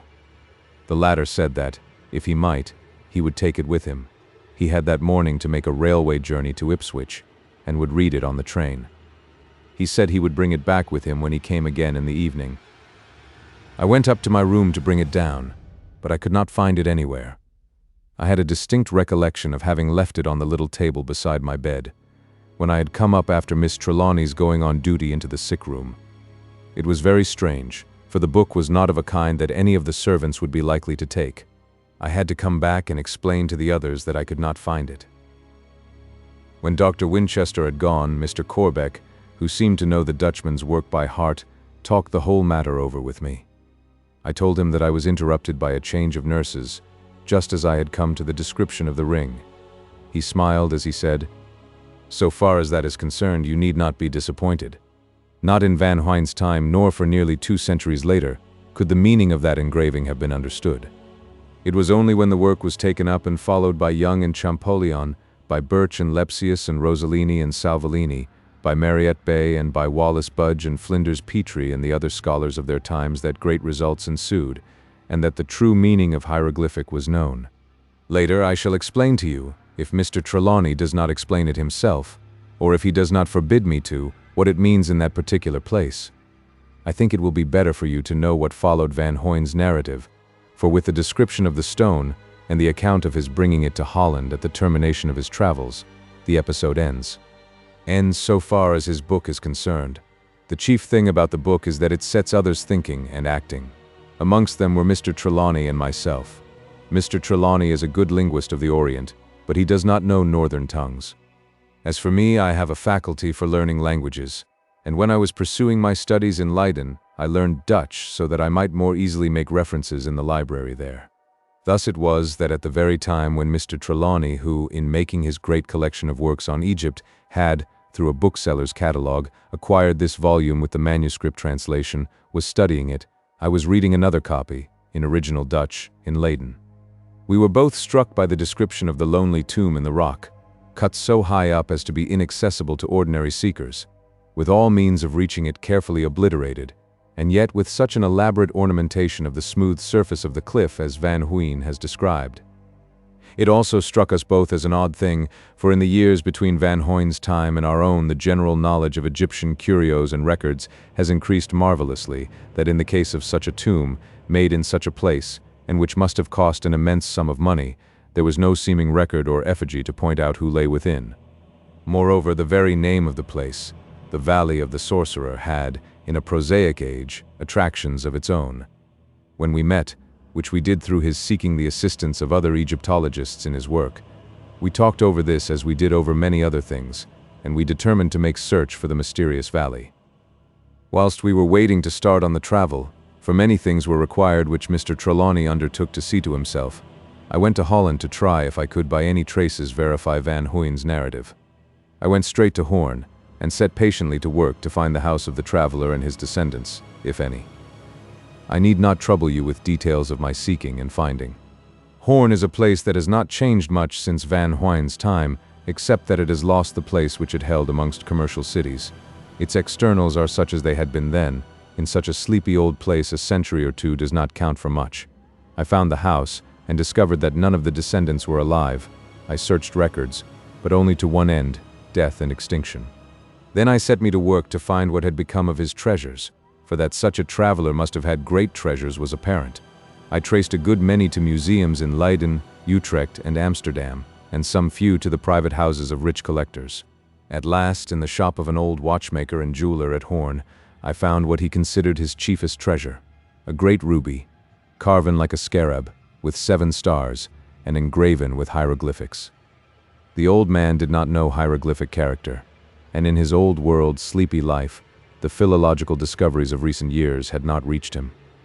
He did not know anything of Van Huyn, except that such a person had been, and that his name was, during 2 centuries, venerated in the town as a great traveler. He valued the jewel as only a rare stone, spoiled in part by the cutting, and though he was at first loath to part with such an unique gem, he became amenable ultimately to commercial reason. I had a full purse since I bought from Mr. Trelawney, who is, as I suppose you know, immensely wealthy. I was shortly on my way back to London, with the star ruby safe in my pocketbook, and in my heart a joy and exultation which knew no bounds. For here we were with proof of Van Huyn's wonderful story. The jewel was put in security in Mr. Trelawney's great safe, and we started out on our journey of exploration in full hope. Mr. Trelawney was, at the last, loath to leave his young wife whom he dearly loved, but she, who loved him equally, knew his longing to prosecute the search, so keeping to herself, as all good women do, all her anxieties, which in her case were special, she bade him follow out his bent. Chapter 11. A Queen's Tomb. Mr. Trelawney's hope was at least as great as my own. He is not so volatile a man as I am, prone to ups and downs of hope and despair, but he has a fixed purpose which crystallizes hope into belief. At times I had feared that there might have been 2 such stones, or that the adventures of Van Huyn were travelers' fictions, based on some ordinary acquisition of the curio in Alexandria or Cairo, or London or Amsterdam. But Mr. Trelawney never faltered in his belief. We had many things to distract our minds from belief or disbelief.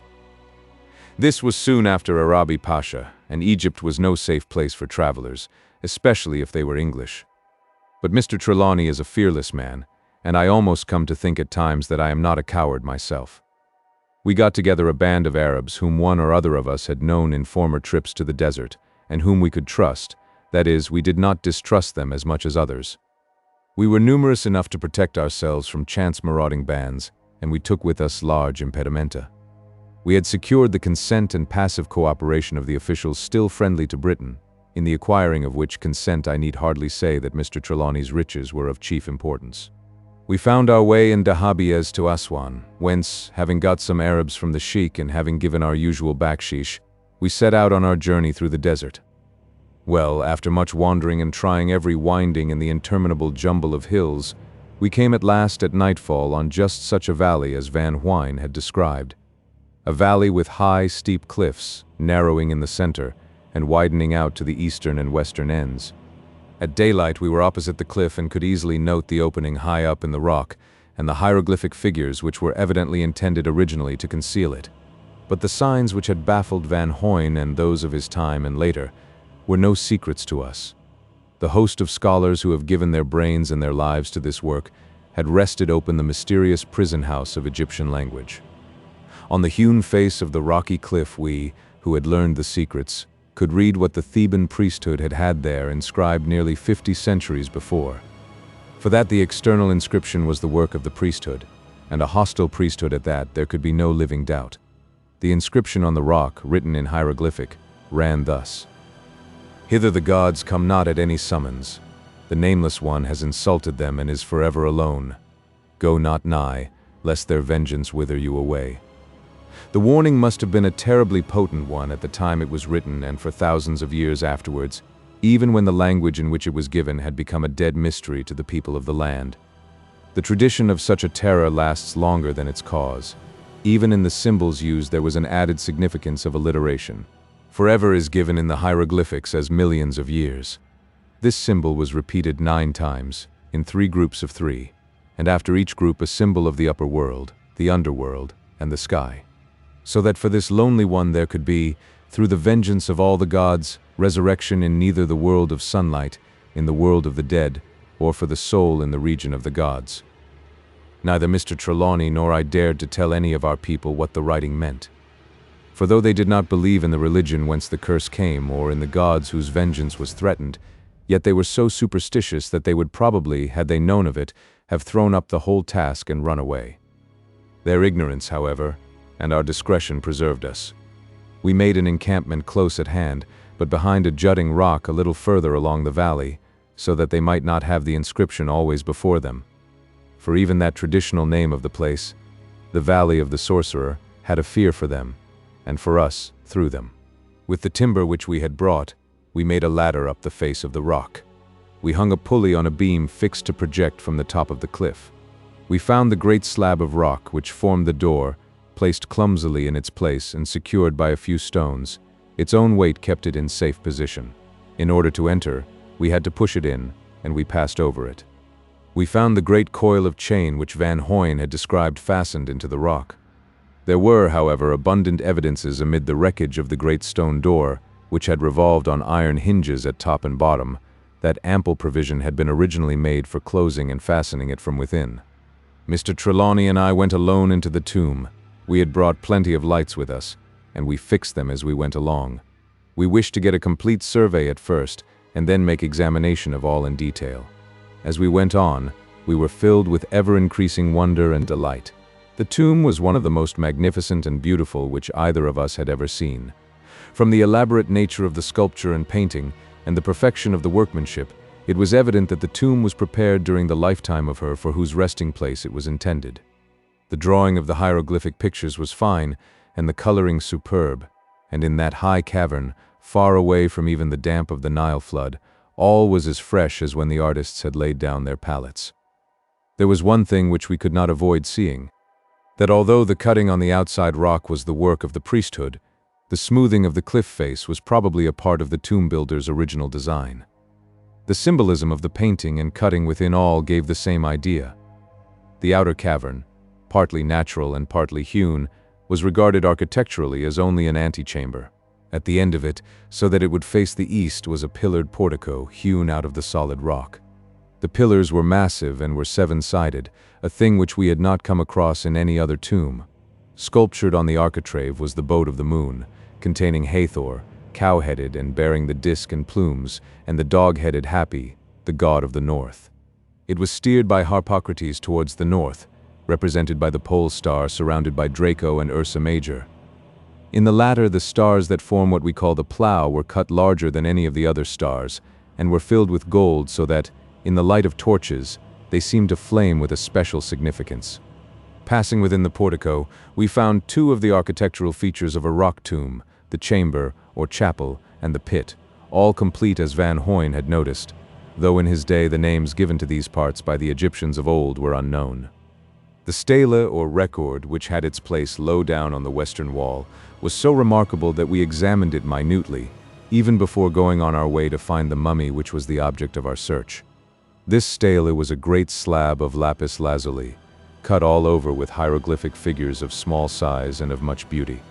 The cutting was filled in with some cement of exceeding fineness and of the color of pure vermilion. The inscription began, Tera, Queen of the Egypts, daughter of Antef, monarch of the north and the south, daughter of the sun, queen of the diadems. It then set out in full record the history of her life and reign. The signs of sovereignty were given with a truly feminine profusion of adornment. The united crowns of Upper and Lower Egypt were, in especial, cut with exquisite precision. It was new to us both to find the Hijet and the Desher, the white and the red crowns of Upper and Lower Egypt, on the stele of a queen, for it was a rule, without exception in the records, that in ancient Egypt either crown was worn only by a king, though they are to be found on goddesses. Later on we found an explanation, of which I shall say more presently. Such an inscription was in itself a matter so startling as to arrest attention from anyone anywhere at any time, but you can have no conception of the effect which it had upon us. Though our eyes were not the first which had seen it, they were the first which could see it with understanding, since first the slab of rock was fixed in the cliff, opening nearly 5,000 years before. To us was given to read this message from the dead, this message of one who had warred against the gods of old and claimed to have controlled them at a time when the hierarchy professed to be the only means of exciting their fears or gaining their goodwill.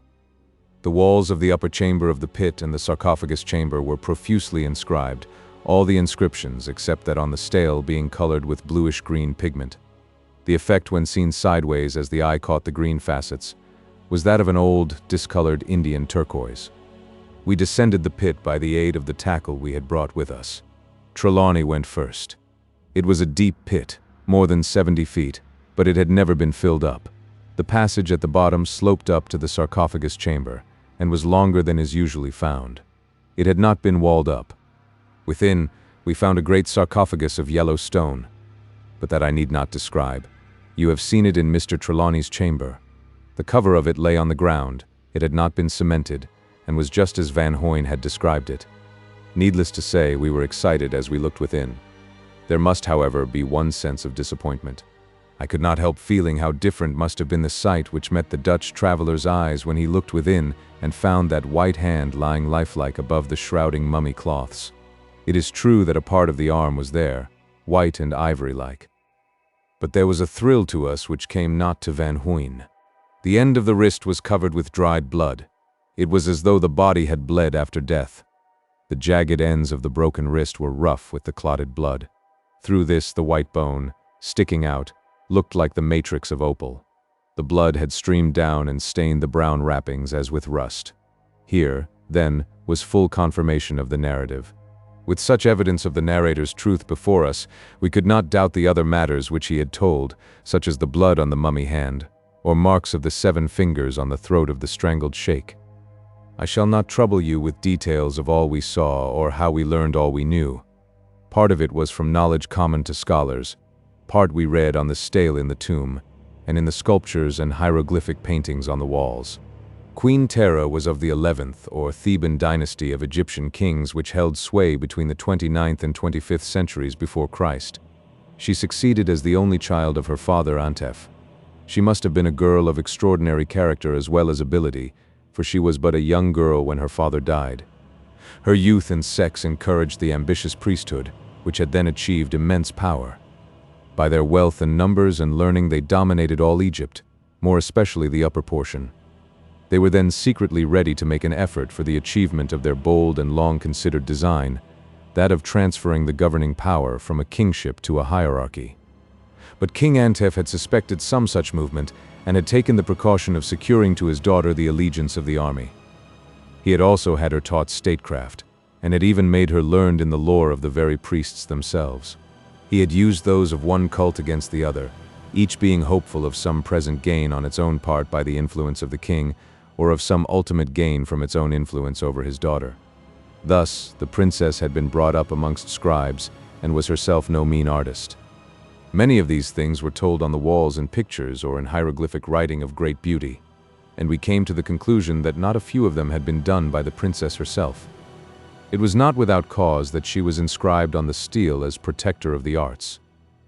But the king had gone to further lengths, and had had his daughter taught magic, by which she had power over sleep and will. This was real magic, black magic, not the magic of the temples, which, I may explain, was of the harmless or white order, and was intended to impress rather than to affect. She had been an apt pupil, and had gone further than her teachers.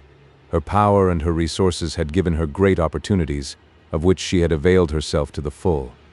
She had won secrets from nature in strange ways, and had even gone to the length of going down into the tomb herself, having been swathed and coffined and left as dead for a whole month. The priests had tried to make out that the real Princess Tera had died in the experiment and that another girl had been substituted, but she had conclusively proved their error. All this was told in pictures of great merit. It was probably in her time that the impulse was given in the restoring the artistic greatness of the Fourth Dynasty, which had found its perfection in the days of Chufu. In the chamber of the sarcophagus were pictures and writings to show that she had achieved victory over sleep. Indeed, there was everywhere a symbolism, wonderful even in a land and an age of symbolism. Prominence was given to the fact that she, though a queen, claimed all the privileges of kingship and masculinity. In one place she was pictured in man's dress, and wearing the white and red crowns. In the following picture she was in female dress, but still wearing the crowns of Upper and Lower Egypt, while the discarded male raiment lay at her feet.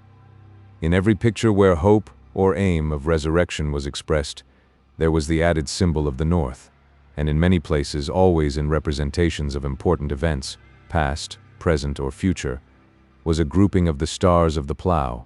She evidently regarded this constellation as in some way peculiarly associated with herself. Perhaps the most remarkable statement in the records, both on the stelae and in the mural writings, was that Queen Tera had power to compel the gods. This, by the way, was not an isolated belief in Egyptian history, but was different in its cause. She had engraved on a ruby, carved like a scarab, and having 7 stars of 7 points, master words to compel all the gods, both of the upper and the underworlds. In the statement it was plainly set forth that the hatred of the priests was, she knew, stored up for her, and that they would after her death try to suppress her name. This was a terrible revenge, I may tell you, in Egyptian mythology, for without a name no one can after death be introduced to the gods, or have prayers said for him. Therefore, she had intended her resurrection to be after a long time and in a more northern land, under the constellation whose 7 stars had ruled her birth. To this end, her hand was to be in the air, unwrapped, and in it the jewel of 7 stars, so that wherever there was air she might move even as her Kea could move.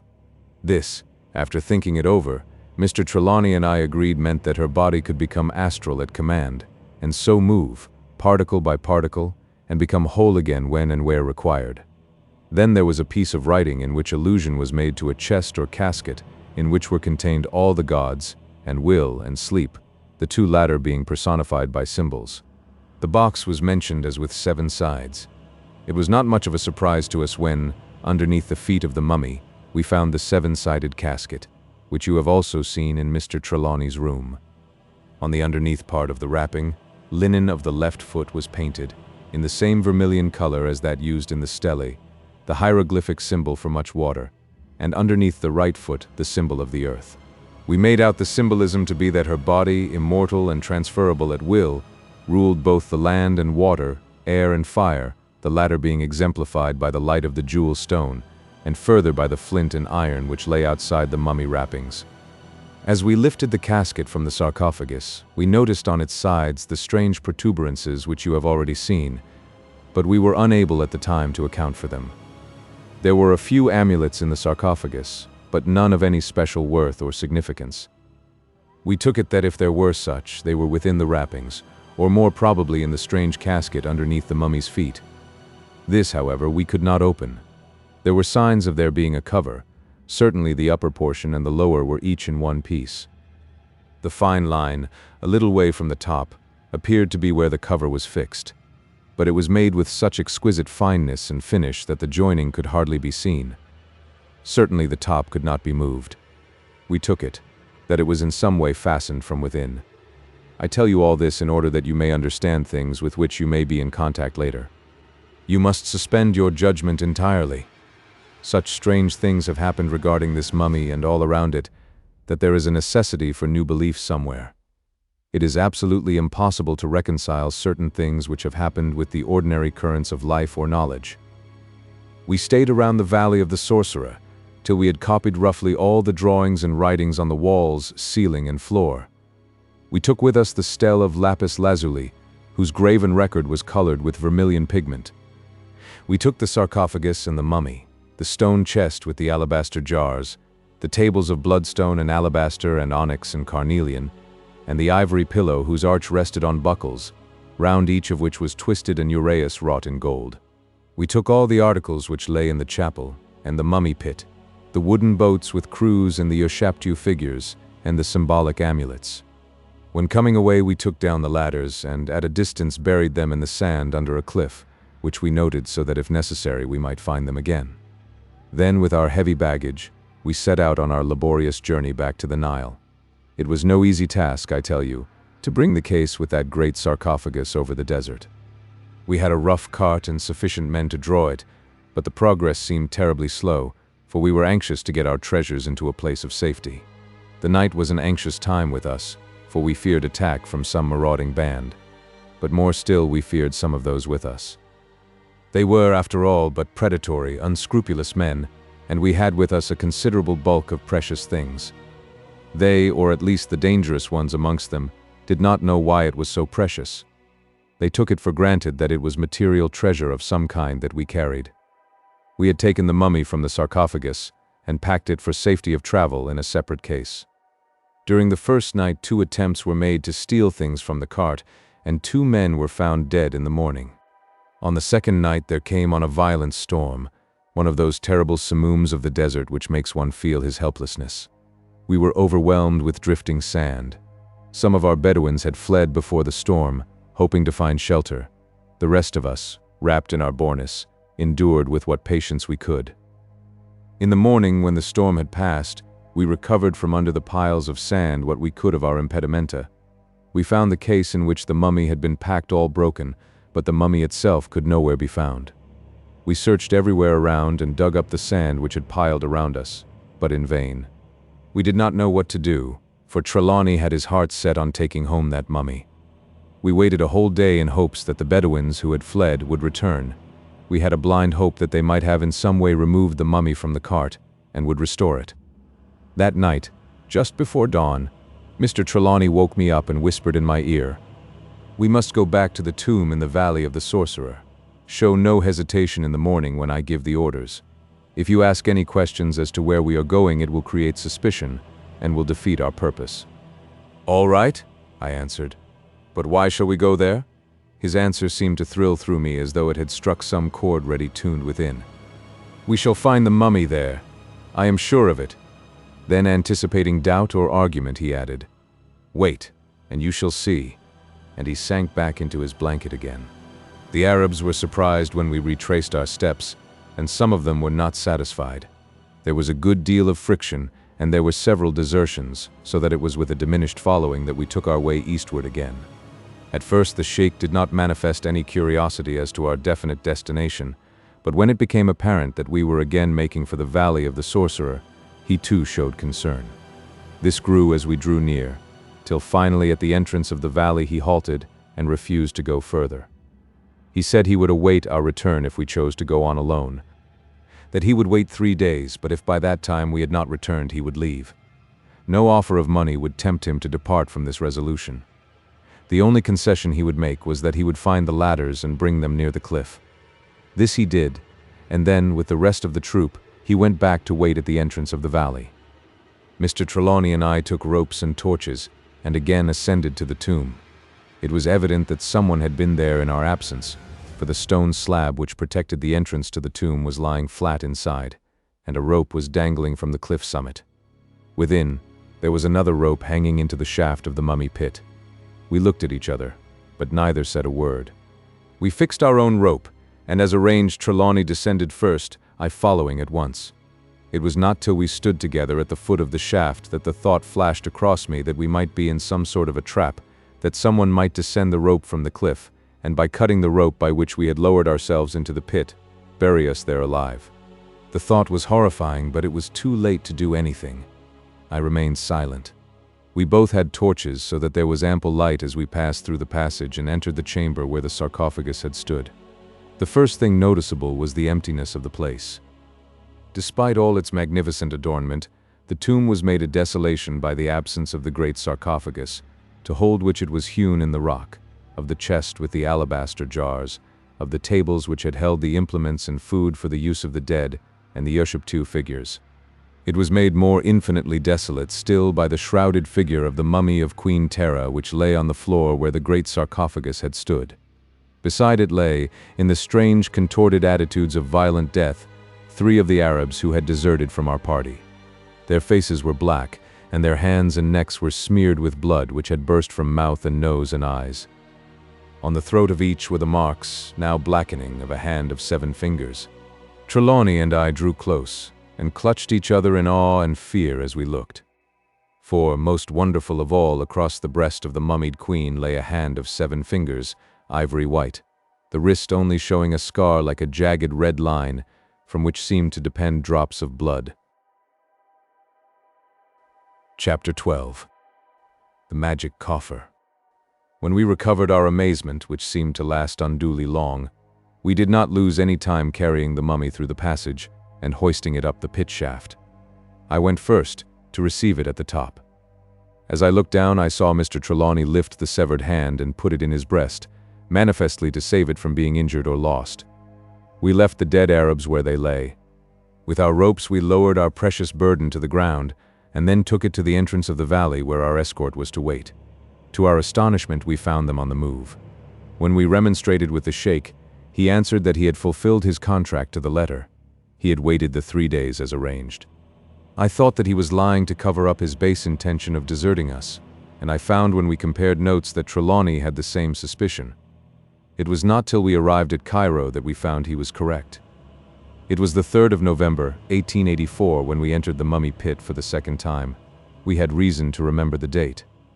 We had lost 3 whole days of our reckoning out of our lives, whilst we had stood wondering in that chamber of the dead.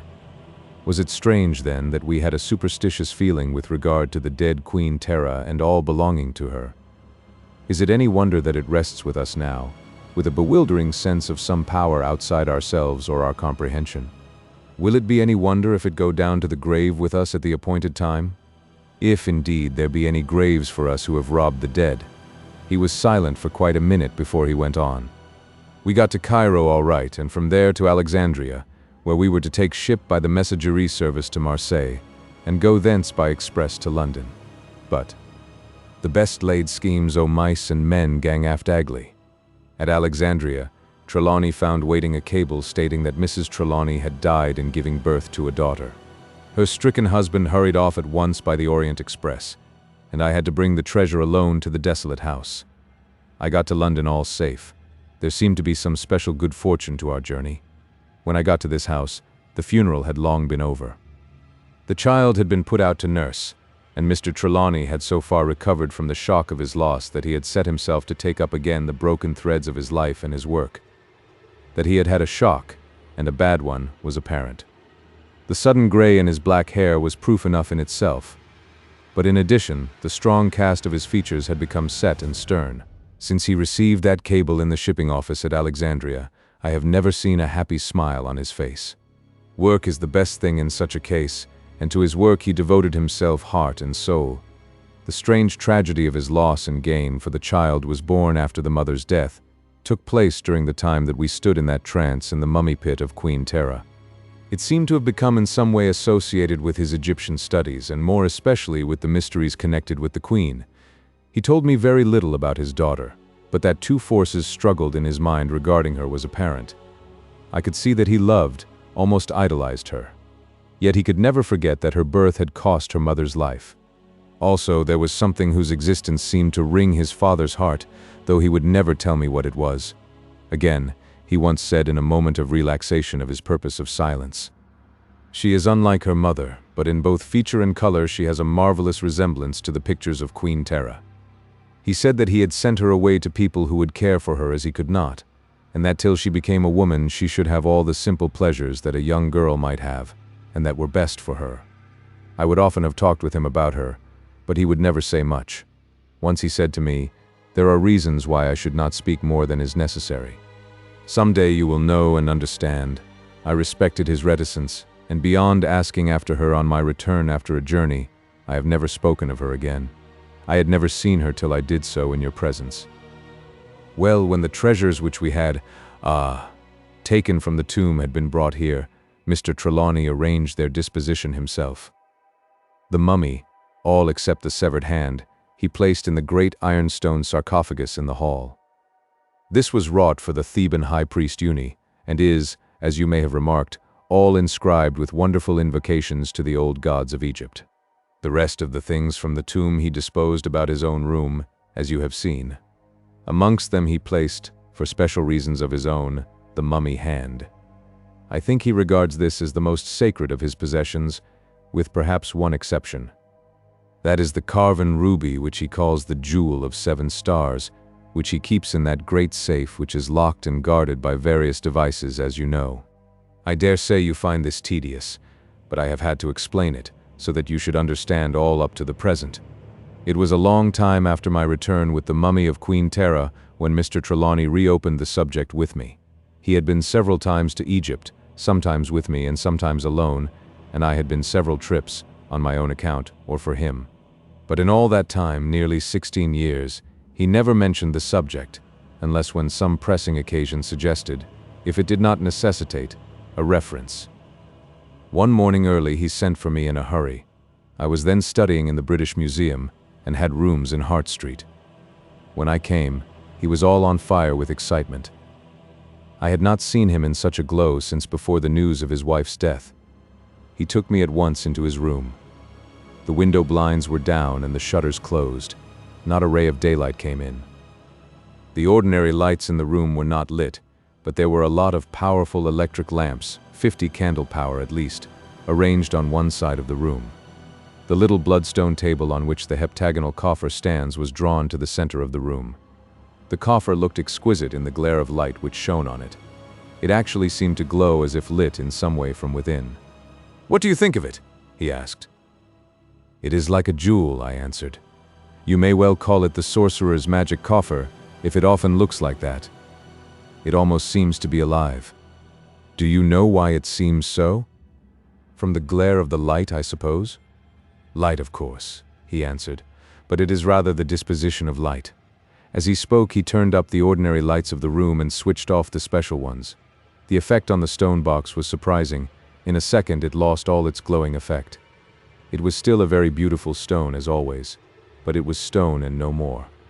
"Do you notice anything about the arrangement of the lamps?" he asked. "No. They were in the shape of the stars in the plough, as the stars are in the ruby." The statement came to me with a certain sense of conviction. I do not know why, except that there had been so many mysterious associations with the mummy and all belonging to it that any new one seemed enlightening. I listened as Trelawney went on to explain. "For 16 years I have never ceased to think of that adventure, or to try to find a clue to the mysteries which came before us, but never until last night did I seem to find a solution. I think I must have dreamed of it, for I woke all on fire about it. I jumped out of bed with a determination of doing something before I quite knew what it was that I wished to do. Then, all at once, the purpose was clear before me. There were allusions in the writing on the walls of the tomb to the 7 stars of the Great Bear that go to make up the plough, and the north was again and again emphasized. The same symbols were repeated with regard to the magic box, as we called it. We had already noticed those peculiar translucent spaces in the stone of the box. You remember the hieroglyphic writing had told that the jewel came from the heart of an aerolite, and that the coffer was cut from it also. It might be, I thought, that the light of the 7 stars, shining in the right direction, might have some effect on the box, or something within it. I raised the blind and looked out. The plough was high in the heavens, and both its stars and the pole star were straight opposite the window. I pulled the table with the coffer out into the light and shifted it until the translucent patches were in the direction of the stars. Instantly, the box began to glow, as you saw it under the lamps, though but slightly. I waited and waited, but the sky clouded over, and the light died away. So I got wires and lamps, you know how often I use them in experiments, and tried the effect of electric light. It took me some time to get the lamps properly placed, so that they would correspond to the parts of the stone, but the moment I got them right, the whole thing began to glow as you have seen it. I could get no further, however. There was evidently something wanting. All at once it came to me that if light could have some effect, there should be in the tomb some means of producing light, for there could not be starlight in the mummy pit in the cavern. Then the whole thing seemed to become clear. On the bloodstone table, which has a hollow carved in its top, into which the bottom of the coffer fits, I laid the magic coffer, and I at once saw that the odd protuberances so carefully wrought in the substance of the stone corresponded in a way to the stars in the constellation. These, then, were to hold lights. "Eureka!" I cried. "All we want now is the lamps." I tried placing the electric lights on, or close to, the protuberances, but the glow never came to the stone.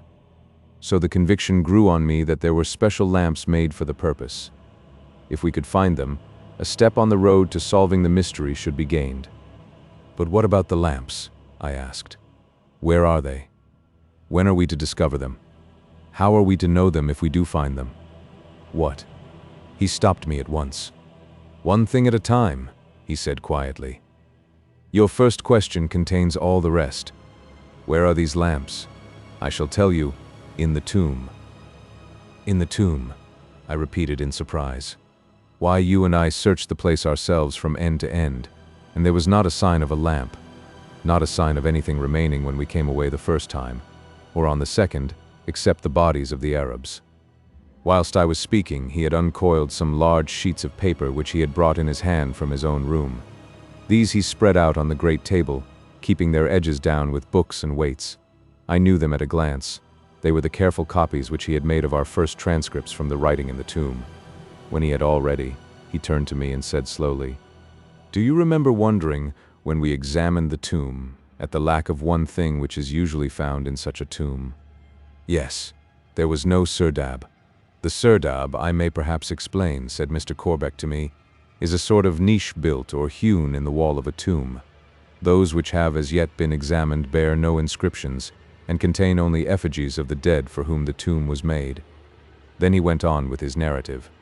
Trelawney, when he saw that I had caught his meaning, went on speaking with something of his old enthusiasm. "I have come to the conclusion that there must be a serdab, a secret one. We were dull not to have thought of it before.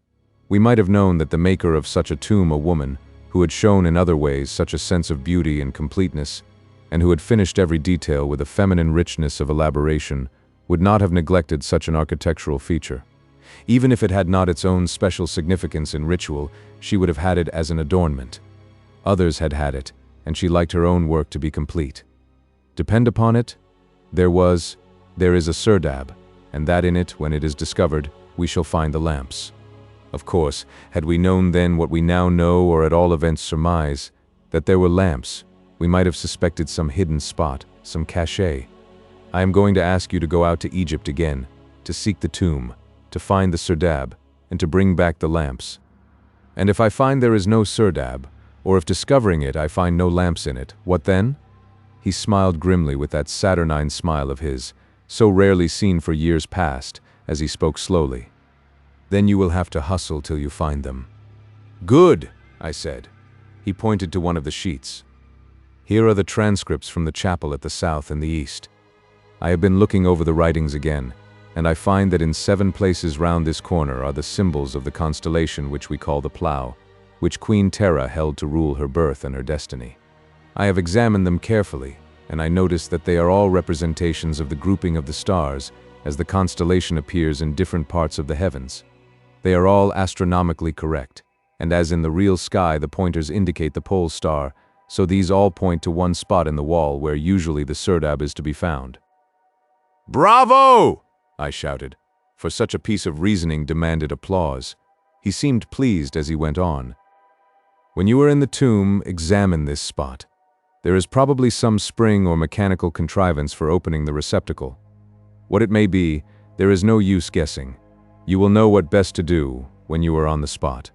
I started the next week for Egypt, and never rested till I stood again in the tomb.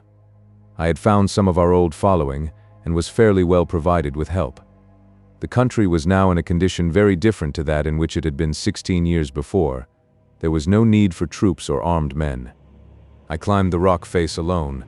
There was no difficulty, for in that fine climate the woodwork of the ladder was still dependable. It was easy to see that in the years that had elapsed there had been other visitors to the tomb, and my heart sank within me when I thought that some of them might by chance have come across the secret place. It would be a bitter discovery indeed to find that they had forestalled me, and that my journey had been in vain. The bitterness was realized when I lit my torches, and passed between the seven-sided columns to the chapel of the tomb. There, in the very spot where I had expected to find it, was the opening of a serdab, and the serdab was empty.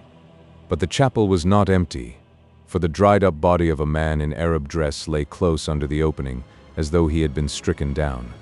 I examined all round the walls to see if Trelawney's surmise was correct, and I found that in all the positions of the stars as given, the pointers of the plow indicated a spot to the left hand or south side of the opening of the serdab, where was a single star in gold. I pressed this, and it gave way. The stone which had marked the front of the serdab, and which lay back against the wall within, moved slightly. On further examining the other side of the opening, I found a similar spot, indicated by other representations of the constellation, but this was itself a figure of the 7 stars, and each was wrought in burnished gold. I pressed each star in turn, but without result. Then it struck me that if the opening spring was on the left, this on the right might have been intended for the simultaneous pressure of all the stars by one hand of 7 fingers. By using both my hands, I managed to effect this. With a loud click, a metal figure seemed to dart from close to the opening of the serdab. The stone slowly swung back to its place, and shut with a click. The glimpse which I had of the descending figure appalled me for the moment. It was like that grim guardian which, according to the Arabian historian Ibn Abd al-Hokin, the builder of the pyramids, King Sarid ibn Salhuk, placed in the western pyramid to defend its treasure, a marble figure, upright, with lance in hand, with on his head a serpent wreathed. When any approached, the serpent would bite him on one side, and twining about his throat and killing him, would return again to his place. I knew well that such a figure was not wrought to pleasantry, and that to brave it was no child's play. The dead Arab at my feet was proof of what could be done. So I examined again along the wall, and found here and there chippings as if someone had been tapping with a heavy hammer. This then had been what happened.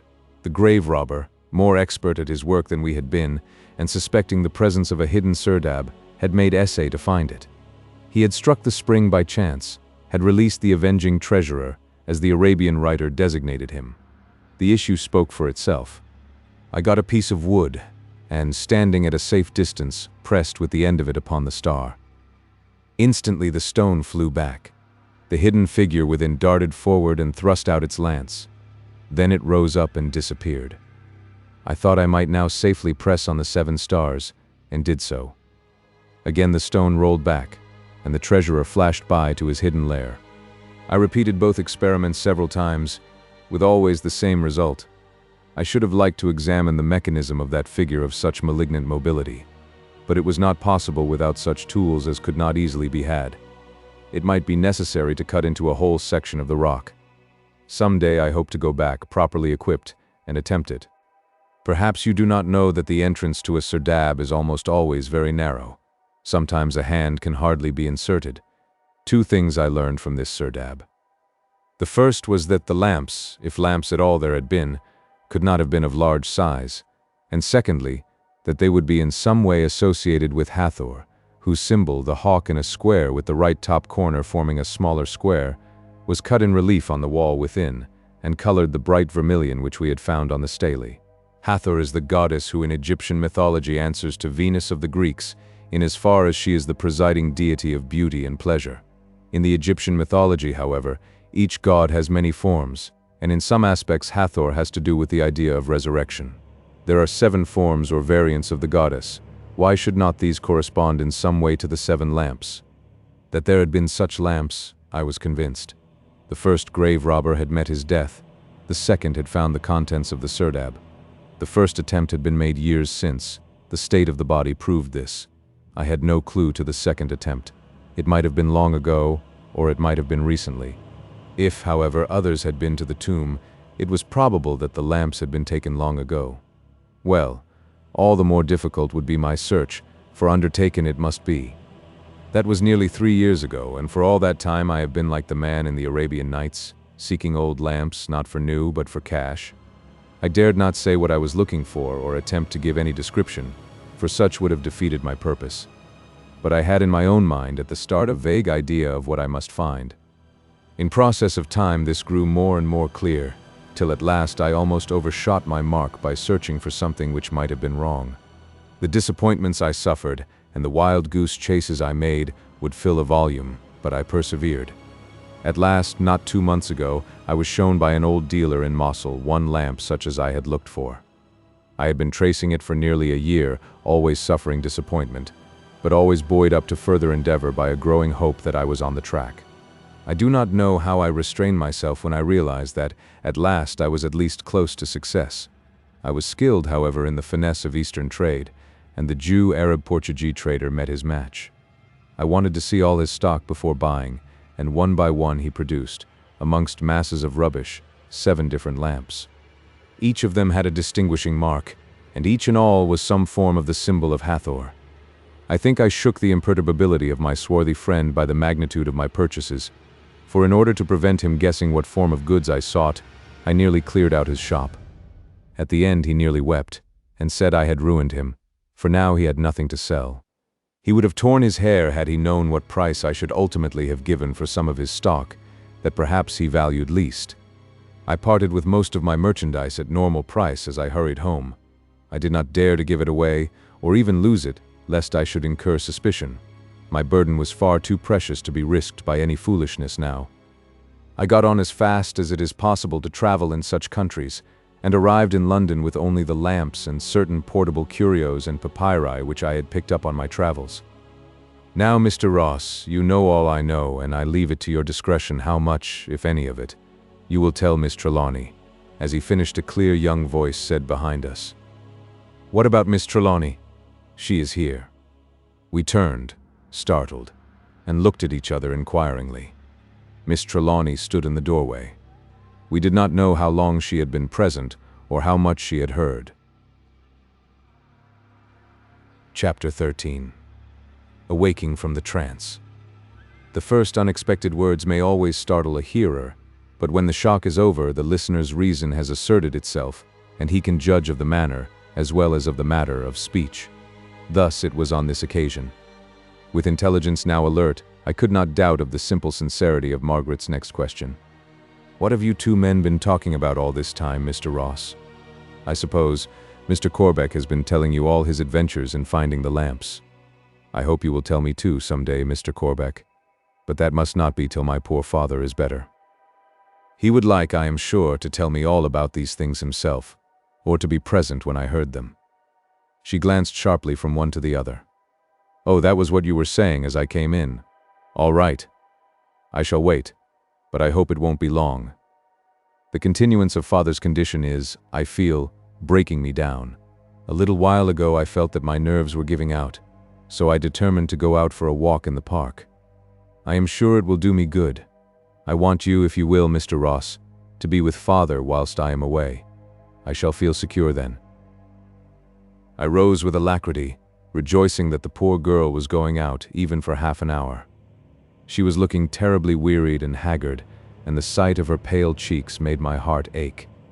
I went to the sick room and sat down in my usual place. Mrs. Grant was then on duty. We had not found it necessary to have more than one person in the room during the day. When I came in, she took occasion to go about some household duty. The blinds were up, but the north aspect of the room softened the hot glare of the sunlight without. I sat for a long time thinking over all that Mr. Corbeck had told me, and weaving its wonders into the tissue of strange things which had come to pass since I had entered the house. At times I was inclined to doubt everything and everyone, to doubt even the evidences of my own 5 senses. The warnings of the skilled detective kept coming back to my mind. He had put down Mr. Corbeck as a clever liar and a confederate of Miss Trelawney, of Margaret. That settled it. Face to face with such a proposition as that, doubt vanished. Each time when her image, her name, the merest thought of her, came before my mind, each event stood out stark as a living fact. My life upon her faith. I was recalled from my reverie, which was fast becoming a dream of love, in a startling manner. A voice came from the bed, a deep, strong, masterful voice. The first note of it called up like a clarion my eyes and my ears. The sick man was awake and speaking. "Who are you? What are you doing here?" Whatever ideas any of us had ever formed of his waking, I am quite sure that none of us expected to see him start up all awake and full master of himself. I was so surprised that I answered almost mechanically. "Ross is my name. I have been watching by you." He looked surprised for an instant, and then I could see that his habit of judging for himself came into play. "Watching by me? How do you mean? Why watching by me?" His eye had now lit on his heavily bandaged wrist. He went on in a different tone, less aggressive, more genial, as of one accepting facts. "Are you a doctor?" I felt myself almost smiling as I answered. The relief from the long pressure of anxiety regarding his life was beginning to tell. "No, sir." "Then why are you here? If you are not a doctor, what are you?" His tone was again more dictatorial. Thought is quick. The whole train of reasoning on which my answer must be based flooded through my brain before the words could leave my lips. Margaret. I must think of Margaret. This was her father, who as yet knew nothing of me, even of my very existence. He would be naturally curious, if not anxious, to know why I amongst men had been chosen as his daughter's friend on the occasion of his illness. Fathers are naturally a little jealous in such matters as a daughter's choice, and in the undeclared state of my love for Margaret, I must do nothing which could ultimately embarrass her. I am a barrister. It is not, however, in that capacity I am here, but simply as a friend of your daughter. It was probably her knowledge of my being a lawyer which first determined her to ask me to come when she thought you had been murdered. Afterwards, she was good enough to consider me to be a friend, and to allow me to remain in accordance with your expressed wish that someone should remain to watch. Mr. Trelawney was manifestly a man of quick thought and of few words. He gazed at me keenly as I spoke, and his piercing eyes seemed to read my thought. To my relief, he said no more on the subject just then, seeming to accept my words in simple faith. There was evidently in his own mind some cause for the acceptance deeper than my own knowledge. His eyes flashed, and there was an unconscious movement of the mouth that could hardly be called a twitch, which betokened satisfaction.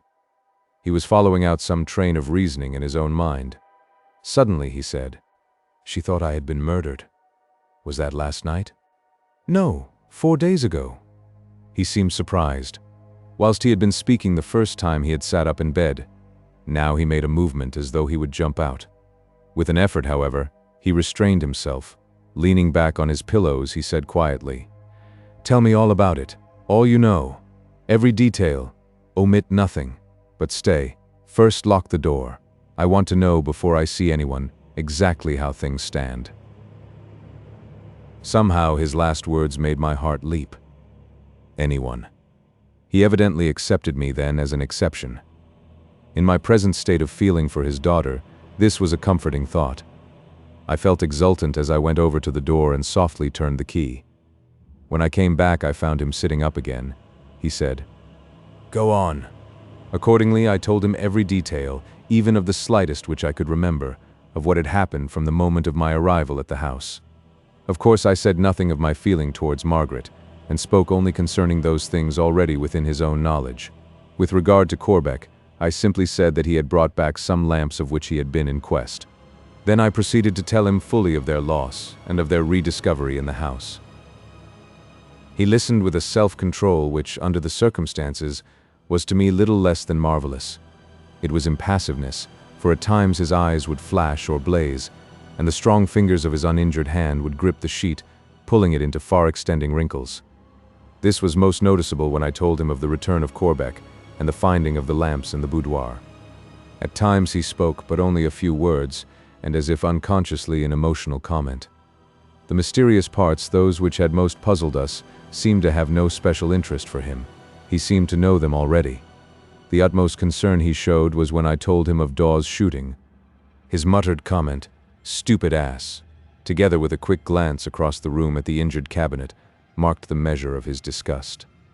As I told him of his daughter's harrowing anxiety for him, of her unending care and devotion, of the tender love which she had shown, he seemed much moved.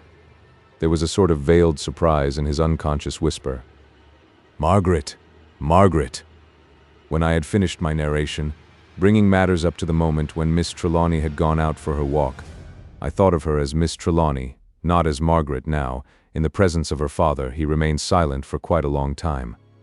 It was probably 2 or 3 minutes, but it seemed interminable. All at once he turned and said to me briskly, "Now tell me all about yourself." This was something of a floorer. I felt myself grow red hot. Mr. Trelawney's eyes were upon me. They were now calm and inquiring, but never ceasing in their soul-searching scrutiny. There was just a suspicion of a smile on the mouth which, though it added to my embarrassment, gave me a certain measure of relief. I was, however, face to face with difficulty, and the habit of my life stood me in good stead. I looked him straight in the eyes as I spoke. "My name, as I told you, is Ross, Malcolm Ross. I am by profession a barrister. I was made a Queen's Counsel in the last year of the Queen's reign. I have been fairly successful in my work." To my relief, he said, "Yes, I know. I have always heard well of you.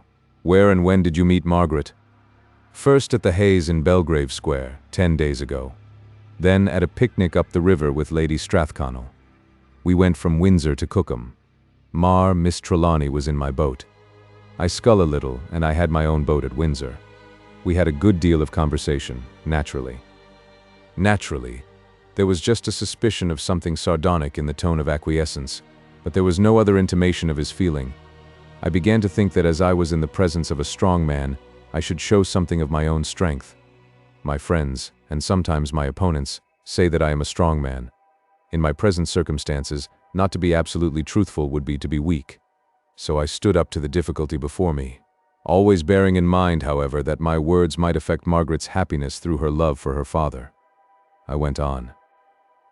In conversation at a place and time and amid surroundings so pleasing, and in a solitude inviting to confidence, I got a glimpse of her inner life. Such a glimpse as a man of my years and experience may get from a young girl. The father's face grew graver as I went on, but he said nothing. I was committed now to a definite line of speech, and went on with such mastery of my mind as I could exercise. The occasion might be fraught with serious consequences to me too. I could not but see that there was over her spirit a sense of loneliness which was habitual to her. I thought I understood it. I am myself an only child. I ventured to encourage her to speak to me freely, and was happy enough to succeed. A sort of confidence became established between us. There was something in the father's face which made me add hurriedly, "Nothing was said by her, sir, as you can well imagine, which was not right and proper. She only told me in the impulsive way of one longing to give voice to thoughts long carefully concealed, of her yearning to be closer to the father whom she loved, more in rapport with him, more in his confidence, closer within the circle of his sympathies. Oh, believe me, sir, that it was all good. All that a father's heart could hope or wish for. It was all loyal. That she spoke it to me was perhaps because I was almost a stranger with whom there was no previous barrier to confidence."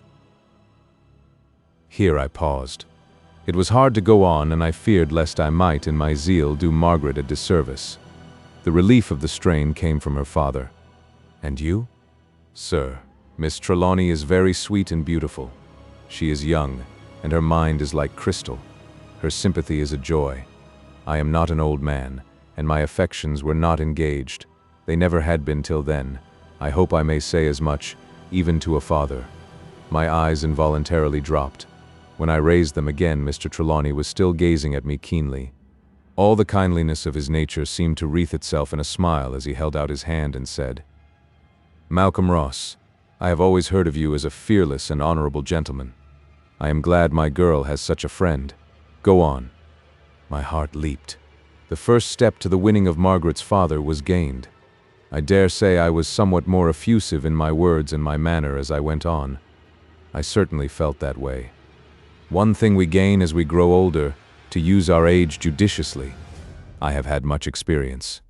I have fought for it and worked for it all my life, and I felt that I was justified in using it. I ventured to ask Miss Trelawney to count on me as a friend, to let me serve her should occasion arise. She promised me that she would. I had little idea that my chance of serving her should come so soon or in such a way, but that very night you were stricken down. In her desolation and anxiety, she sent for me. I paused. He continued to look at me as I went on. When your letter of instructions was found, I offered my services. They were accepted, as you know. And these days, how did they pass for you? The question startled me. There was in it something of Margaret's own voice and manner, something so greatly resembling her lighter moments that it brought out all the masculinity in me. I felt more sure of my ground now as I said, "These days, sir, despite all their harrowing anxiety, despite all the pain they held for the girl whom I grew to love more and more with each passing hour, have been the happiest of my life." He kept silence for a long time, so long that, as I waited for him to speak, with my heart beating, I began to wonder if my frankness had been too effusive. At last he said, "I suppose it is hard to say so much vicariously. Her poor mother should have heard you. It would have made her heart glad." Then a shadow swept across his face, and he went on more hurriedly. "But are you quite sure of all this?" "I know my own heart, sir, or at least I think I do." "No, no," he answered. "I don't mean you. That is all right. But you spoke of my girl's affection for me, and yet she has been living here, in my house, a whole year. Still, she spoke to you of her loneliness, her desolation. It grieves me to say it, but it is true, I never saw sign of such affection towards myself in all the year." His voice trembled away into sad, reminiscent introspection. "Then, sir," I said, "I have been privileged to see more in a few days than you in her whole lifetime." My words seemed to call him up from himself, and I thought that it was with pleasure as well as surprise that he said, "I had no idea of it. I thought that she was indifferent to me, that what seemed like the neglect of her youth was revenging itself on me, that she was cold of heart. It is a joy unspeakable to me that her mother's daughter loves me too." Unconsciously he sank back upon his pillow, lost in memories of the past. How he must have loved her mother. It was the love of her mother's child, rather than the love of his own daughter, that appealed to him. My heart went out to him in a great wave of sympathy and kindliness. I began to understand the passion of these two great, silent, reserved natures that successfully concealed the burning hunger for the other's love. It did not surprise me when presently he murmured to himself, "Margaret, my child, tender and thoughtful and strong and true and brave, like her dear mother, like her dear mother." And then to the very depths of my heart I rejoiced that I had spoken so frankly. Presently Mr. Trelawney said, "4 days, the 16th. Then this is the 20th of July?" I nodded affirmation. He went on, "So I have been lying in a trance for 4 days. It is not the first time. I was in a trance once under strange conditions for 3 days, and never even suspected it till I was told of the lapse of time. I shall tell you all about it some day, if you care to hear." That made me thrill with pleasure. That he, Margaret's father, would so take me into his confidence made it possible. The businesslike, everyday alertness of his voice as he spoke next quite recalled me. "I had better get up now. When Margaret comes in, tell her yourself that I am all right. It will avoid any shock. And will you tell Corbeck that I would like to see him as soon as I can? I want to see those lamps, and hear all about them." His attitude towards me filled me with delight. There was a possible father-in-law aspect that would have raised me from a deathbed. I was hurrying away to carry out his wishes. When, however, my hand was on the key of the door, his voice recalled me. "Mr. Ross."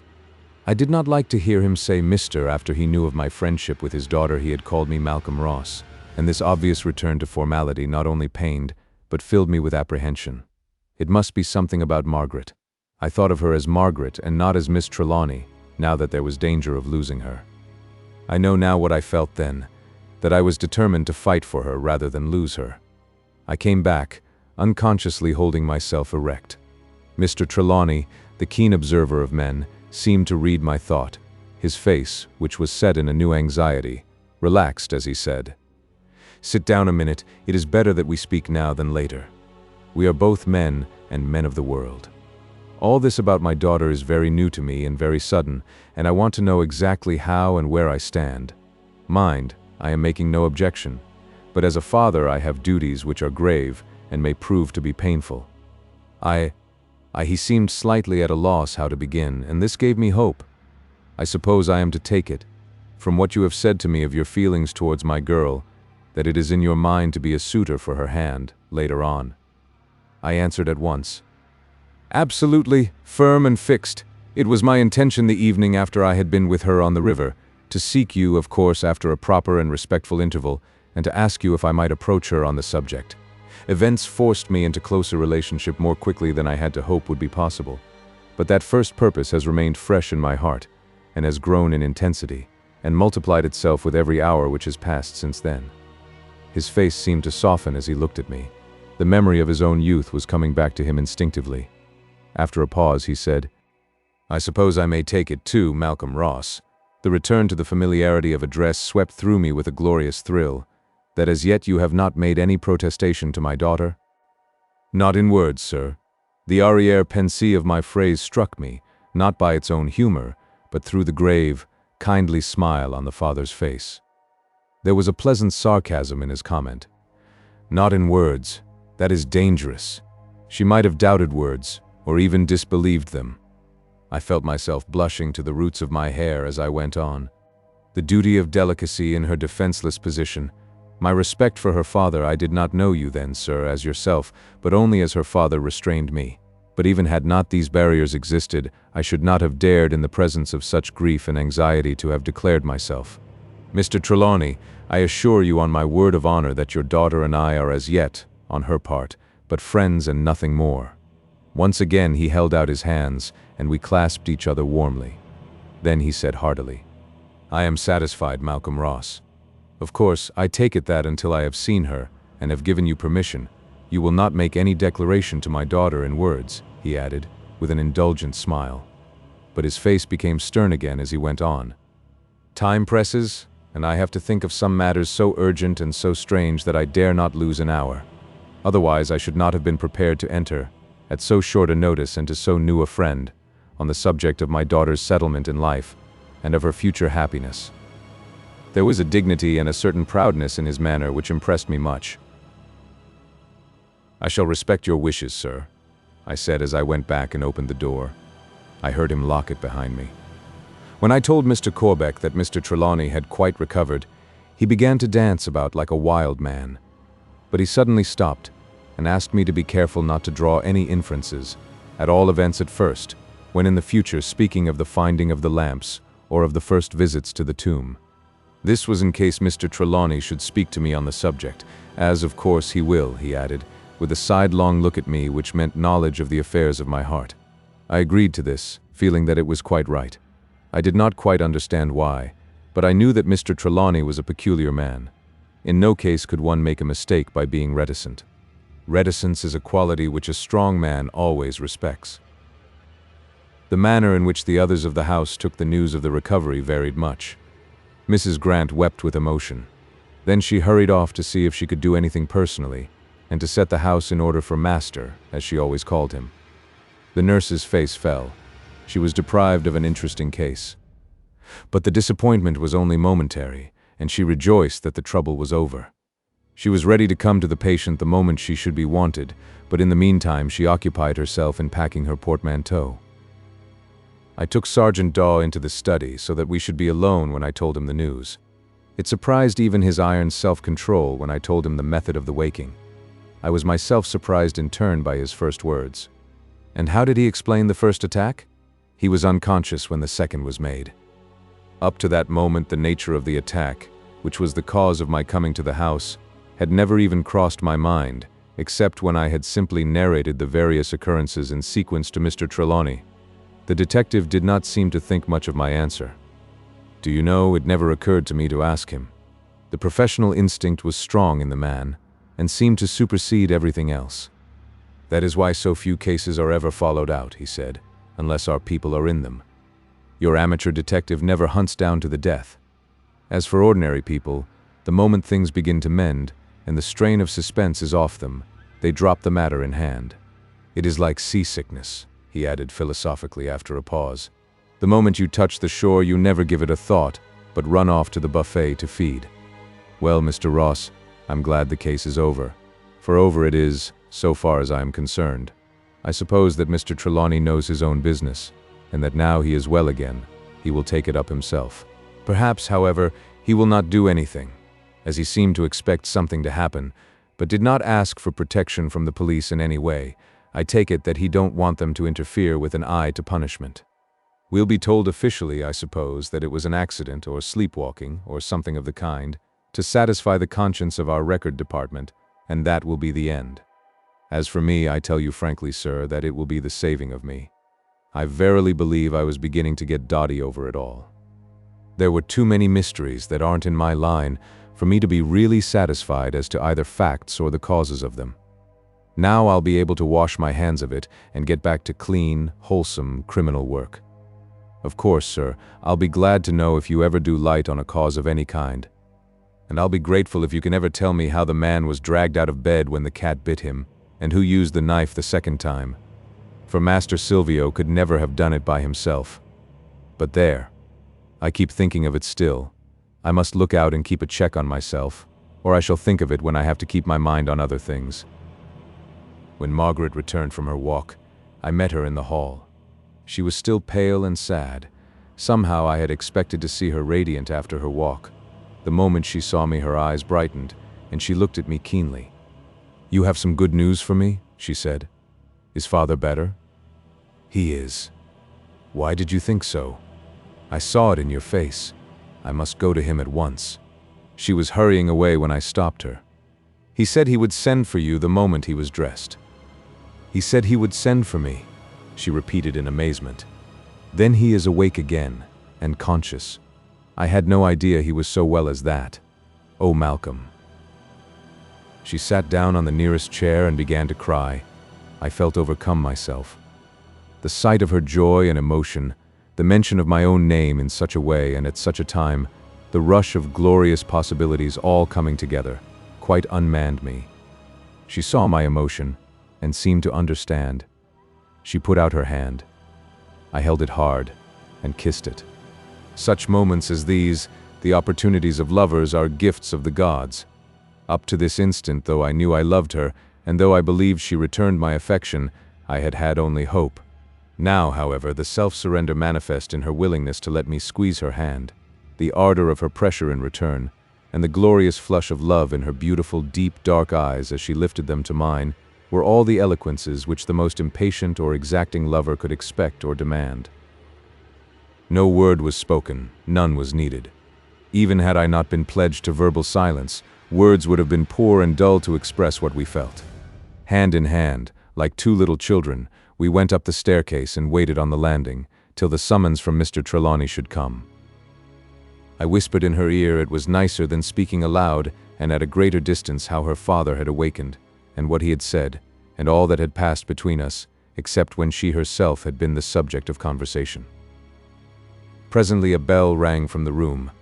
Margaret slipped from me and looked back with warning finger on lip. She went over to her father's door and knocked softly. "Come in," said the strong voice. "It is I, father." The voice was tremulous with love and hope. There was a quick step inside the room. The door was hurriedly thrown open, and in an instant Margaret, who had sprung forward, was clasped in her father's arms. There was little speech, only a few broken phrases. "Father, dear, dear father, my child, Margaret, my dear, dear child. Oh, father, father, at last, at last." Here the father and daughter went into the room together, and the door closed. Chapter 14 The Birth-Mark. During my waiting for the summons to Mr. Trelawney's room, which I knew would come, the time was long and lonely. After the first few moments of emotional happiness at Margaret's joy, I somehow felt apart and alone, and for a little time the selfishness of a lover possessed me. But it was not for long. Margaret's happiness was all to me, and in the conscious sense of it I lost my baser self. Margaret's last words as the door closed on them gave the key to the whole situation, as it had been and as it was. These two proud, strong people, though father and daughter, had only come to know each other when the girl was grown up. Margaret's nature was of that kind which matures early. The pride and strength of each, and the reticence which was their corollary, made a barrier at the beginning.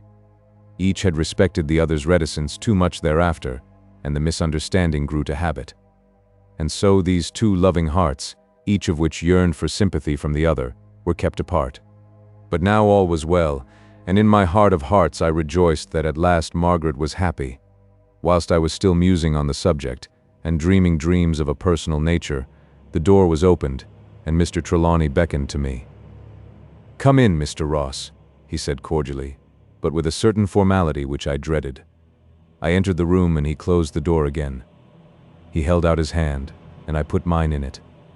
He did not let it go, but still held it as he drew me over toward his daughter. Margaret looked from me to him, and back again, and her eyes fell. When I was close to her, Mr. Trelawney let go my hand and, looking his daughter straight in the face, said, "If things are as I fancy, we shall not have any secrets between us. Malcolm Ross knows so much of my affairs already, that I take it he must either let matters stop where they are and go away in silence, or else he must know more. Margaret, are you willing to let Mr. Ross see your wrist?" She threw one swift look of appeal in his eyes, but even as she did so she seemed to make up her mind. Without a word she raised her right hand, so that the bracelet of spreading wings which covered the wrist fell back, leaving the flesh bare. Then an icy chill shot through me. On her wrist was a thin, red, jagged line, from which seemed to hang red stains like drops of blood. She stood there, a veritable figure of patient pride. Oh, but she looked proud. Through all her sweetness, all her dignity, all her high-souled negation of self which I had known, and which never seemed more marked than now, through all the fire that seemed to shine from the dark depths of her eyes into my very soul, pride shone conspicuously. The pride that has faith, the pride that is born of conscious purity, the pride of a veritable queen of old time, when to be royal was to be the first and greatest and bravest in all high things. As we stood thus for some seconds, the deep, grave voice of her father seemed to sound a challenge in my ears. "What do you say now?" My answer was not in words. I caught Margaret's right hand in mine as it fell, and holding it tight, whilst with the other I pushed back the golden cincture, stooped and kissed the wrist. As I looked up at her, but never letting go her hand, there was a look of joy on her face such as I dream of when I think of heaven. Then I faced her father. "You have my answer, sir." His strong face looked gravely sweet. He only said one word as he laid his hand on our clasped ones, whilst he bent over and kissed his daughter. "Good!" We were interrupted by a knock at the door. In answer to an impatient "come in" from Mr. Trelawney, Mr. Corbeck entered. When he saw us grouped, he would have drawn back, but in an instant Mr. Trelawney had sprung forth and dragged him forward. As he shook him by both hands, he seemed a transformed man. All the enthusiasm of his youth, of which Mr. Corbeck had told us, seemed to have come back to him in an instant. "So you have got the lamps," he almost shouted. "My reasoning was right after all. Come to the library where we will be alone and tell me all about it. And while he does it, Ross," said he, turning to me, "do you, like a good fellow, get the key from the safe deposit so that I may have a look at the lamps." Then the three of them, the daughter lovingly holding her father's arm, went into the library, whilst I hurried off to Chancery Lane. When I returned with the key, I found them still engaged in the narrative, but Dr. Winchester, who had arrived soon after I left, was with them. Mr. Trelawney, on hearing from Margaret of his great attention and kindness, and how he had, under much pressure to the contrary, steadfastly obeyed his written wishes, had asked him to remain and listen. "It will interest you, perhaps," he said, "to learn the end of the story." We all had an early dinner together. We sat after it a good while, and then Mr. Trelawney said, "Now, I think we had all better separate and go quietly to bed early. We may have much to talk about tomorrow, and tonight I want to think." Mr. Winchester went away, taking, with a courteous forethought, Mr. Corbeck with him and leaving me behind. When the others had gone, Mr. Trelawney said, I think it will be well if you, too, will go home for tonight. I want to be quite alone with my daughter. There are many things I wish to speak of to her, and to her alone. Perhaps, even tomorrow, I will be able to tell you also of them, but in the meantime there will be less distraction to us both if we are alone in the house. I quite understood and sympathized with his feelings, but the experiences of the last few days were strong on me, and with some hesitation I said, "But may it not be dangerous? If you knew as we do." To my surprise, Margaret interrupted me. "There will be no danger, Malcolm. I shall be with Father." As she spoke, she clung to him in a protective way. I said no more, but stood up to go at once. Mr. Trelawney said heartily, "Come as early as you please, Ross. Come to breakfast. After it, you and I will want to have a word together." He went out of the room quietly, leaving us together. I clasped and kissed Margaret's hands, which she held out to me, and then drew her close to me, and our lips met for the first time. I did not sleep much that night. Happiness on the one side of my bed and anxiety on the other kept sleep away. But if I had anxious care, I had also happiness which had not equal in my life or ever can have. The night went by so quickly that the dawn seemed to rush on me, not stealing as is its wont. Before 9 o'clock I was at Kensington. All anxiety seemed to float away like a cloud as I met Margaret, and saw that already the pallor of her face had given to the rich bloom which I knew. She told me that her father had slept well, and that he would be with us soon. "I do believe," she whispered, "that my dear and thoughtful father has kept back on purpose, so that I might meet you first, and alone." After breakfast, Mr. Trelawney took us into the study, saying as he passed in, "I have asked Margaret to come too." When we were seated, he said gravely, "I told you last night that we might have something to say to each other. I dare say that you may have thought that it was about Margaret and yourself. Isn't that so?" I thought so. "Well, my boy, that is all right. Margaret and I have been talking, and I know her wishes." He held out his hand. When I wrung it, and had kissed Margaret, who drew her chair close to mine, so that we could hold hands as we listened, he went on, but with a certain hesitation. It could hardly be called nervousness, which was new to me. "You know a good deal of my hunt after this mummy and her belongings, and I dare say you have guessed a good deal of my theories. But these at any rate I shall explain later, concisely and categorically, if it be necessary. What I want to consult you about now is this. Margaret and I disagree on one point. I am about to make an experiment, the experiment which is to crown all that I have devoted 20 years of research and danger and labor to prepare for. Through it we may learn things that have been hidden from the eyes and the knowledge of men for centuries, for scores of centuries. I do not want my daughter to be present, for I cannot blind myself to the fact that there may be danger in it, great danger, and of an unknown kind. I have, however, already faced very great dangers, and of an unknown kind, and so has that brave scholar who has helped me in the work. As to myself, I am willing to run any risk. For science and history and philosophy may benefit, and we may turn one old page of a wisdom unknown in this prosaic age. But for my daughter to run such a risk I am loath. Her young bright life is too precious to throw lightly away, now especially when she is on the very threshold of new happiness. I do not wish to see her life given, as her dear mother's was." He broke down for a moment, and covered his eyes with his hands. In an instant Margaret was beside him, clasping him close, and kissing him, and comforting him with loving words. Then, standing erect with one hand on his head, she said, "Father, Mother did not bid you stay beside her, even when you wanted to go on that journey of unknown danger to Egypt, though that country was then upset from end to end with war, and the dangers that follow war. You have told me how she left you free to go as you wished, though that she thought of danger for you and feared it for you, is proved by this." She held up her wrist with the scar that seemed to run blood. "Now, Mother's daughter does as Mother would have done herself." Then she turned to me. "Malcolm, you know I love you. But love is trust, and you must trust me in danger as well as in joy. You and I must stand beside Father in this unknown peril. Together we shall come through it, or together we shall fail, together we shall die. That is my wish, my first wish to my husband that is to be. Do you not think that as a daughter I am right? Tell my father what you think." She looked like a queen stooping to plead. My love for her grew and grew. I stood up beside her and took her hand and said, "Mr. Trelawney, in this Margaret and I are one." He took both our hands and held them hard. Presently he said with deep emotion, "It is as her mother would have done. Mr. Corbeck and Dr. Winchester came exactly at the time appointed and joined us in the library. Despite my great happiness, I felt our meeting to be a very solemn function, for I could never forget the strange things that had been, and the idea of the strange things which might be was with me like a cloud, pressing down on us all. From the gravity of my companions, I gathered that each of them also was ruled by some such dominating thought. Instinctively, we gathered our chairs into a circle round Mr. Trelawney, who had taken the great armchair near the window.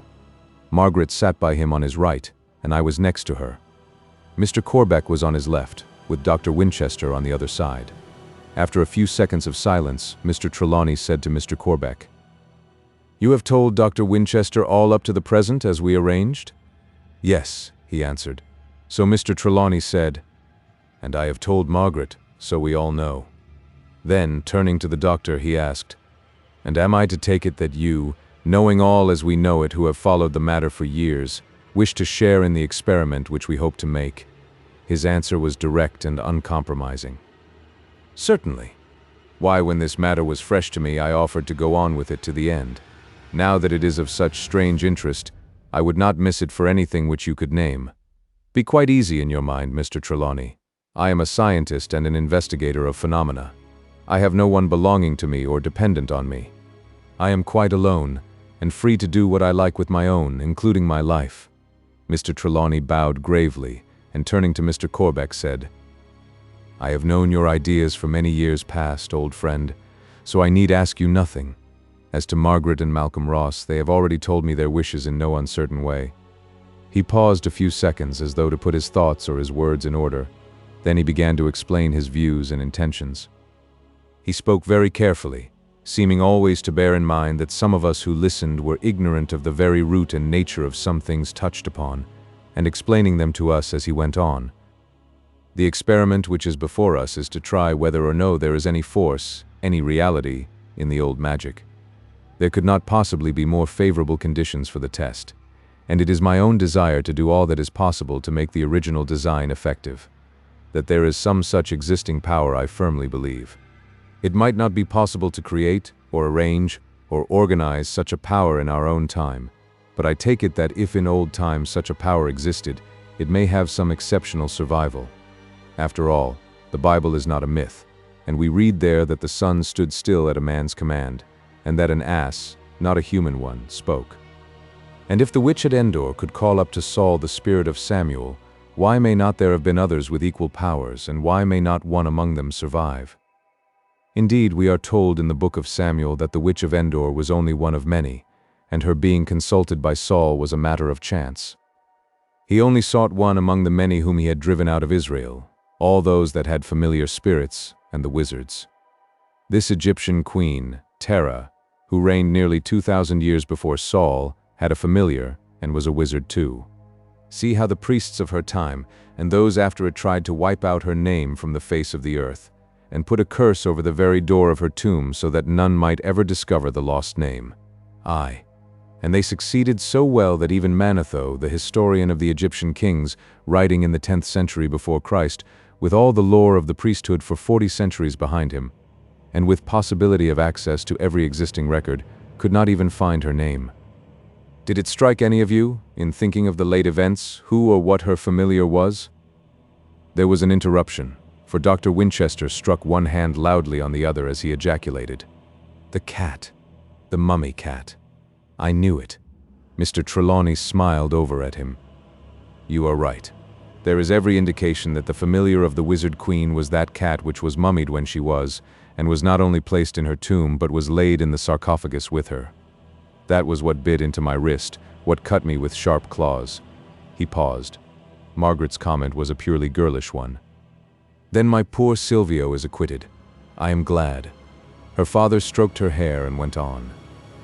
"This woman seems to have had an extraordinary foresight. Foresight far, far beyond her age and the philosophy of her time. She seems to have seen through the weakness of her own religion, and even prepared for emergence into a different world. All her aspirations were for the north, the point of the compass whence blew the cool, invigorating breezes that make life a joy. From the first, her eyes seem to have been attracted to the 7 stars of the plough from the fact, as recorded in the hieroglyphics in her tomb, that at her birth a great aerolite fell, from whose heart was finally extracted that jewel of 7 stars which she regarded as the talisman of her life. It seems to have so far ruled her destiny that all her thought and care circled round it. The magic coffer, so wondrously wrought with 7 sides, we learn from the same source came from the aerolite. 7 was to her a magic number, and no wonder. With 7 fingers on one hand and 7 toes on one foot, with a talisman of a rare ruby with 7 stars in the same position as in that constellation which ruled her birth, each star of the 7 having 7 points in itself a geological wonder, it would have been odd if she had not been attracted by it.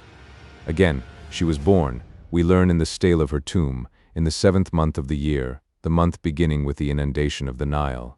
Of which month the presiding goddess was Hathor, the goddess of her own house, of the Antefs of the Theban line, the goddess who in various forms symbolizes beauty and pleasure and resurrection. Again in this 7th month, which, by later Egyptian astronomy, began on October 28th and ran to the 27th of our November, on the 7th day the pointer of the plough just rises above the horizon of the sky at Thebes. In a marvelously strange way, therefore, are grouped into this woman's life these various things. The number 7, the pole star with the constellation of 7 stars, the god of the month, Hathor, who was her own particular god, the god of her family, the Antefs of the Theban dynasty, whose king's symbol it was, and whose 7 forms ruled love and the delights of life and resurrection. If ever there was ground for magic, for the power of symbolism carried into mystic use, for a belief in finite spirits in an age which knew not the living God, it is here. Remember, too, that this woman was skilled in all the science of her time. Her wise and cautious father took care of that, knowing that by her own wisdom she must ultimately combat the intrigues of the hierarchy. Bear in mind that in old Egypt the science of astronomy began and was developed to an extraordinary height, and that astrology followed astronomy in its progress. And it is possible that in the later developments of science with regard to light rays, we may yet find that astrology is on a scientific basis. Our next wave of scientific thought may deal with this. I shall have something special to call your minds to on this point presently. Bear in mind also that the Egyptians knew sciences of which today, despite all our advantages, we are profoundly ignorant. Acoustics, for instance, an exact science with the builders of the temples of Karnak, of Luxor, of the pyramids, is today a mystery to Bell, and Kelvin, and Edison, and Marconi. Again, these old miracle workers probably understood some practical way of using other forces, and amongst them the forces of light that at present we do not dream of. But of this matter I shall speak later. That magic coffer of Queen Tera is probably a magic box in more ways than one. It may, possibly it does, contain forces that we wot not of. We cannot open it, it must be closed from within. How then was it closed?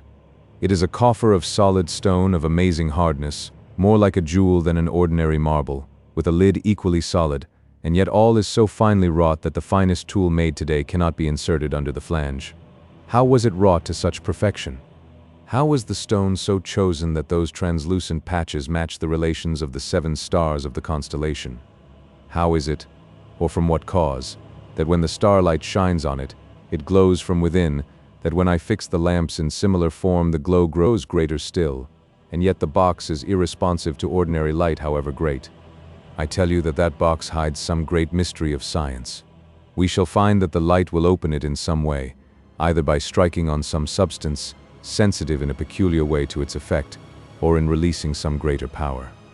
I only trust that in our ignorance we may not so bungle things as to do harm to its mechanism, and so deprive the knowledge of our time of a lesson handed down as by a miracle, through nearly 5,000 years. In another way, too, there may be hidden in that box secrets which, for good or ill, may enlighten the world. We know from their records, and inferentially also, that the Egyptians studied the properties of herbs and minerals for magic purposes, white magic as well as black. We know that some of the wizards of old could induce from sleep dreams of any given kind. That this purpose was mainly effected by hypnotism, which was another art or science of old Nile, I have little doubt.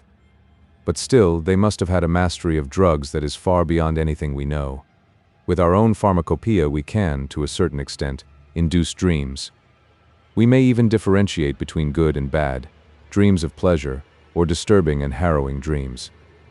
But these old practitioners seem to have been able to command at will any form or color of dreaming, could work round any given subject or thought in almost any was required.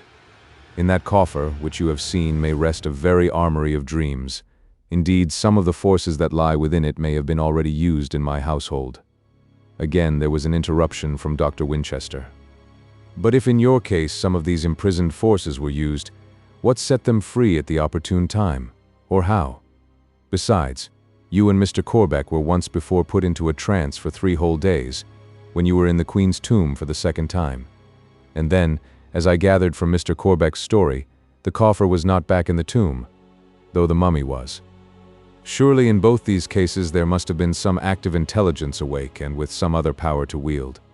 Mr. Trelawney's answer was equally to the point. There was some active intelligence awake. I am convinced of it, and it wielded a power which it never lacks. I believe that on both those occasions hypnotism was the power wielded.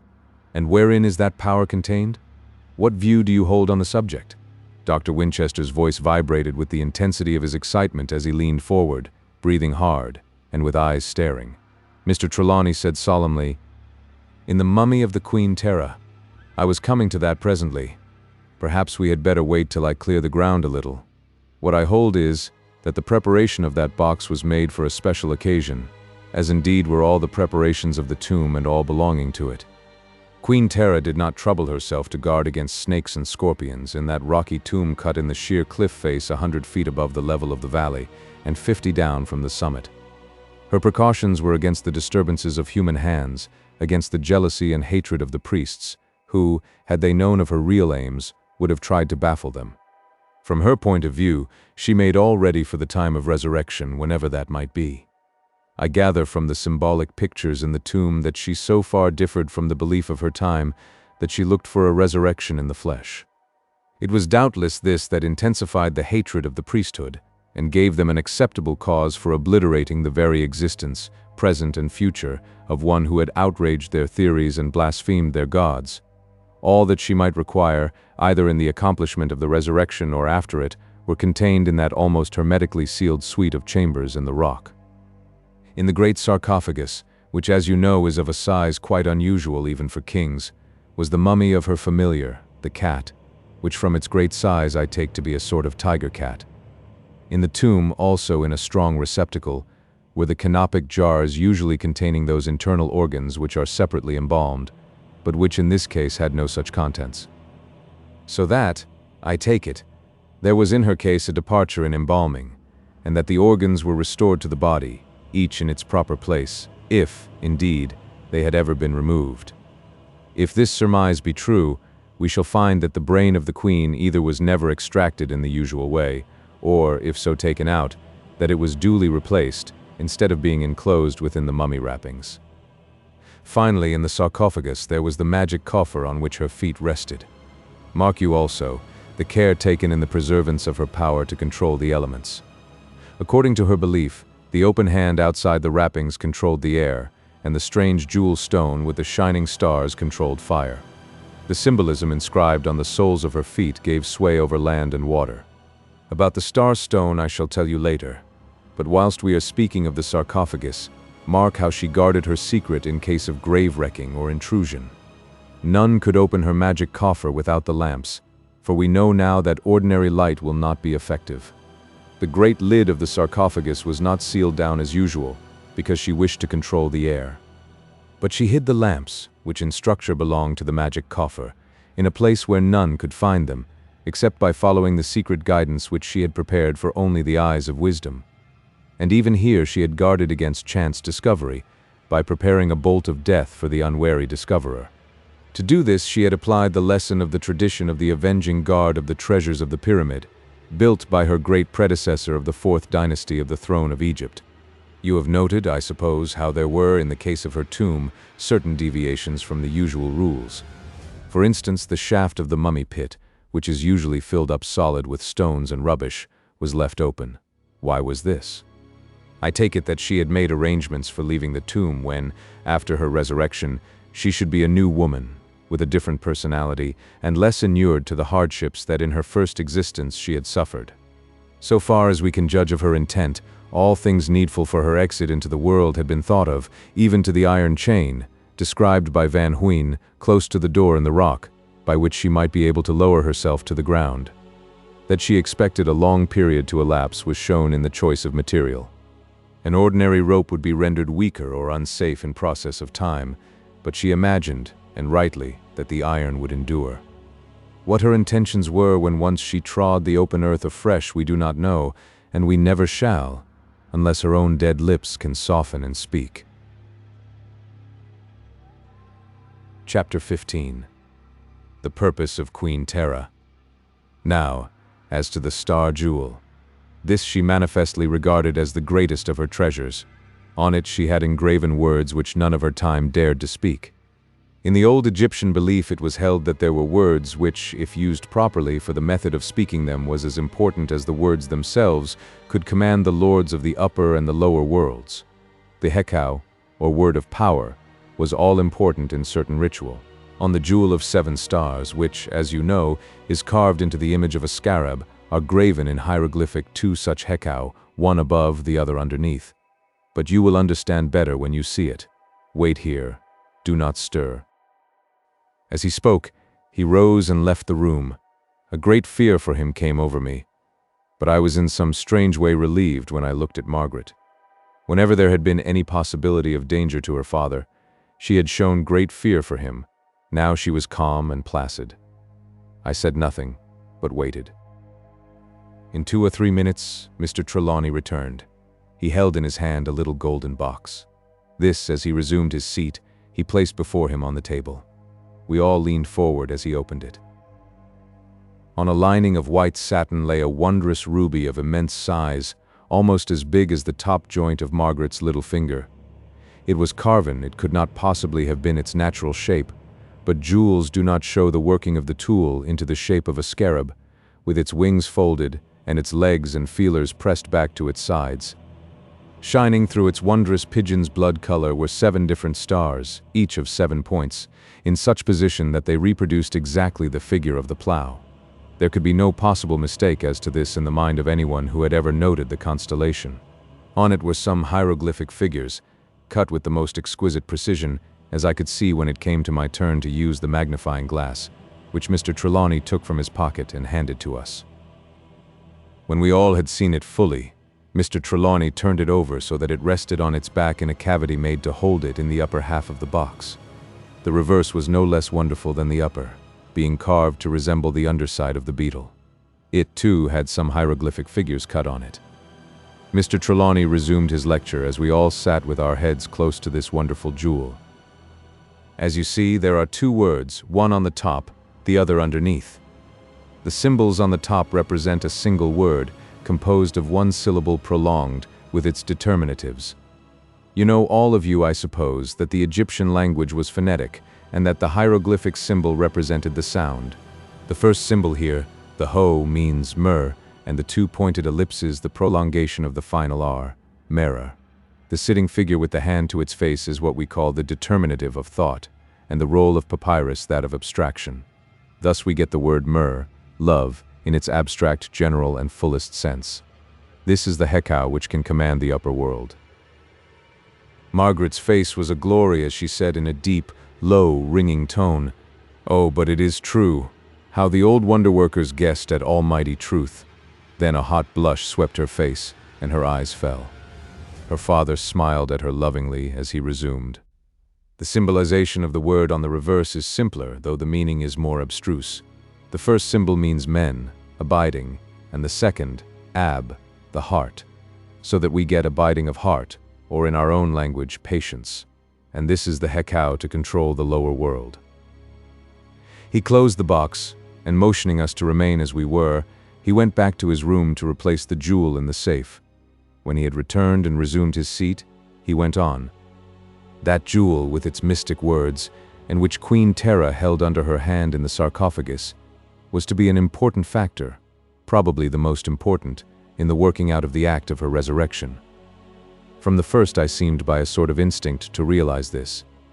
I kept the jewel within my great safe, whence none could extract it, not even Queen Tera herself with her astral body.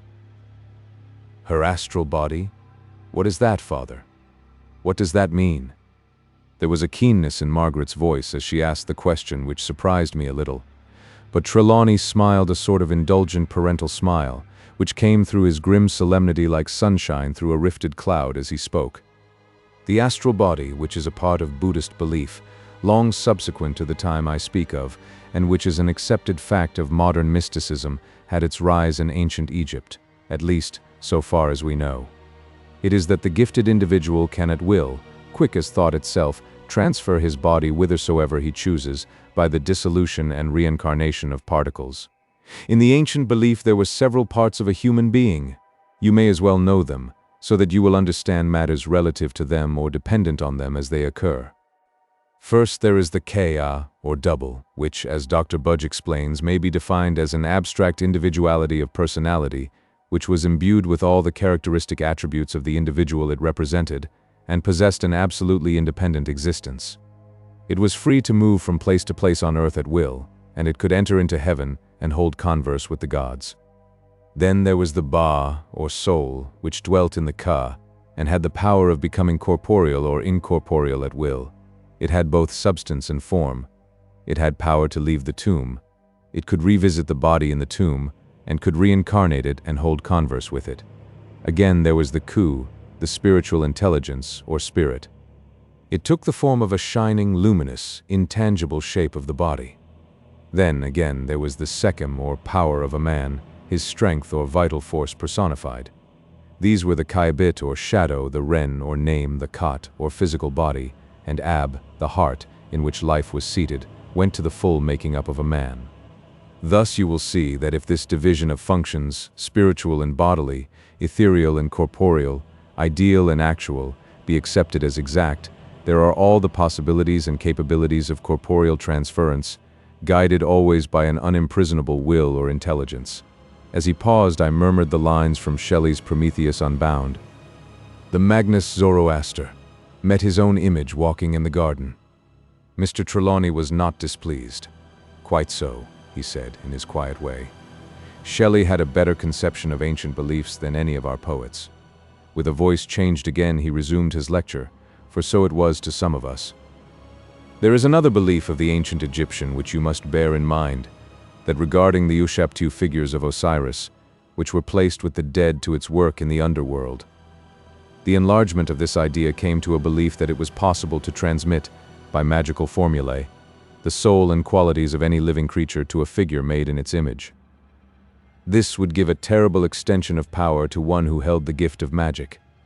It is from a union of these various beliefs and their natural corollaries that I have come to the conclusion that Queen Tera expected to be able to effect her own resurrection when and where and how she would. That she may have held before her a definite time for making her effort is not only possible but likely. I shall not stop now to explain it, but shall enter upon the subject later on. With a soul with the gods, a spirit which could wander the earth at will, and a power of corporeal transference or an astral body, there need be no bounds or limits to her ambition. The belief is forced upon us that for these 40 or 50 centuries she lay dormant in her tomb, waiting with that patience which could rule the gods of the underworld, for that love which could command those of the upper world. What she may have dreamt we know not, but her dream must have been broken when the Dutch explorer entered her sculptured cavern, and his follower violated the sacred privacy of her tomb by his rude outrage in the theft of her hand. That theft, with all that followed, proved to us one thing, however, that each part of her body, though separated from the rest, can be a central point or rallying place for the items or particles of her astral body. That hand in my room could ensure her instantaneous presence in the flesh, and its equally rapid dissolution. Now comes the crown of my argument. The purpose of the attack on me was to get the safe open, so that the sacred jewel of 7 stars could be extracted. That immense door of the safe could not keep out her astral body, which, or any part of it, could gather itself as well within as without the safe. And I doubt not that in the darkness of the night that mummied hand sought often the talisman jewel, and drew new inspiration from its touch. But despite all its power, the astral body could not remove the jewel through the chinks of the safe. The ruby is not astral, and it could only be moved in the ordinary way by the opening of the doors. To this end, the queen used her astral body and the fierce force of her familiar to bring to the keyhole of the safe the master key which debarred her wish. For years I have suspected, nay, have believed as much, and I, too, guarded myself against powers of the netherworld. I, too, waited in patience till I should have gathered together all the factors required for the opening of the magic coffer and the resurrection of the mummied queen. He paused, and his daughter's voice came out sweet and clear, and full of intense feeling. Father, in the Egyptian belief, was the power of resurrection of a mummied body a general one, or was it limited? That is, could it achieve resurrection many times in the course of ages, or only once, and that one final? There was but one resurrection, he answered. There were some who believed that this was to be a definite resurrection of the body into the real world. But in the common belief, the spirit found joy in the Elysian fields, where there was plenty of food and no fear of famine, where there was moisture and deep-rooted reeds and all the joys that are to be expected by the people of an arid land and burning clime. Then Margaret spoke with an earnestness which showed the conviction of her inmost soul. To me, then, it is given to understand what was the dream of this great and far-thinking and high-souled lady of old, the dream that held her soul in patient waiting for its realization through the passing of all those tens of centuries. The dream of a love that might be, a love that she felt she might, even under new conditions, herself evoke. The love that is the dream of every woman's life, of the old and of the new, pagan or Christian, under whatever sun, in whatever rank or calling, however may have been the joy or pain of her life in other ways. Oh, I know it. I know it. I am a woman, and I know a woman's heart.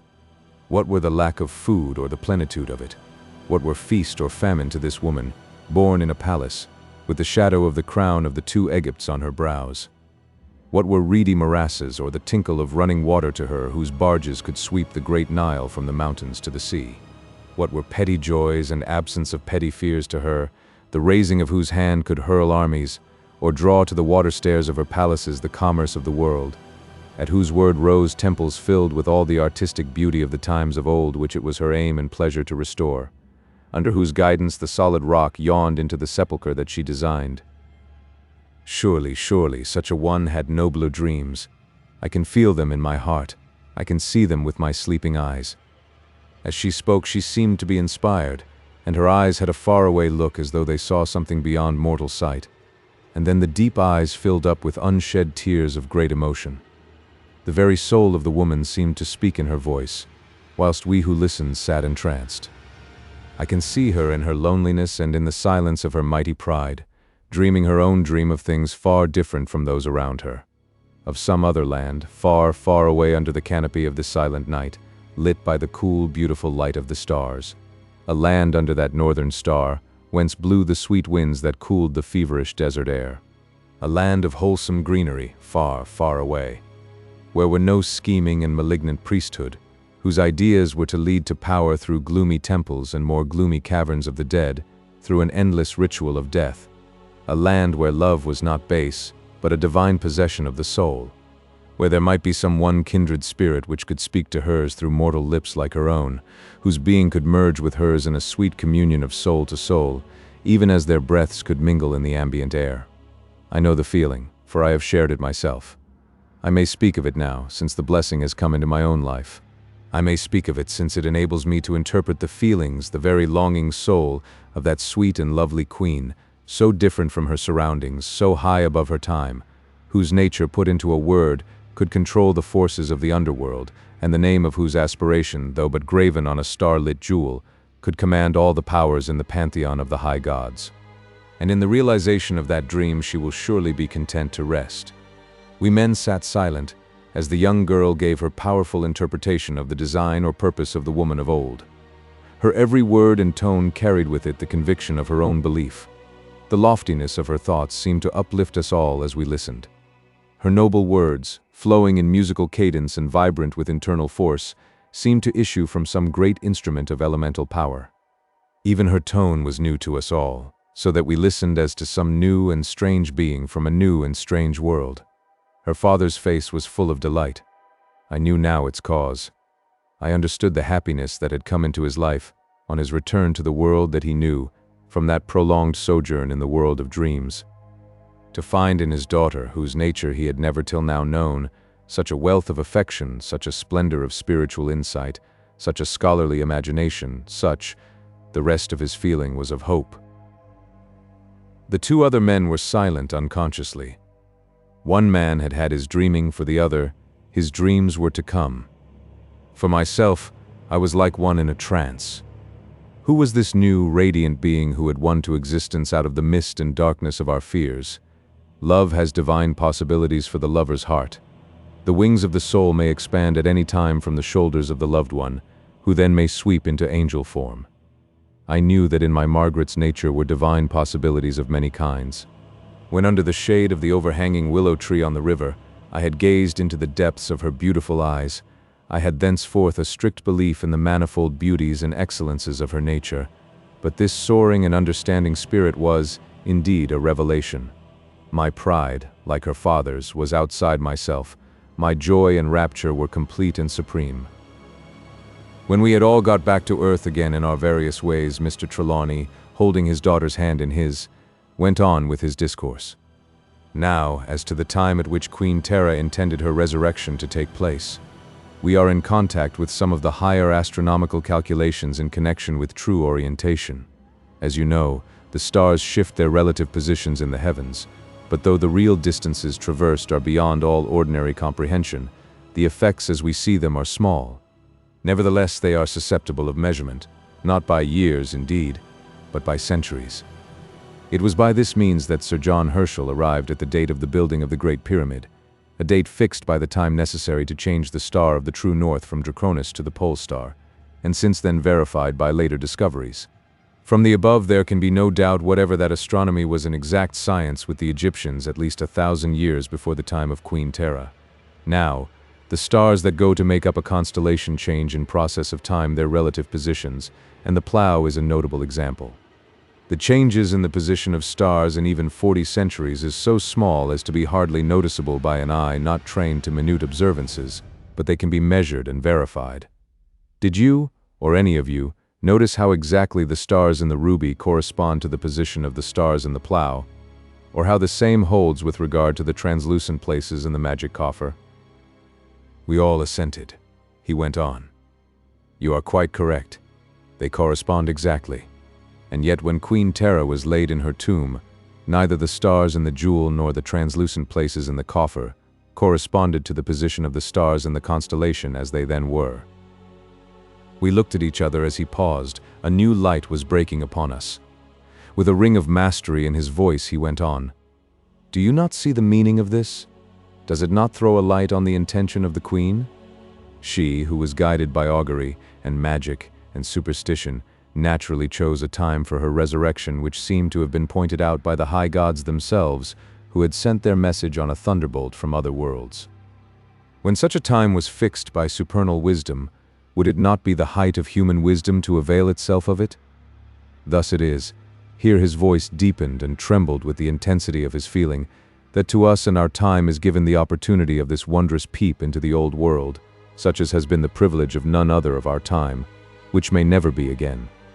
From first to last, the cryptic writing and symbolism of that wondrous tomb of that wondrous woman is full of guiding light, and the key of the many mysteries lies in that most wondrous jewel which she held in her dead hand over the dead heart, which she hoped and believed would beat again in a newer and nobler world.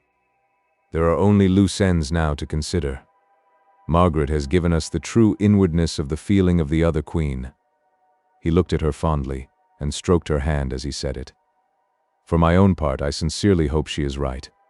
For in such case it will be a joy, I am sure, to all of us to assist at such a realization of hope.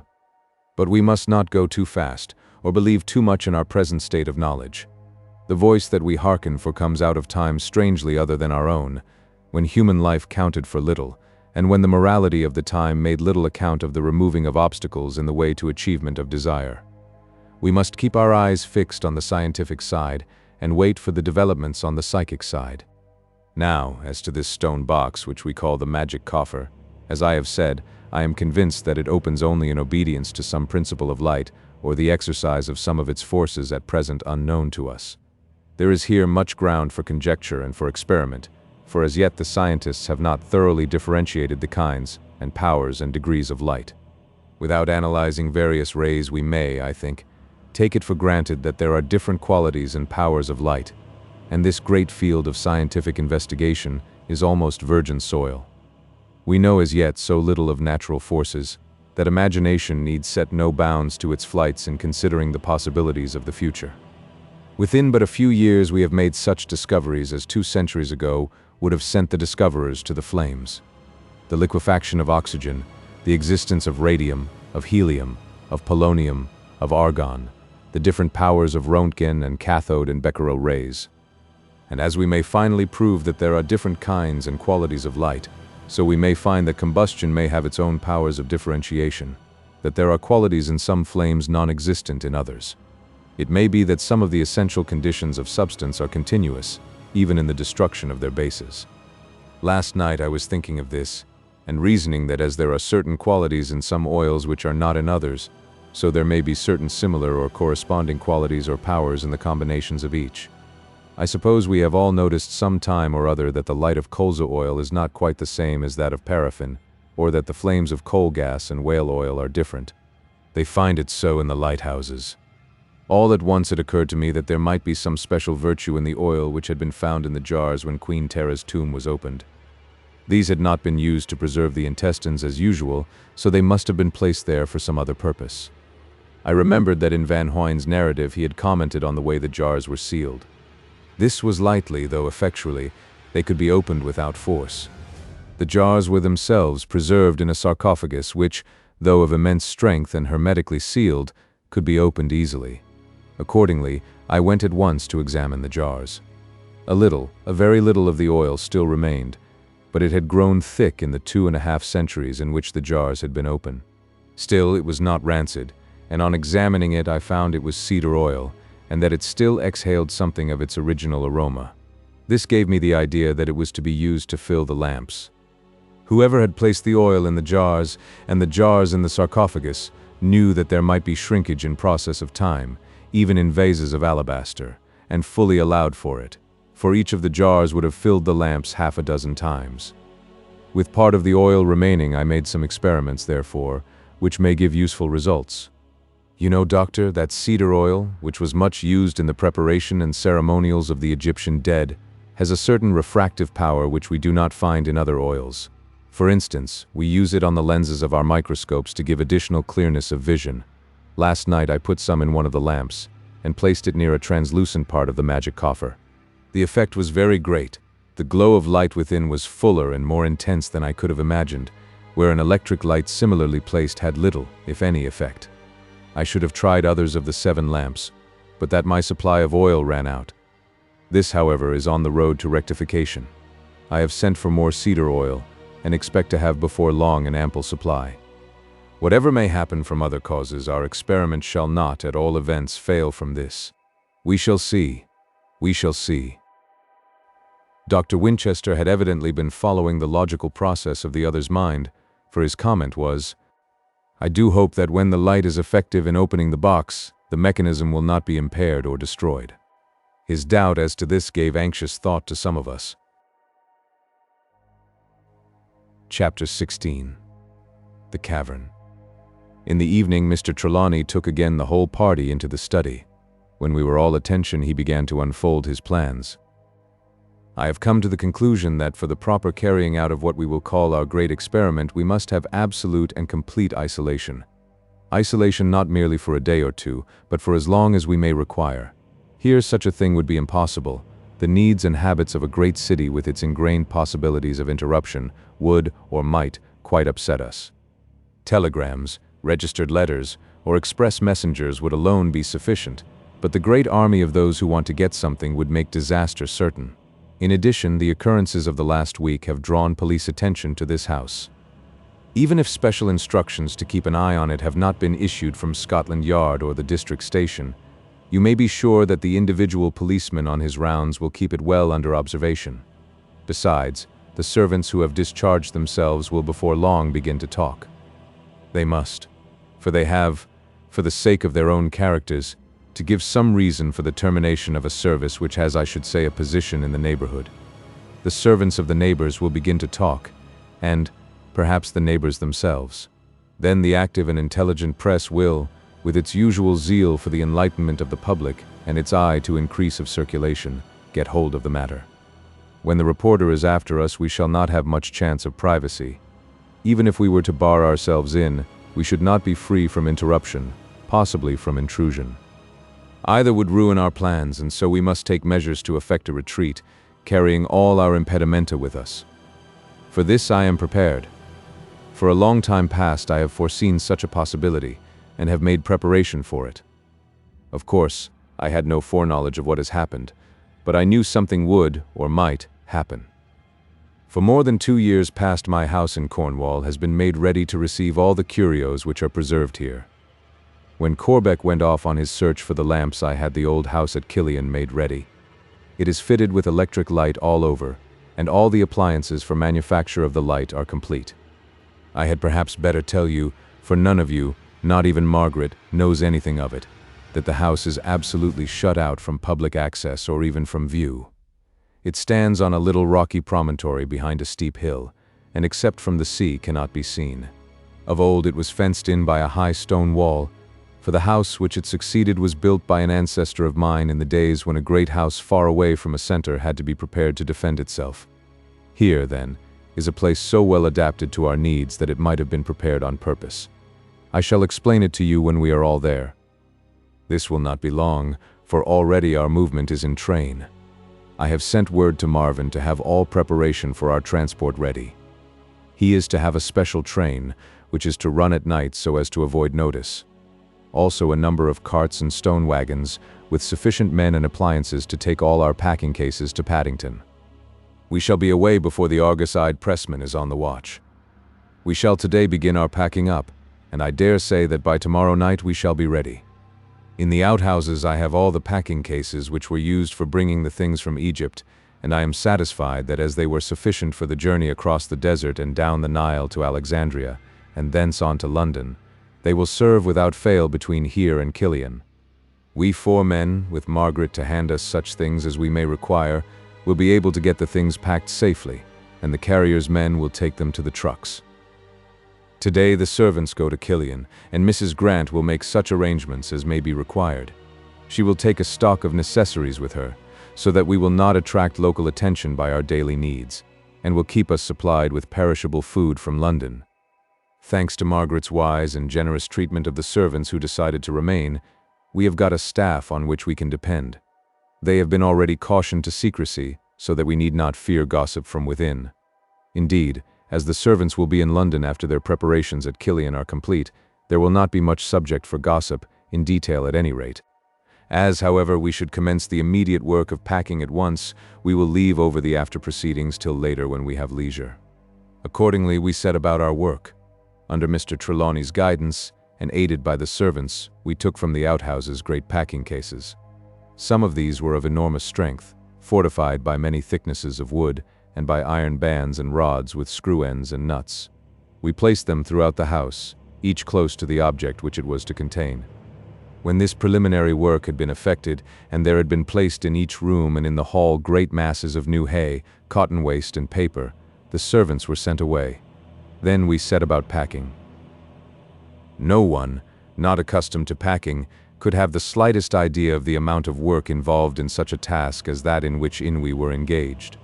For my own part, I had had a vague idea that there were a large number of Egyptian objects in Mr. Trelawney's house, but until I came to deal with them seriatim, I had little idea of either their importance, the size of some of them, or of their endless number. Far into the night we worked. At times we used all the strength which we could muster on a single object. Again we worked separately, but always under Mr. Trelawney's immediate direction. He himself, assisted by Margaret, kept an exact tally of each piece. It was only when we sat down, utterly wearied, to a long-delayed supper that we began to realize that a large part of the work was done. Only a few of the packing cases, however, were closed, for a vast amount of work still remained. We had finished some of the cases, each of which held only one of the great sarcophagi. The cases which held many objects could not be closed till all had been differentiated and packed.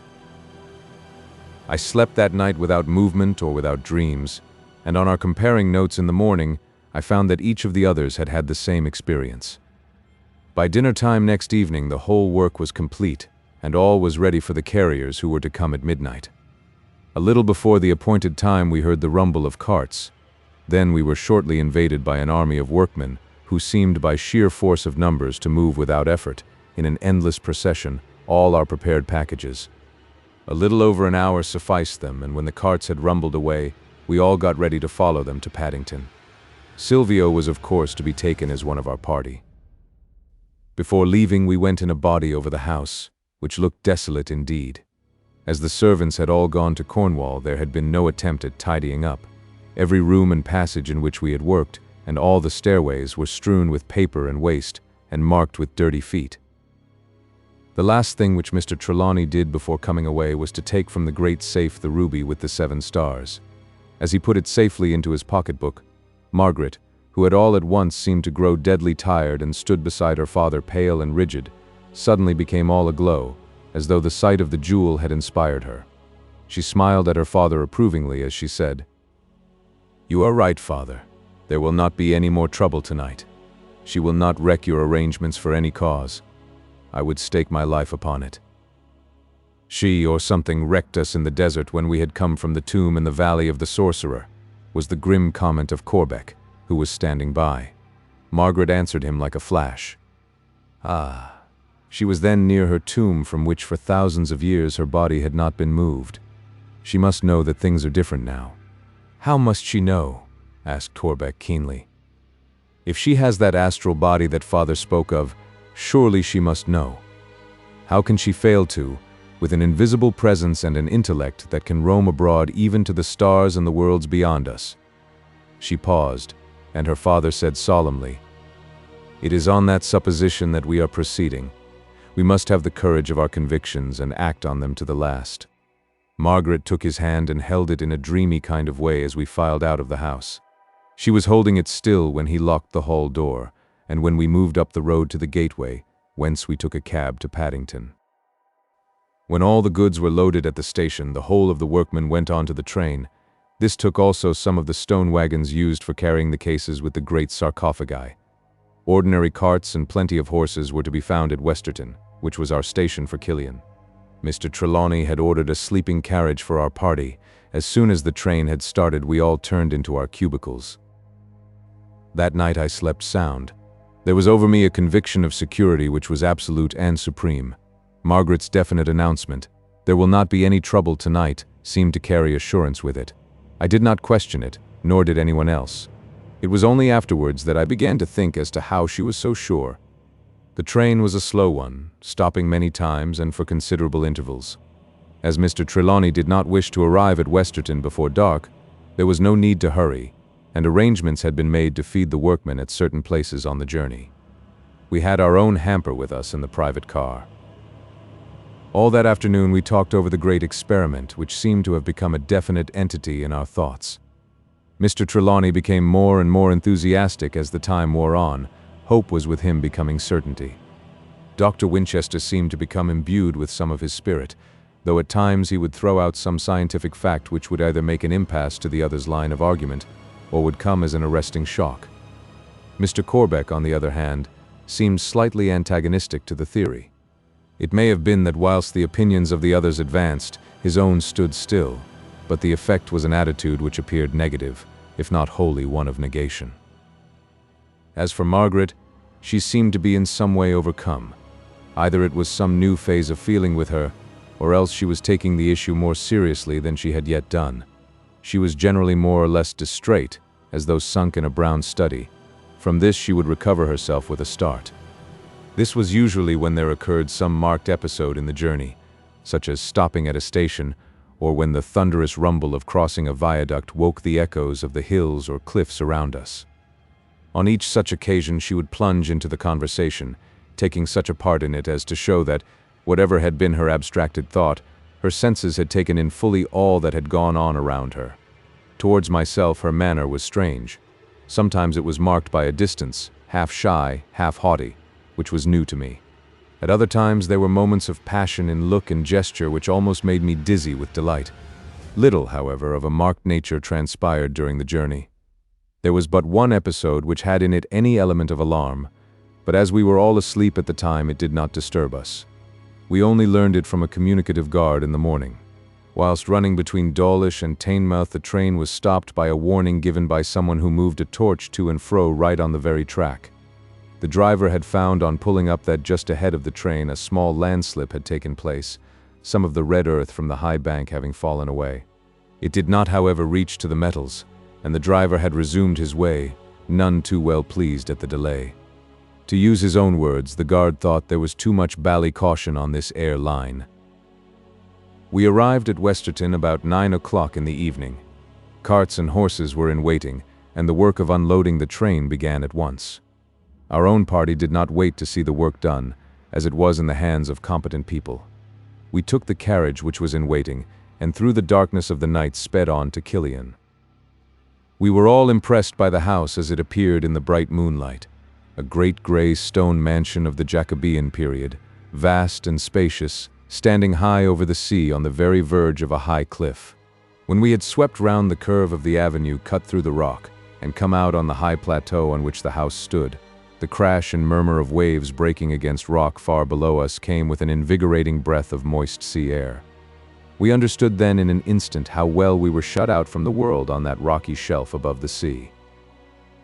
Within the house we found all ready.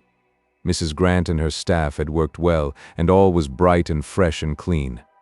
We took a brief survey of the chief rooms and then separated to have a wash and to change our clothes after our long journey of more than 24 hours. We had supper in the great dining room on the south side, the walls of which actually hung over the sea. The murmur came up muffled, but it never ceased. As the little promontory stood well out into the sea, the northern side of the house was open, and the due north was in no way shut out by the great mass of rock, which, reared high above us, shut out the rest of the world. Far off across the bay we could see the trembling lights of the castle, and here and there along the shore the faint light of a fisher's window. For the rest, the sea was a dark blue plain, with an occasional flicker of light as the gleam of starlight fell on the slope of a swelling wave. When supper was over, we all adjourned to the room which Mr. Trelawney had set aside as his study, his bedroom being close to it. As we entered, the first thing I noticed was a great safe, somewhat similar to that which stood in his room in London. When we were in the room, Mr. Trelawney went over to the table and, taking out his pocketbook, laid it on the table. As he did so, he pressed down on it with the palm of his hand. A strange pallor came over his face. With fingers that trembled, he opened the book, saying as he did so, "Its bulk does not seem the same. I hope nothing has happened." All three of us men crowded round close. Margaret alone remained calm. She stood erect and silent, and still as a statue. She had a far-away look in her eyes, as though she did not either know or care what was going on around her. With a despairing gesture, Trelawney threw open the pouch of the pocketbook, wherein he had placed the jewel of 7 stars. As he sank down on the chair which stood close to him, he said in a hoarse voice, "My God, it is gone. Without it, the great experiment can come to nothing." His words seemed to wake Margaret from her introspective mood. An agonized spasm swept her face, but almost on the instant she was calm. She almost smiled as she said, "You may have left it in your room, Father. Perhaps it has fallen out of the pocketbook whilst you were changing." Without a word, we all hurried into the next room through the open door between the study and the bedroom. And then a sudden calm fell on us like a cloud of fear. There, on the table, lay the jewel of 7 stars, shining and sparkling with lurid light, as though each of the 7 points of each the 7 stars gleamed through blood. Timidly we each looked behind us, and then at each other. Margaret was now like the rest of us. She had lost her statuesque calm. All the introspective rigidity had gone from her, and she clasped her hands together till the knuckles were white. Without a word, Mr. Trelawney raised the jewel and hurried with it into the next room. As quietly as he could, he opened the door of the safe with the key fastened to his wrist and placed the jewel within.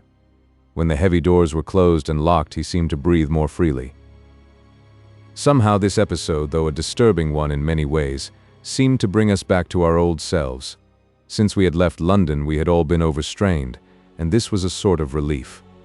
Another step in our strange enterprise had been effected. The change back was more marked in Margaret than in any of us. Perhaps it was that she was a woman, whilst we were men.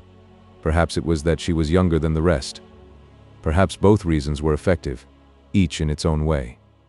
At any rate, the change was there, and I was happier than I had been through the long journey. All her buoyancy, her tenderness, her deep feelings seemed to shine forth once more. Now and again, as her father's eyes rested on her, his face seemed to light up. Whilst we waited for the carts to arrive, Mr. Trelawney took us through the house, pointing out and explaining where the objects which we had brought with us were to be placed.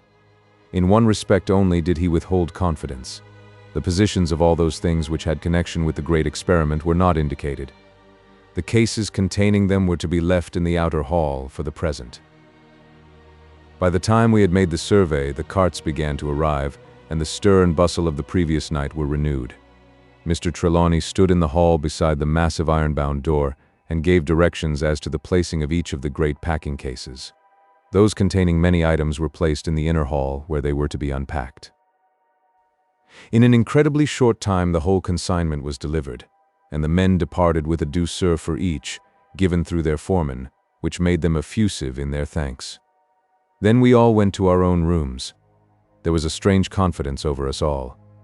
I do not think that any one of us had a doubt as to the quiet passing of the remainder of the night. The faith was justified, for on our reassembling in the morning we found that all had slept well and peaceably. During that day all the curios, except those required for the great experiment, were put into the places designed for them. Then it was arranged that all the servants should go back with Mrs. Grant to London on the next morning. When they had all gone, Mr. Trelawney, having seen the doors locked, took us into the study. "Now," said he when we were seated, "I have a secret to impart, but, according to an old promise which does not leave me free, I must ask you each to give me a solemn promise not to reveal it. For 300 years at least such a promise has been exacted from everyone to whom it was told, and more than once life and safety were secured through loyal observance of the promise. Even as it is, I am breaking the letter, if not the spirit of the tradition, for I should only tell it to the immediate members of my family." We all gave the promise required. Then he went on. "There is a secret place in this house, a cave, natural originally but finished by labor, underneath this house. I will not undertake to say that it has always been used according to the law. During the bloody assize more than a few Cornishmen found refuge in it, and later and earlier it formed, I have no doubt whatever, a useful place for storing contraband goods. Trapole and Penn, I suppose you know, have always been smugglers, and their relations and friends and neighbors have not held back from the enterprise. For all such reasons a safe hiding place was always considered a valuable possession, and as the heads of our house have always insisted on preserving the secret, I am in honor bound to it. Later on, if all be well, I shall of course tell you, Margaret, and you too, Ross, under the conditions that I am bound to make." He rose up, and we all followed him. Leaving us in the outer hall, he went away alone for a few minutes, and returning, beckoned us to follow him. In the inside hall we found a whole section of an outstanding angle moved away, and from the cavity saw a great hole dimly dark, and the beginning of a rough staircase cut in the rock. As it was not pitch dark, there was manifestly some means of lighting it naturally, so without pause we followed our host as he descended. After some 40 or 50 steps cut in a winding passage, we came to a great cave whose further end tapered away into blackness. It was a huge place, dimly lit by a few irregular slits of eccentric shape. Manifestly these were faults in the rock which would readily allow the windows to be disguised. Close to each of them was a hanging shutter which could be easily swung across by means of a dangling rope. The sound of the ceaseless beat of the waves came up muffled from far below. Mr. Trelawney at once began to speak. "This is the spot which I have chosen, as the best I know, for the scene of our great experiment. In 100 different ways it fulfills the conditions which I am led to believe are primary with regard to success. Here we are, and shall be as isolated as Queen Tera herself would have been in her rocky tomb in the Valley of the Sorcerer, and still in a rocky cavern. For good or ill we must here stand by our chances and abide by results. If we are successful, we shall be able to let in on the world of modern science such a flood of light from the old world as will change every condition of thought and experiment and practice. If we fail, then even the knowledge of our attempt will die with us. For this, and all else which may come, I believe we are prepared." He paused. No one spoke, but we all bowed our heads gravely in acquiescence. He resumed, but with a certain hesitancy. "It is not yet too late. If any of you have a doubt or misgiving, for God's sake speak it now. Whoever it may be can go hence without let or hindrance. The rest of us can go on our way alone." Again he paused, and looked keenly at us in turn. We looked at each other, but no one quailed. For my own part, if I had had any doubt as to going on, the look on Margaret's face would have reassured me. It was fearless, it was intense, it was full of a divine calm. Mr. Trelawney took a long breath, and in a more cheerful as well as in a more decided tone went on. "As we are all of one mind, the sooner we get the necessary matters in train, the better. Let me tell you that this place, like all the rest of the house, can be lit with electricity. We could not join the wires to the mains lest our secret should become known, but I have a cable here which we can attach in the hall and complete the circuit." As he was speaking, he began to ascend the steps. From close to the entrance he took the end of a cable. This he drew forward and attached to a switch in the wall. Then, turning on a tap, he flooded the whole vault and staircase below with light. I could now see from the volume of light streaming up into the hallway that the hole beside the staircase went direct into the cave. Above it was a pulley and a mass of strong tackle with multiplying blocks of the Smeaton order. Mr. Trelawney, seeing me looking at this, said, correctly interpreting my thoughts, "Yes, it is new. I hung it there myself on purpose. I knew we should have to lower great weights, and as I did not wish to take too many into my confidence, I arranged a tackle which I could work alone if necessary." We set to work at once, and before nightfall had lowered, unhooked, and placed in the positions designated for each by Trelawney all the great sarcophagi and all the curios and other matters which we had taken with us. It was a strange and weird proceeding, the placing of those wonderful monuments of a bygone age in that green cavern, which represented in its cutting and purpose and up-to-date mechanism and electric lights both the old world and the new. But as time went on, I grew more and more to recognize the wisdom and correctness of Mr. Trelawney's choice. I was much disturbed when Silvio, who had been brought into the cave in the arms of his mistress, and who was lying asleep on my coat which I had taken off, sprang up when the cat mummy had been unpacked, and flew at it with the same ferocity which he had previously exhibited. The incident showed Margaret in a new phase, and one which gave my heart a pang. She had been standing quite still at one side of the cave leaning on a sarcophagus, in one of those fits of abstraction which had of late come upon her, but on hearing the sound, and seeing Silvio's violent onslaught, she seemed to fall into a positive fury of passion. Her eyes blazed, and her mouth took a hard, cruel tension which was new to me. Instinctively she stepped towards Silvio as if to interfere in the attack. But I too had stepped forward, and as she caught my eye a strange spasm came upon her, and she stopped. Its intensity made me hold my breath, and I put up my hand to clear my eyes. When I had done this, she had on the instant recovered her calm, and there was a look of brief wonder on her face.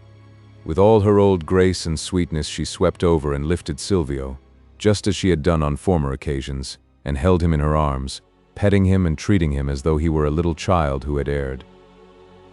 As I looked, a strange fear came over me. The Margaret that I knew seemed to be changing, and in my inmost heart I prayed that the disturbing cause might soon come to an end. More than ever I longed at that moment that our terrible experiment should come to a prosperous termination. When all had been arranged in the room as Mr. Trelawney wished, he turned to us, one after another, till he had concentrated the intelligence of us all upon him. Then he said, "All is now ready in this place. We must only await the proper time to begin."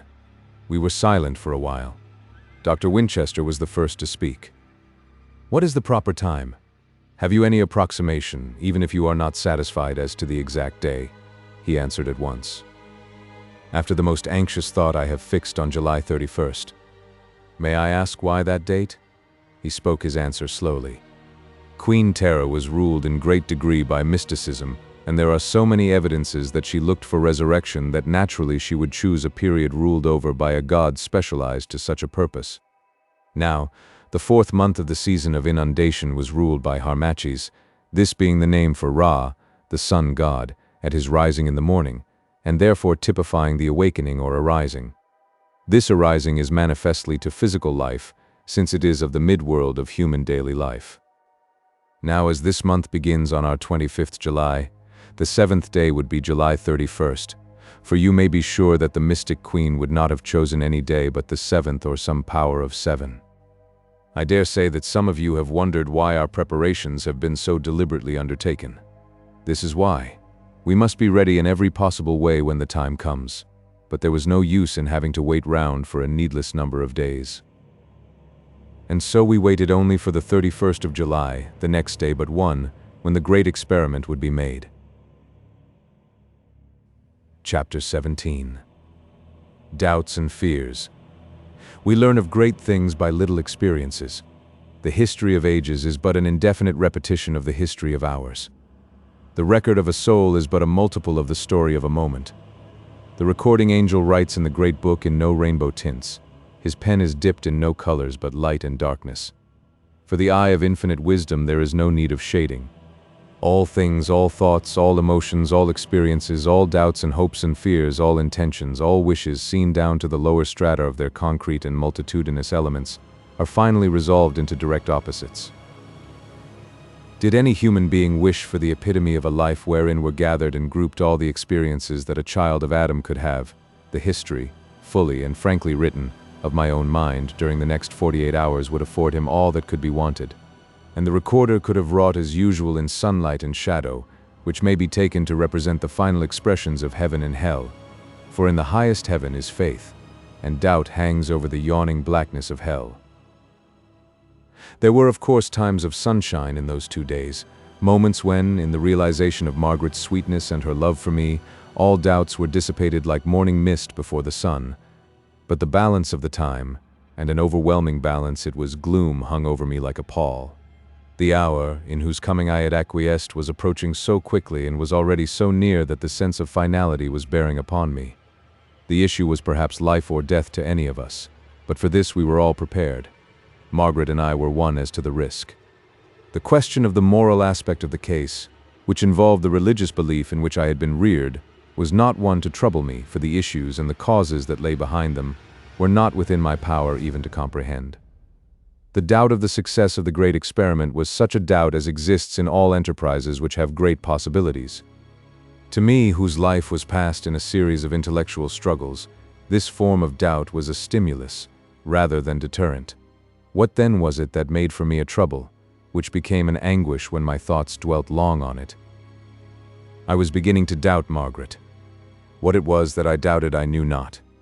It was not her love, or her honor, or her truth, or her kindness, or her zeal.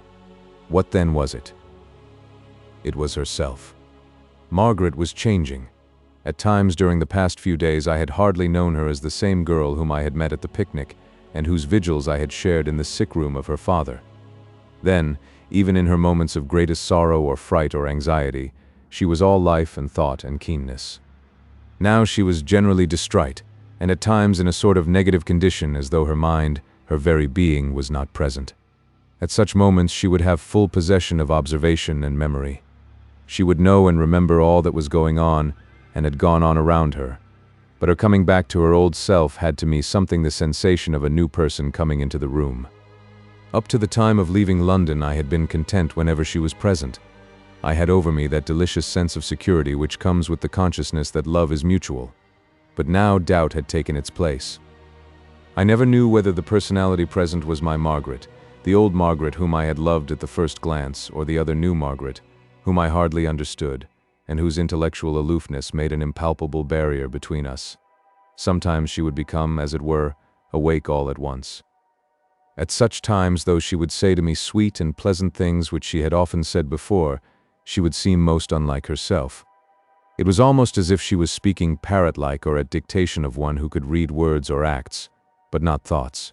After 1 or 2 experiences of this kind, my own doubting began to make a barrier, for I could not speak with the ease and freedom which were usual to me, and so hour by hour we drifted apart. Were it not for the few odd moments when the old Margaret was back with me full of her charm, I do not know what would have happened. As it was, each such moment gave me a fresh start and kept my love from changing. I would have given the world for a confidant, but this was impossible. How could I speak a doubt of Margaret to anyone, even her father? How could I speak a doubt to Margaret when Margaret herself was the theme? I could only endure and hope, and of the two the endurance was the lesser pain. I think that Margaret must have at times felt that there was some cloud between us, for towards the end of the first day she began to shun me a little, or perhaps it was that she had become more diffident than usual about me.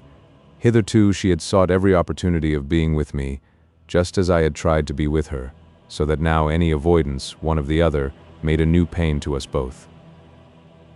On this day the household seemed very still. Each one of us was about his own work or occupied with his own thoughts. We only met at meal times, and then, though we talked, all seemed more or less preoccupied. There was not in the house even the stir of the routine of service. The precaution of Mr. Trelawney in having 3 rooms prepared for each of us had rendered servants unnecessary. The dining room was solidly prepared with cooked provisions for several days. Towards evening I went out by myself for a stroll. I had looked for Margaret to ask her to come with me, but when I found her, she was in one of her apathetic moods, and the charm of her presence seemed lost to me. Angry with myself, but unable to quell my own spirit of discontent, I went out alone over the rocky headland. On the cliff, with the wide expanse of wonderful sea before me, and no sound but the dash of waves below and the harsh screams of the seagulls above, my thoughts ran free. Do what I would, they returned continuously to one subject, the solving of the doubt that was upon me. Here in the solitude, amid the wide circle of nature's force and strife, my mind began to work truly. Unconsciously, I found myself asking a question which I would not allow myself to answer. At last, the persistence of a mind working truly prevailed. I found myself face to face with my doubt. The habit of my life began to assert itself, and I analyzed the evidence before me. It was so startling that I had to force myself into obedience to logical effort. My starting place was this: Margaret was changed in what way and by what means? Was it her character or her mind or her nature? For her physical appearance remained the same. I began to group all that I had ever heard of her, beginning at her birth. It was strange at the very first. She had been, according to Corbeck's statement, born of a dead mother during the time that her father and his friend were in a trance in the tomb at Aswan.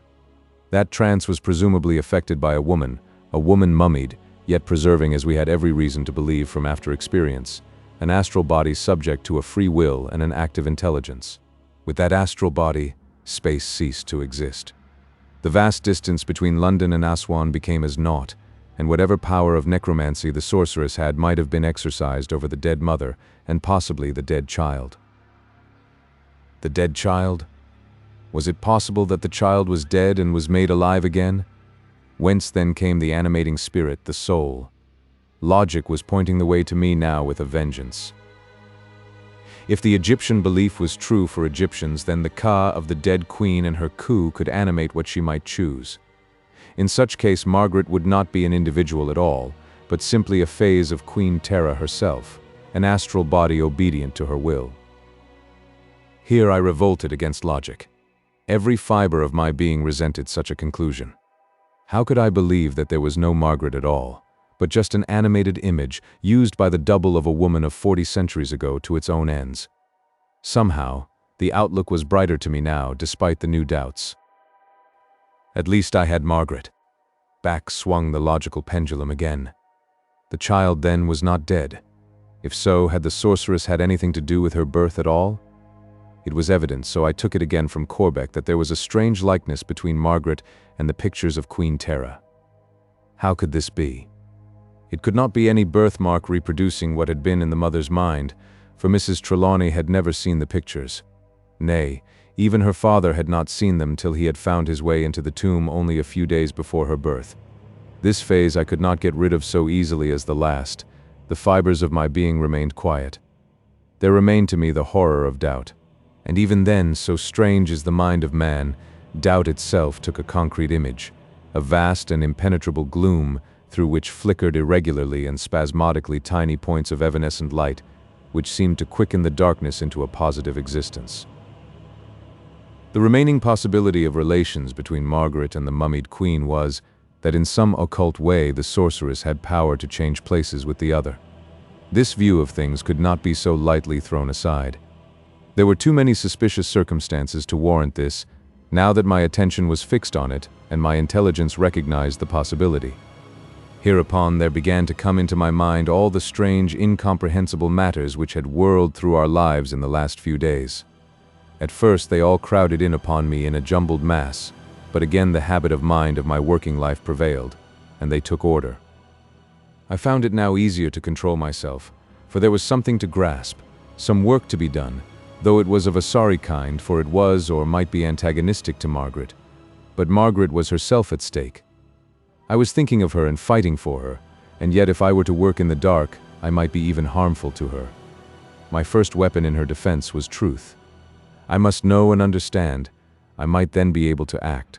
Certainly, I could not act beneficently without a just conception and recognition of the facts. Arranged in order, these were as follows.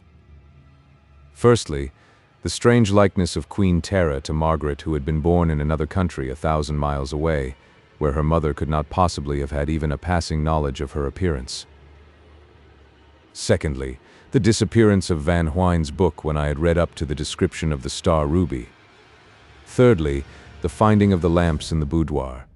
Tera with her astral body could have unlocked the door of Corbeck's room in the hotel and have locked it again after her exit with the lamps. She could in the same way have opened the window and put the lamps in the boudoir. It need not have been that Margaret in her own person should have had any hand in this, but it was at least strange. Fourthly, here the suspicions of the detective and the doctor came back to me with renewed force and with a larger understanding. Fifthly, there were the occasions on which Margaret foretold with accuracy the coming occasions of quietude, as though she had some conviction or knowledge of the intentions of the astral-bodied queen. Sixthly, there was her suggestion of the finding of the ruby which her father had lost. As I thought now afresh over this episode in the light of suspicion in which her own powers were involved, the only conclusion I could come to was always supposing that the theory of the queen's astral power was correct, that Queen Tera, being anxious that all should go well in the movement from London to Killian, had in her own way taken the jewel from Mr. Trelawney's pocketbook, finding it of some use in her supernatural guardianship of the journey. Then in some mysterious way she had, through Margaret, made the suggestion of its loss and finding. Seventhly and lastly was the strange dual existence which Margaret seemed of late to be leading, and which in some way seemed a consequence or corollary of all that had gone before. The dual existence. This was indeed the conclusion which overcame all difficulties and reconciled opposites. If indeed Margaret were not in all ways a free agent, but could be compelled to speak or act as she might be instructed, or if her whole being could be changed for another without the possibility of anyone noticing the doing of it, then all things were possible. All would depend on the spirit of the individuality by which she could be so compelled. If this individuality were just and kind and clean, all might be well. But if not, the thought was too awful for words. I ground my teeth with futile rage, as the ideas of horrible possibilities swept through me. Up to this morning, Margaret's lapses into her new self had been few and hardly noticeable, save when once or twice her attitude towards myself had been marked by a bearing strange to me. But today the contrary was the case, and the change presaged badly. It might be that that other individuality was of the lower, not of the better sort. Now that I thought of it, I had reason to fear.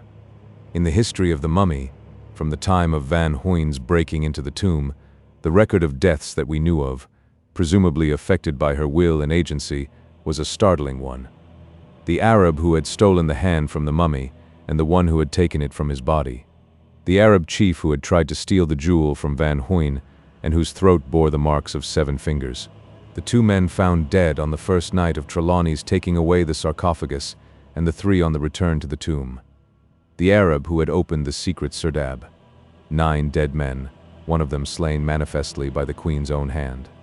And beyond this again the several savage attacks on Mr. Trelawney in his own room, in which, aided by her familiar, she had tried to open the safe and to extract the talisman jewel.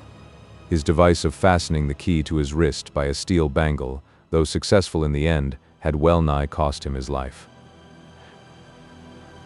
If then the Queen, intent on her resurrection under her own conditions, had, so to speak, waded to it through blood, what might she not do were her purpose thwarted?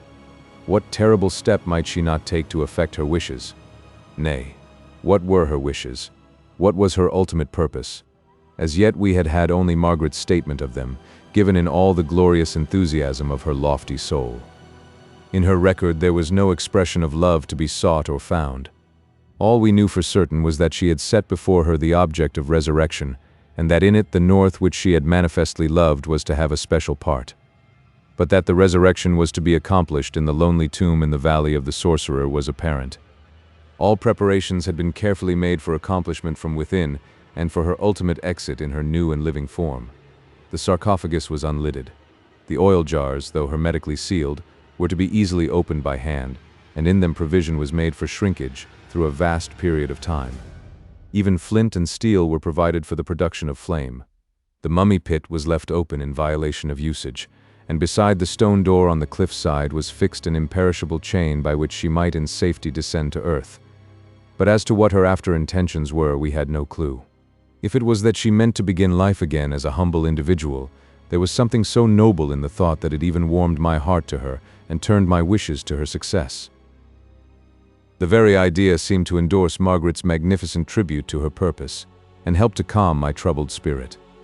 Then and there, with this feeling strong upon me, I determined to warn Margaret and her father of dire possibilities, and to await, as well content as I could in my ignorance, the development of things over which I had no power. I returned to the house in a different frame of mind to that in which I had left it, and was enchanted to find Margaret, the old Margaret, waiting for me. After dinner, when I was alone for a time with the father and daughter, I opened the subject, though with considerable hesitation. Would it not be well to take every possible precaution, in case the Queen may not wish what we are doing, with regard to what may occur before the experiment, and at or after her waking if it comes off? Margaret's answer came back quickly, so quickly that I was convinced she must have had it ready for someone. But she does approve. Surely it cannot be otherwise. Father is doing, with all his brains and all his energy and all his great courage, just exactly what the great Queen had arranged. But, I answered, that can hardly be. All that she arranged was in a tomb high up in a rock, in a desert solitude, shut away from the world by every conceivable means. She seems to have depended on this isolation to ensure against accident. Surely, here in another country and age, with quite different conditions, she may in her anxiety make mistakes and treat any of us, as she did those others in times gone past. 9 men that we know of have been slain by her own hand or by her instigation. She can be remorseless if she will. It did not strike me till afterwards, when I was thinking over this conversation, how thoroughly I had accepted the living and conscious condition of Queen Tera as a fact. Before I spoke, I had feared I might offend Mr. Trelawney, but to my pleasant surprise he smiled quite genially as he answered me, "My dear fellow, in a way you are quite right. The Queen did undoubtedly intend isolation, and all told, it would be best that her experiment should be made as she arranged it. But just think, that became impossible when once the Dutch explorer had broken into her tomb. That was not my doing. I am innocent of it, though it was the cause of my setting out to rediscover the sepulchre. Mind, I do not say for a moment that I would not have done just the same as Van Hoyne. I went into the tomb from curiosity, and I took away what I did, being fired with the zeal of acquisitiveness which animates the collector. But remember also that at this time I did not know of the Queen's intention of resurrection. I had no idea of the completeness of her preparations. All that came long afterwards. But when it did come, I have done all that I could to carry out her wishes to the full. My only fear is that I may have misinterpreted some of her cryptic instructions, or have omitted or overlooked something. But of this I am certain, I have left undone nothing that I can imagine right to be done, and I have done nothing that I know of to clash with Queen Tera's arrangement. I want her great experiment to succeed. To this end I have not spared labor or time or money or myself. I have endured hardship and braved danger. All my brains, all my knowledge and learning such as they are, all my endeavors such as they can be, have been, are, and shall be devoted to this end, till we either win or lose the great stake that we play for." "The great stake?" I repeated. "The resurrection of the woman and the woman's life? The proof that resurrection can be accomplished by magical powers, by scientific knowledge, or by use of some force which at present the world does not know." Then Mr. Trelawney spoke out the hopes of his heart which up to now he had indicated rather than expressed.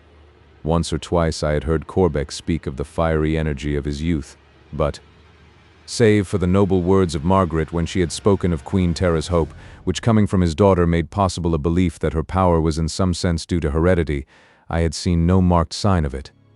But now his words, sweeping before them like a torrent all antagonistic thought, gave me a new idea of the man. A woman's life. What is a woman's life in the scale with what we hope for? Why, we are risking already a woman's life, the dearest life to me in all the world, and that grows more dear with every hour that passes. We are risking as well the lives of 4 men, yours and my own, as well as those 2 others who have been won to our confidence. The proof that resurrection can be accomplished, that is much. A marvelous thing in this age of science, and the skepticism that knowledge makes. But life and resurrection are themselves but items in what may be won by the accomplishment of this great experiment. Imagine what it will be for the world of thought, the true world of human progress, the veritable road to the stars, the itur ad astra of the ancients, if there can come back to us out of the unknown past one who can yield to us the lore stored in the great library of Alexandria, and lost in its consuming flames. Not only history can be set right, and the teachings of science made veritable from their beginnings, but we can be placed on the road to the knowledge of lost arts, lost learning, lost sciences, so that our feet may tread on the indicated path to their ultimate and complete restoration. Why? This woman can tell us what the world was like before what is called the flood, can give us the origin of that vast astounding myth, can set the mind back to the consideration of things which to us now seem primeval, but which were old stories before the days of the patriarchs. But this is not the end. No. Not even the beginning. If the story of this woman be all that we think, which some of us most firmly believe, if her powers and the restoration of them prove to be what we expect, why, then we may yet achieve a knowledge beyond what our age has ever known, beyond what is believed today possible for the children of men. If indeed this resurrection can be accomplished, how can we doubt the old knowledge, the old magic, the old belief? And if this be so, we must take it that the K of this great and learned queen has won secrets of more than mortal worth from her surroundings amongst the stars. This woman in her life voluntarily went down living to the grave, and came back again, as we learn from the records in her tomb. She chose to die her mortal death whilst young, so that at her resurrection in another age, beyond a trance of countless magnitude, she might emerge from her tomb in all the fullness and splendor of her youth and power.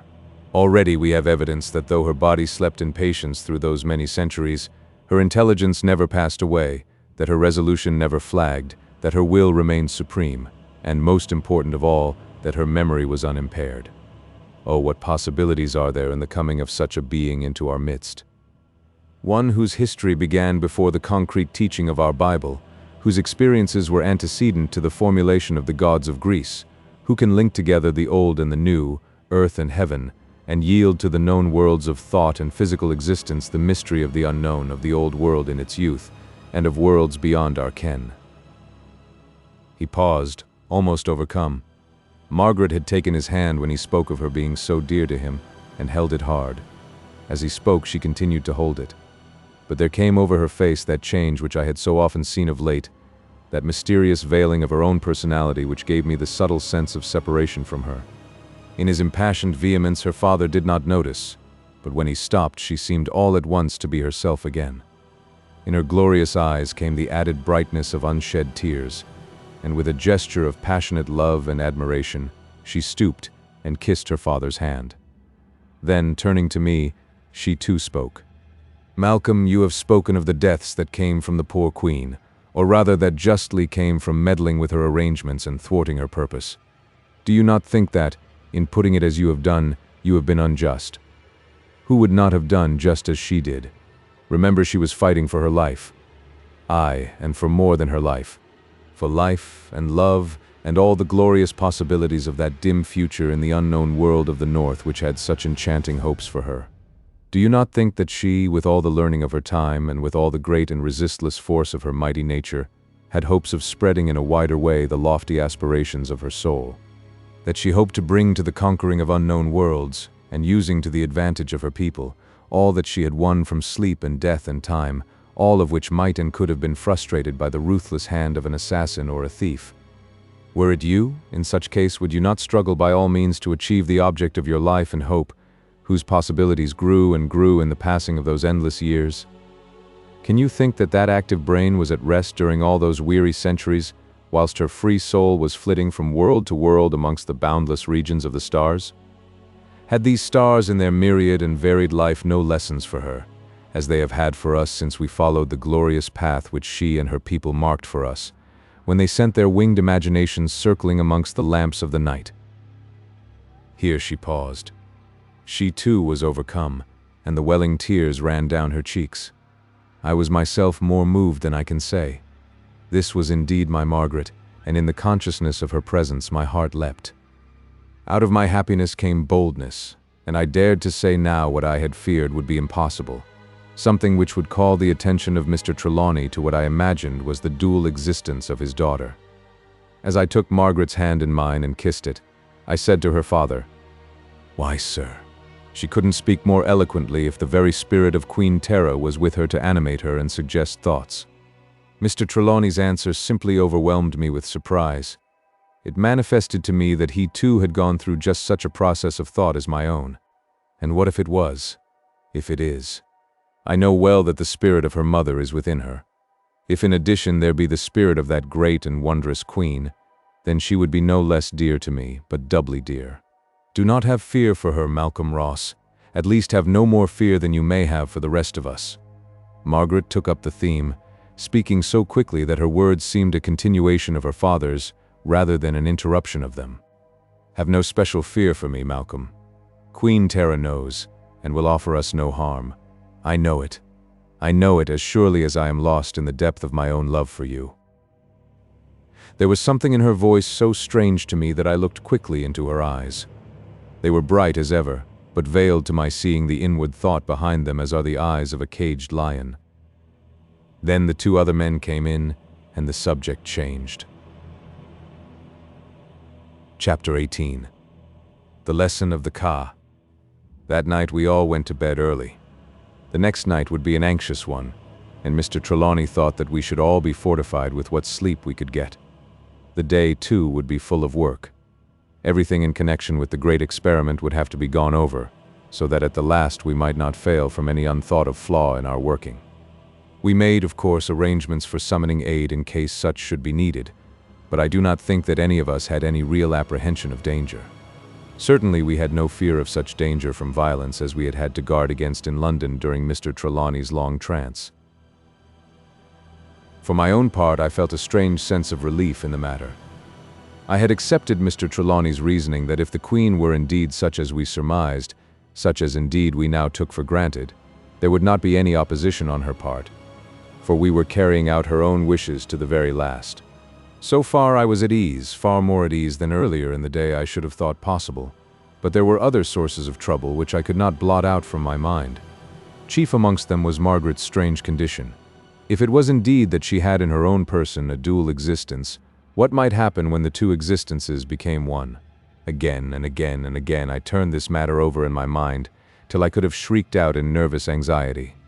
It was no consolation to me to remember that Margaret was herself satisfied, and her father acquiescent. Love is, after all, a selfish thing, and it throws a black shadow on anything between which and the light it stands. I seemed to hear the hands go round the dial of the clock. I saw darkness turn to gloom, and gloom to gray, and gray to light without pause or hindrance to the succession of my miserable feelings.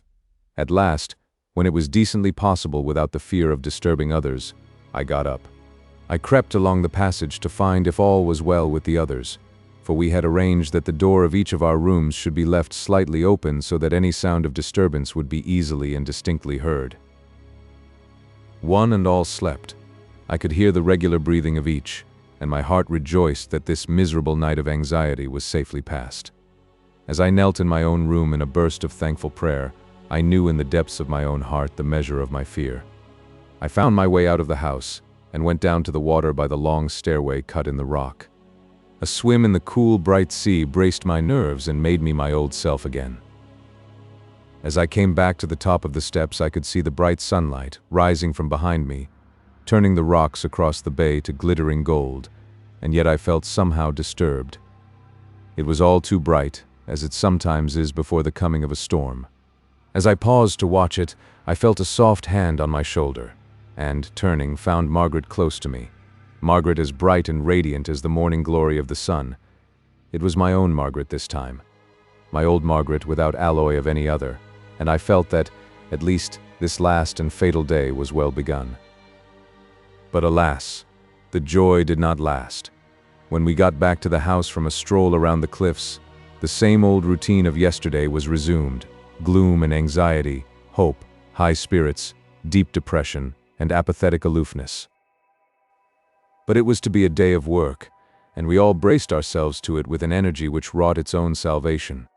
After breakfast, we all adjourned to the cave where Mr. Trelawney went over, point by point, the position of each item of our paraphernalia. He explained as he went on why each piece was so placed. He had with him the great rolls of paper with the measured plans and the signs and drawings which he had made from his own and Corbeck's rough notes. As he had told us, these contained the whole of the hieroglyphics on walls and ceilings and floor of the tomb in the Valley of the Sorcerer. Even had not the measurements, made to scale, recorded the position of each piece of furniture, we could have eventually placed them by a study of the cryptic writings and symbols. Mr. Trelawney explained to us certain other things not laid down on the chart, such as, for instance, that the hollowed part of the table was exactly fitted to the bottom of the magic coffer, which was therefore intended to be placed on it. The respective legs of this table were indicated by differently shaped uraei outlined on the floor, the head of each being extended in the direction of the similar uraeus twined round the leg. Also that the mummy, when laid on the raised portion in the bottom of the sarcophagus, seemingly made to fit the form, would lie head to the west and feet to the east, thus receiving the natural earth currents. If this be intended, he said, as I presume it is, I gather that the force to be used has something to do with magnetism or electricity, or both. It may be, of course, that some other force, such, for instance, as that emanating from radium, is to be employed. I have experimented with the latter, but only in such small quantity as I could obtain. But so far as I can ascertain, the stone of the coffer is absolutely impervious to its influence. There must be some such unsusceptible substances in nature. Radium does not seemingly manifest itself when distributed through pitchblende, and there are doubtless other such substances in which it can be imprisoned. Possibly these may belong to that class of inert elements discovered or isolated by Sir William Ramsay. It is therefore possible that in this coffer, made from an aerolite and therefore perhaps containing some element unknown in our world, may be imprisoned some mighty power which is to be released on its opening.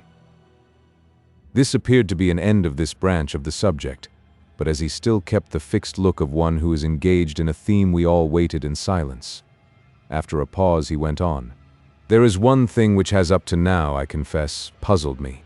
It may not be of prime importance, but in a matter like this, where all is unknown, we must take it that everything is important. I cannot think that in a matter worked out with such extraordinary scrupulosity such a thing should be overlooked. As you may see by the ground plan of the tomb, the sarcophagus stands near the north wall, with the magic coffer to the south of it. The space covered by the former is left quite bare of symbol or ornamentation of any kind. At the first glance, this would seem to imply that the drawings had been made after the sarcophagus had been put into its place. But a more minute examination will show that the symbolization on the floor is so arranged that a definite effect is produced. See. Here the writings run in correct order as though they had jumped across the gap. It is only from certain effects that it becomes clear that there is a meaning of some kind. What that meaning may be is what we want to know. Look at the top and bottom of the vacant space, which lies west and east corresponding to the head and foot of the sarcophagus.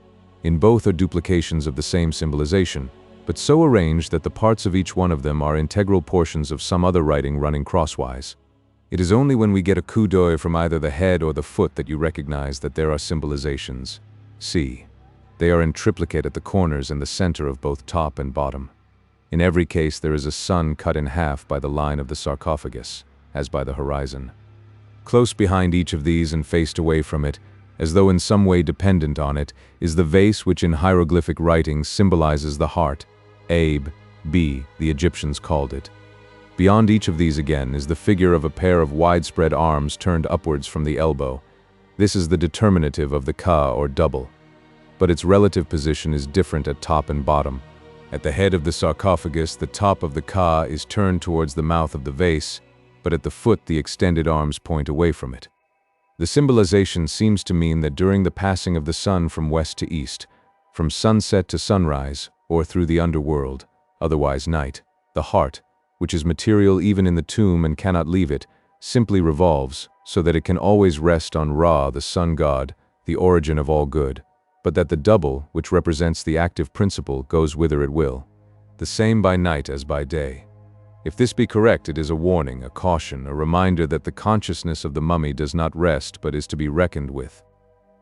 Or it may be intended to convey that after the particular night of the resurrection, the Ka would leave the heart altogether, thus typifying that in her resurrection the queen would be restored to a lower and purely physical existence. In such case, what would become of her memory and the experiences of her wide-wandering soul? The chiefest value of her resurrection would be lost to the world. This, however, does not alarm me. It is only guesswork after all, and is contradictory to the intellectual belief of the Egyptian theology that the Ka is an essential portion of humanity. He paused and we all waited. The silence was broken by Dr. Winchester. But would not all this imply that the queen feared intrusion of her tomb? Mr. Trelawney smiled as he answered, "My dear sir, she was prepared for it. The grave robber is no modern application of endeavor. He was probably known in the queen's own dynasty. Not only was she prepared for intrusion, but, as shown in several ways, she expected it.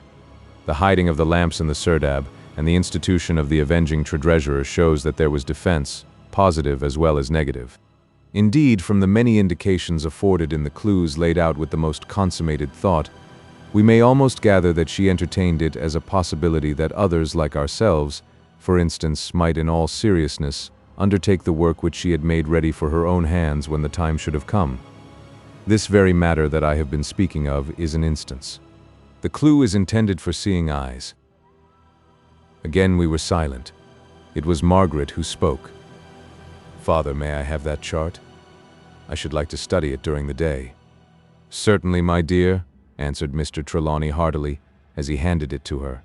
He resumed his instructions in a different tone, a more matter-of-fact one suitable to a practical theme which had no mystery about it.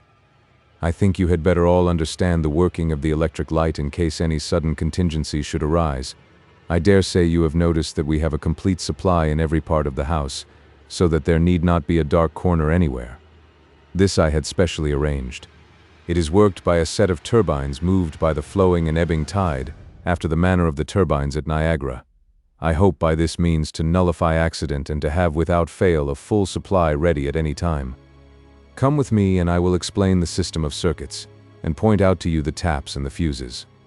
I could not but notice, as we went with him all over the house, how absolutely complete the system was, and how he had guarded himself against any disaster that human thought could foresee.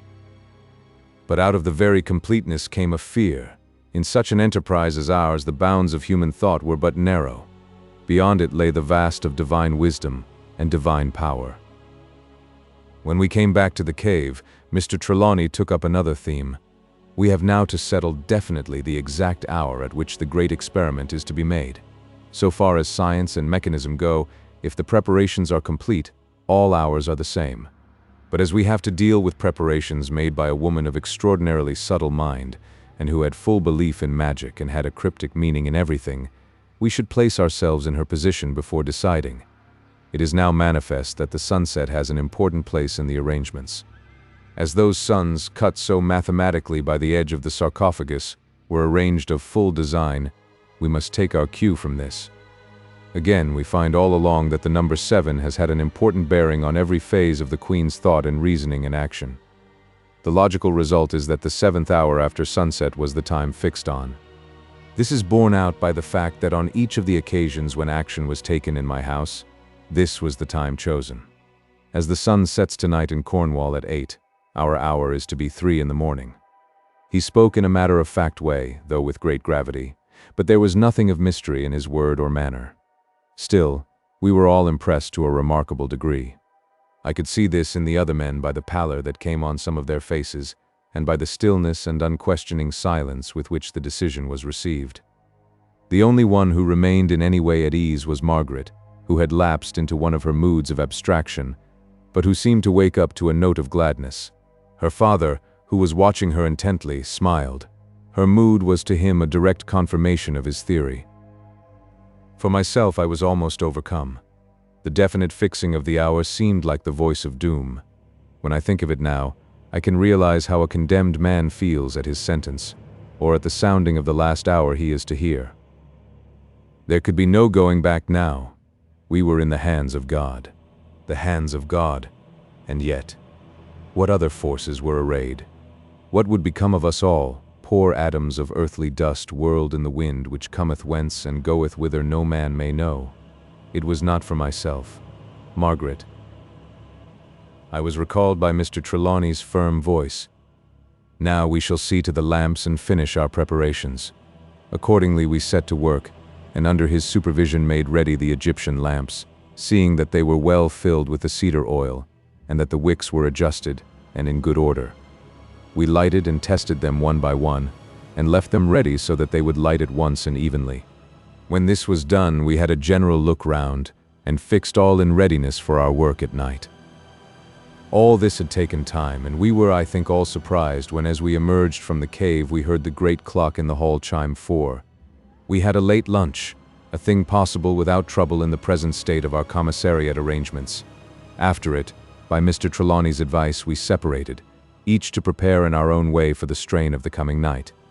Margaret looked pale and somewhat overwrought, so I advised her to lie down and try to sleep. She promised that she would. The abstraction which had been upon her fitfully all day lifted for the time. With all her old sweetness and loving delicacy, she kissed me goodbye for the present. With the sense of happiness which this gave me, I went out for a walk on the cliffs. I did not want to think, and I had an instinctive feeling that fresh air and God's sunlight, and the myriad beauties of the works of his hand would be the best preparation of fortitude for what was to come. When I got back, all the party were assembling for a late tea. Coming fresh from the exhilaration of nature, it struck me as almost comic that we, who were nearing the end of so strange, almost monstrous an undertaking, should be yet bound by the needs and habits of our lives. All the men of the party were grave. The time of seclusion, even if it had given them rest, had also given opportunity for thought. Margaret was bright, almost buoyant, but I missed about her something of her usual spontaneity. Towards myself there was a shadowy air of reserve, which brought back something of my suspicion. When tea was over, she went out of the room, but returned in a minute with the roll of drawing which she had taken with her earlier in the day. Coming close to Mr. Trelawney, she said, "Father, I have been carefully considering what you said today about the hidden meaning of those suns and hearts and kas, and I have been examining the drawings again." "And with what result, my child?" asked Mr. Trelawney eagerly. "There is another reading possible." "And that?" His voice was now tremulous with anxiety. Margaret spoke with a strange ring in her voice, a ring that cannot be, unless there is the consciousness of truth behind it. "It means that at the sunset the Ka is to enter the Ab, and it is only at the sunrise that it will leave it." "Go on," said her father hoarsely. "It means that for this night the Queen's double, which is otherwise free, will remain in her heart, which is mortal and cannot leave its prison place in the mummy shrouding. It means that when the sun has dropped into the sea, Queen Tera will cease to exist as a conscious power, till sunrise, unless the great experiment can recall her to waking life. It means that there will be nothing whatever for you or others to fear from her in such way as we have all cause to remember. Whatever change may come from the working of the great experiment, there can come none from the poor, helpless, dead woman who has waited all those centuries for this night, who has given up to the coming hour all the freedom of eternity, one in the old way, in hope of a new life in a new world such as she longed for." She stopped suddenly. As she had gone on speaking, there had come with her words a strange, pathetic, almost pleading tone which touched me to the quick. As she stopped, I could see, before she turned away her head, that her eyes were full of tears. For once the heart of her father did not respond to her feeling. He looked exultant, but with a grim masterfulness which reminded me of the set look of his stern face as he had lain in the trance. He did not offer any consolation to his daughter in her sympathetic pain. He only said, "We may test the accuracy of your surmise and of her feeling when the time comes." Having said so, he went up the stone stairway and into his own room. Margaret's face had a troubled look as she gazed after him. Strangely enough, her trouble did not as usual touch me to the quick. When Mr. Trelawney had gone, silence reigned. I do not think that any of us wanted to talk. Presently Margaret went to her room, and I went out on the terrace over the sea.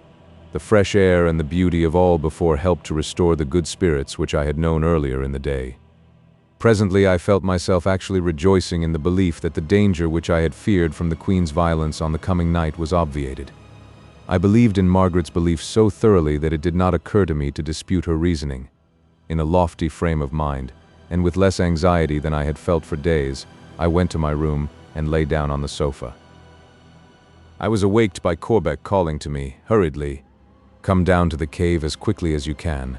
Mr. Trelawney wants to see us all there at once. Hurry." I jumped up and ran down to the cave. All were there except Margaret, who came immediately after me carrying Silvio in her arms. When the cat saw his old enemy, he struggled to get down, but Margaret held him fast and soothed him. I looked at my watch. It was close to 8. When Margaret was with us, her father said directly, with a quiet insistence which was new to me, "You believe, Margaret, that Queen Tera has voluntarily undertaken to give up her freedom for this night? To become a mummy and nothing more, till the experiment has been completed? To be content that she shall be powerless under all and any circumstances until after all is over and the act of resurrection has been accomplished, or the effort has failed?" After a pause, Margaret answered in a low voice, "Yes."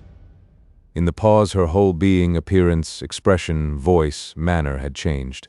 Even Silvio noticed it, and with a violent effort wriggled away from her arms. She did not seem to notice the act. I expected that the cat, when he had achieved his freedom, would have attacked the mummy, but on this occasion he did not. He seemed too cowed to approach it. He shrunk away, and with a piteous meow came over and rubbed himself against my ankles. I took him up in my arms, and he nestled there content. Mr. Trelawney spoke again. "You are sure of what you say? You believe it with all your soul?" Margaret's face had lost the abstracted look. It now seemed illuminated with the devotion of one to whom is given to speak of great things. She answered in a voice which, though quiet, vibrated with conviction. "I know it. My knowledge is beyond belief." Mr. Trelawney spoke again. "Then you are so sure that were you Queen Tera herself, you would be willing to prove it in any way that I might suggest?" "Yes, any way." The answer rang out fearlessly. He spoke again, in a voice in which was no note of doubt. "Even in the abandonment of your familiar to death, to annihilation."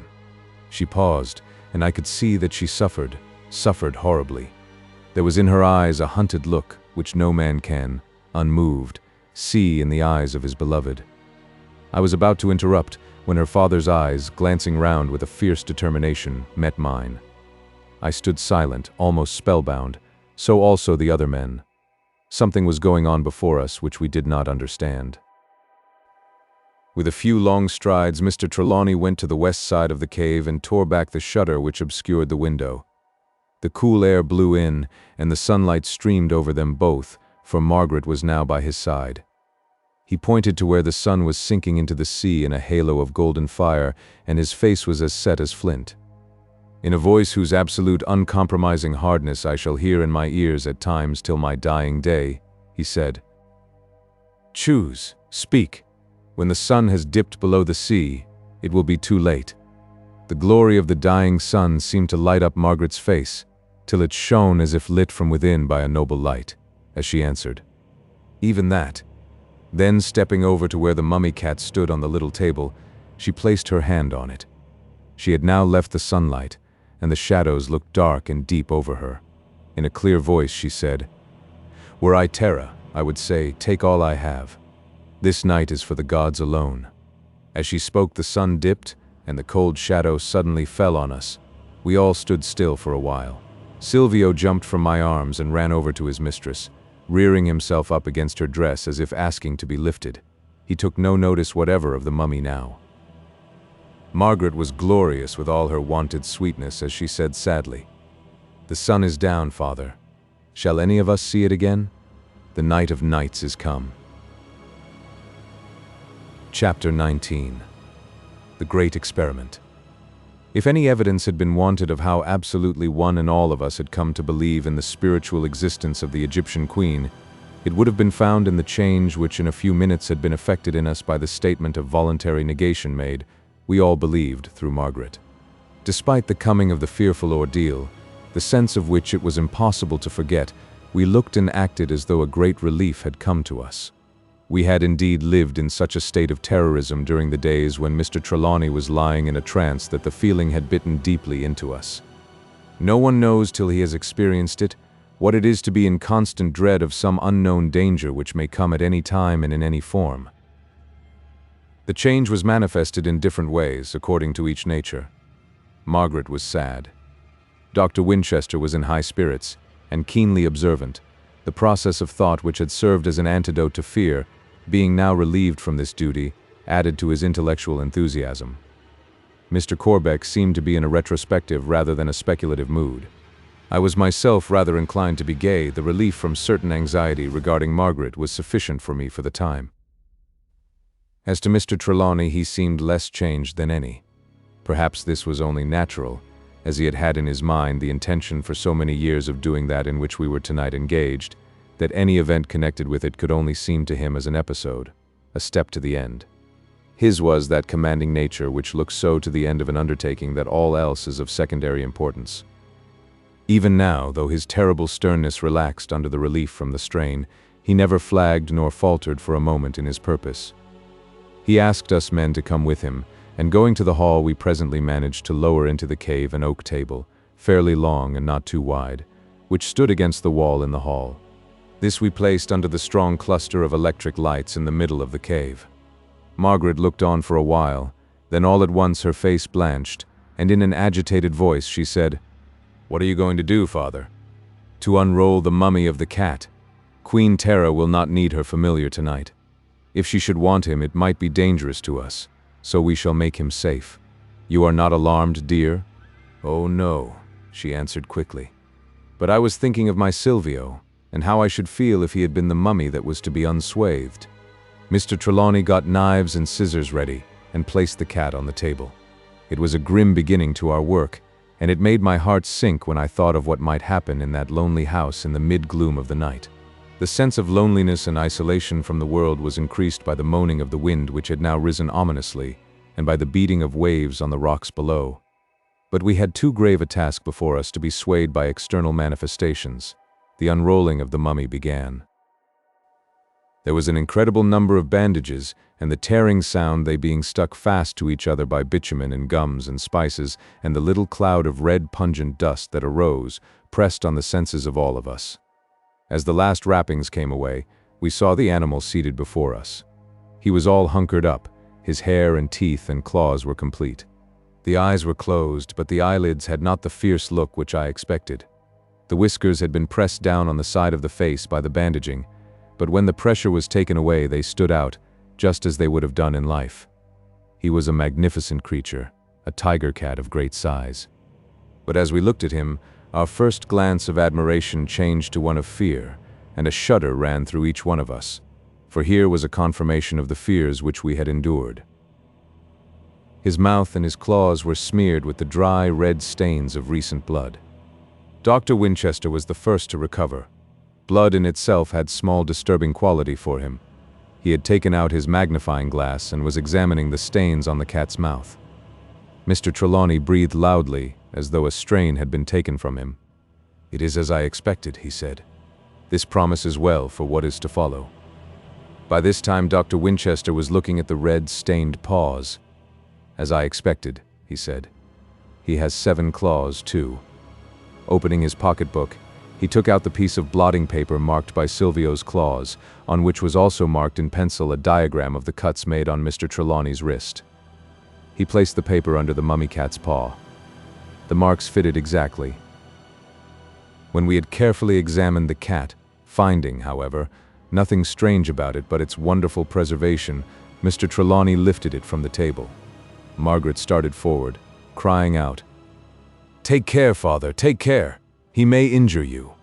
"Not now, my dear," he answered as he moved towards the stairway. Her face fell. "Where are you going?" she asked in a faint voice. "To the kitchen," he answered. Fire will take away all danger for the future. Even an astral body cannot materialize from ashes. He signed to us to follow him. Margaret turned away with a sob. I went to her, but she motioned me back and whispered, "No, no, go with the others. Father may want you." Oh, it seems like murder. The poor queen's pet. The tears were dropping from under the fingers that covered her eyes. In the kitchen was a fire of wood ready laid. To this Mr. Trelawney applied a match. In a few seconds the kindling had caught and the flames leaped. When the fire was solidly ablaze, he threw the body of the cat into it. For a few seconds it lay a dark mass amidst the flames, and the room was rank with the smell of burning hair. Then the dry body caught fire too. The inflammable substances used in embalming became new fuel, and the flames roared. A few minutes of fierce conflagration, and then we breathed freely. Queen Tera's familiar was no more. When we went back to the cave, we found Margaret sitting in the dark. She had switched off the electric light, and only a faint glow of the evening light came through the narrow openings. Her father went quickly over to her and put his arms round her in a loving, protective way. She laid her head on his shoulder for a minute and seemed comforted. Presently she called to me, "Malcolm, turn up the light." I carried out her orders and could see that though she had been crying, her eyes were now dry. Her father saw it too and looked glad.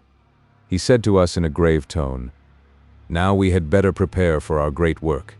It will not do to leave anything to the last." Margaret must have had a suspicion of what was coming, for it was with a sinking voice that she asked, "What are you going to do now?" Mr. Trelawney too must have had a suspicion of her feelings, for he answered in a low tone, "To unroll the mummy of Queen Tera." She came close to him and said pleadingly in a whisper, "Father, you are not going to unswathe her, all you men, and in the glare of light. But why not, my dear? Just think, Father, a woman, all alone, in such a way, in such a place. Oh, it's cruel, cruel." She was manifestly much overcome. Her cheeks were flaming red, and her eyes were full of indignant tears. Her father saw her distress, and sympathizing with it, began to comfort her. I was moving off, but he signed to me to stay. I took it that after the usual manner of men he wanted help on such an occasion, and manlike wished to throw on someone else the task of dealing with a woman in indignant distress. However, he began to appeal first to her reason. "Not a woman, dear, a mummy. She has been dead nearly 5,000 years. What does that matter? Sex is not a matter of years. A woman is a woman, if she had been dead 5,000 centuries, and you expect her to arise out of that long sleep. It could not be real death, if she is to rise out of it. You have led me to believe that she will come alive when the coffer is opened. I did, my dear, and I believe it. But if it isn't death that has been the matter with her all these years, it is something uncommonly like it. Then again, just think, it was men who embalmed her. They didn't have women's rights or lady doctors in ancient Egypt, my dear. And besides," he went on more freely, seeing that she was accepting his argument, if not yielding to it, "we men are accustomed to such things. Corbeck and I have unrolled 100 mummies, and there were as many women as men amongst them. Dr. Winchester in his work has had to deal with women as well as men, till custom has made him think nothing of sex. Even Ross has in his work as a barrister." He stopped suddenly.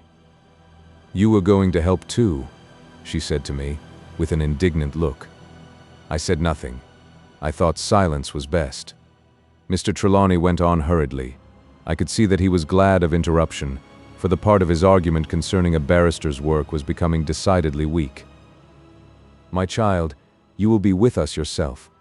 Would we do anything which would hurt or offend you? Come now, be reasonable. We are not at a pleasure party. We are all grave men, entering gravely on an experiment which may unfold the wisdom of old times and enlarge human knowledge indefinitely, which may put the minds of men on new tracks of thought and research. An experiment," as he went on, his voice deepened, "which may be fraught with death to any one of us, to us all. We know from what has been that there are, or may be, vast and unknown dangers ahead of us, of which none in the house today may ever see the end. Take it, my child, that we are not acting lightly, but with all the gravity of deeply earnest men. Besides, my dear, whatever feelings you or any of us may have on the subject, It is necessary for the success of the experiment to unswathe her. I think that under any circumstances it would be necessary to remove the wrappings before she became again a live human being instead of a spiritualized corpse with an astral body. Were her original intention carried out, and did she come to new life within her mummy wrappings, it might be to exchange a coffin for a grave. She would die the death of the buried alive. But now, when she has voluntarily abandoned for the time her astral power, there can be no doubt on the subject. Margaret's face cleared. "All right, father," she said as she kissed him, "but oh, it seems a horrible indignity to a queen and a woman." I was moving away to the staircase when she called me. "Where are you going?" I came back and took her hand and stroked it as I answered, "I shall come back when the unrolling is over." She looked at me long, and a faint suggestion of a smile came over her face as she said, "Perhaps you had better stay too. It may be useful to you in your work as a barrister." She smiled out as she met my eyes, but in an instant she changed. Her face grew grave and deadly white. In a faraway voice she said, "Father is right. It is a terrible occasion. We need all to be serious over it. But all the same, nay, for that very reason you had better stay, Malcolm. You may be glad, later on, that you were present tonight." My heart sank down at her words, but I thought it better to say nothing. Fear was stalking openly enough amongst us already. By this time Mr. Trelawney, assisted by Mr. Corbeck and Dr. Winchester, had raised the lid of the ironstone sarcophagus which contained the mummy of the Queen.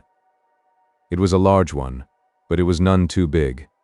The mummy was both long and broad and high, and was of such weight that it was no easy task, even for the four of us, to lift it out. Under Mr. Trelawney's direction we laid it out on the table prepared for it. Then, and then only, did the full horror of the whole thing burst upon me. There, in the full glare of the light, the whole material and sordid side of death seemed staringly real. The outer wrappings, torn and loosened by rude touch, and with the color either darkened by dust or worn light by friction, seemed creased as by rough treatment. The jagged edges of the wrapping cloths looked fringed. The painting was patchy, and the varnish chipped. The coverings were evidently many, for the bulk was great. But through all showed that unhideable human figure, which seems to look more horrible when partially concealed than at any other time. What was before us was death, and nothing else. All the romance and sentiment of fancy had disappeared. The two elder men, enthusiasts who had often done such work, were not disconcerted, and Dr. Winchester seemed to hold himself in a business-like attitude, as if before the operating table. But I felt low-spirited, and miserable, and ashamed, and besides I was pained and alarmed by Margaret's ghastly pallor. Then the work began. The unrolling of the mummy cat had prepared me somewhat for it, but this was so much larger and so infinitely more elaborate that it seemed a different thing. Moreover, in addition to the ever-present sense of death and humanity, there was a feeling of something finer in all this. The cat had been embalmed with coarser materials. Here, all, when once the outer coverings were removed, was more delicately done.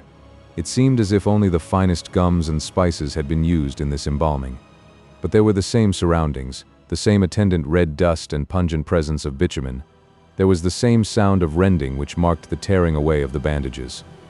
There were an enormous number of these, and their bulk when opened was great. As the men unrolled them, I grew more and more excited. I did not take a part in it myself. Margaret had looked at me gratefully as I drew back.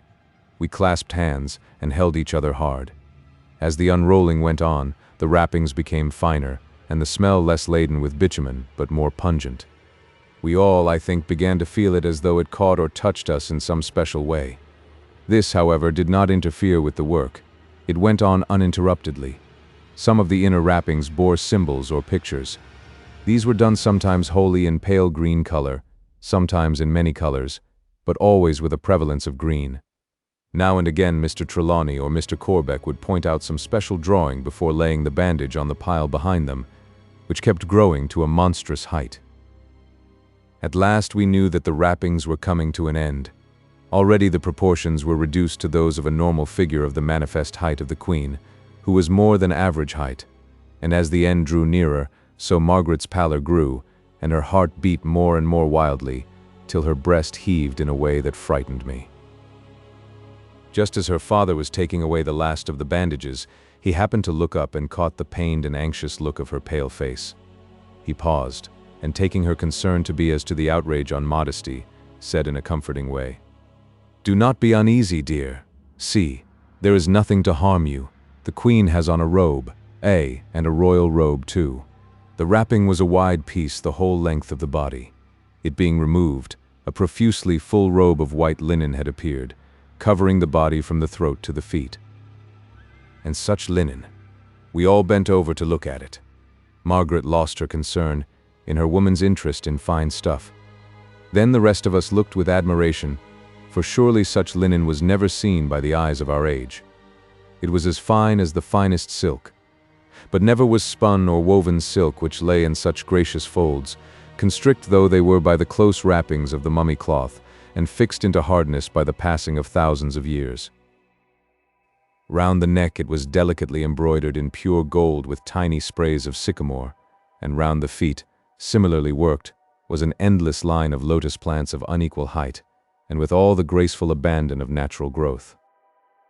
Across the body, but manifestly not surrounding it, was a girdle of jewels, a wondrous girdle which shone and glowed with all the forms and phases and colors of the sky. The buckle was a great yellow stone, round of outline, deep and curved, as if a yielding globe had been pressed down. It shone and glowed, as though a veritable sun lay within. The rays of its light seemed to strike out and illumine all round.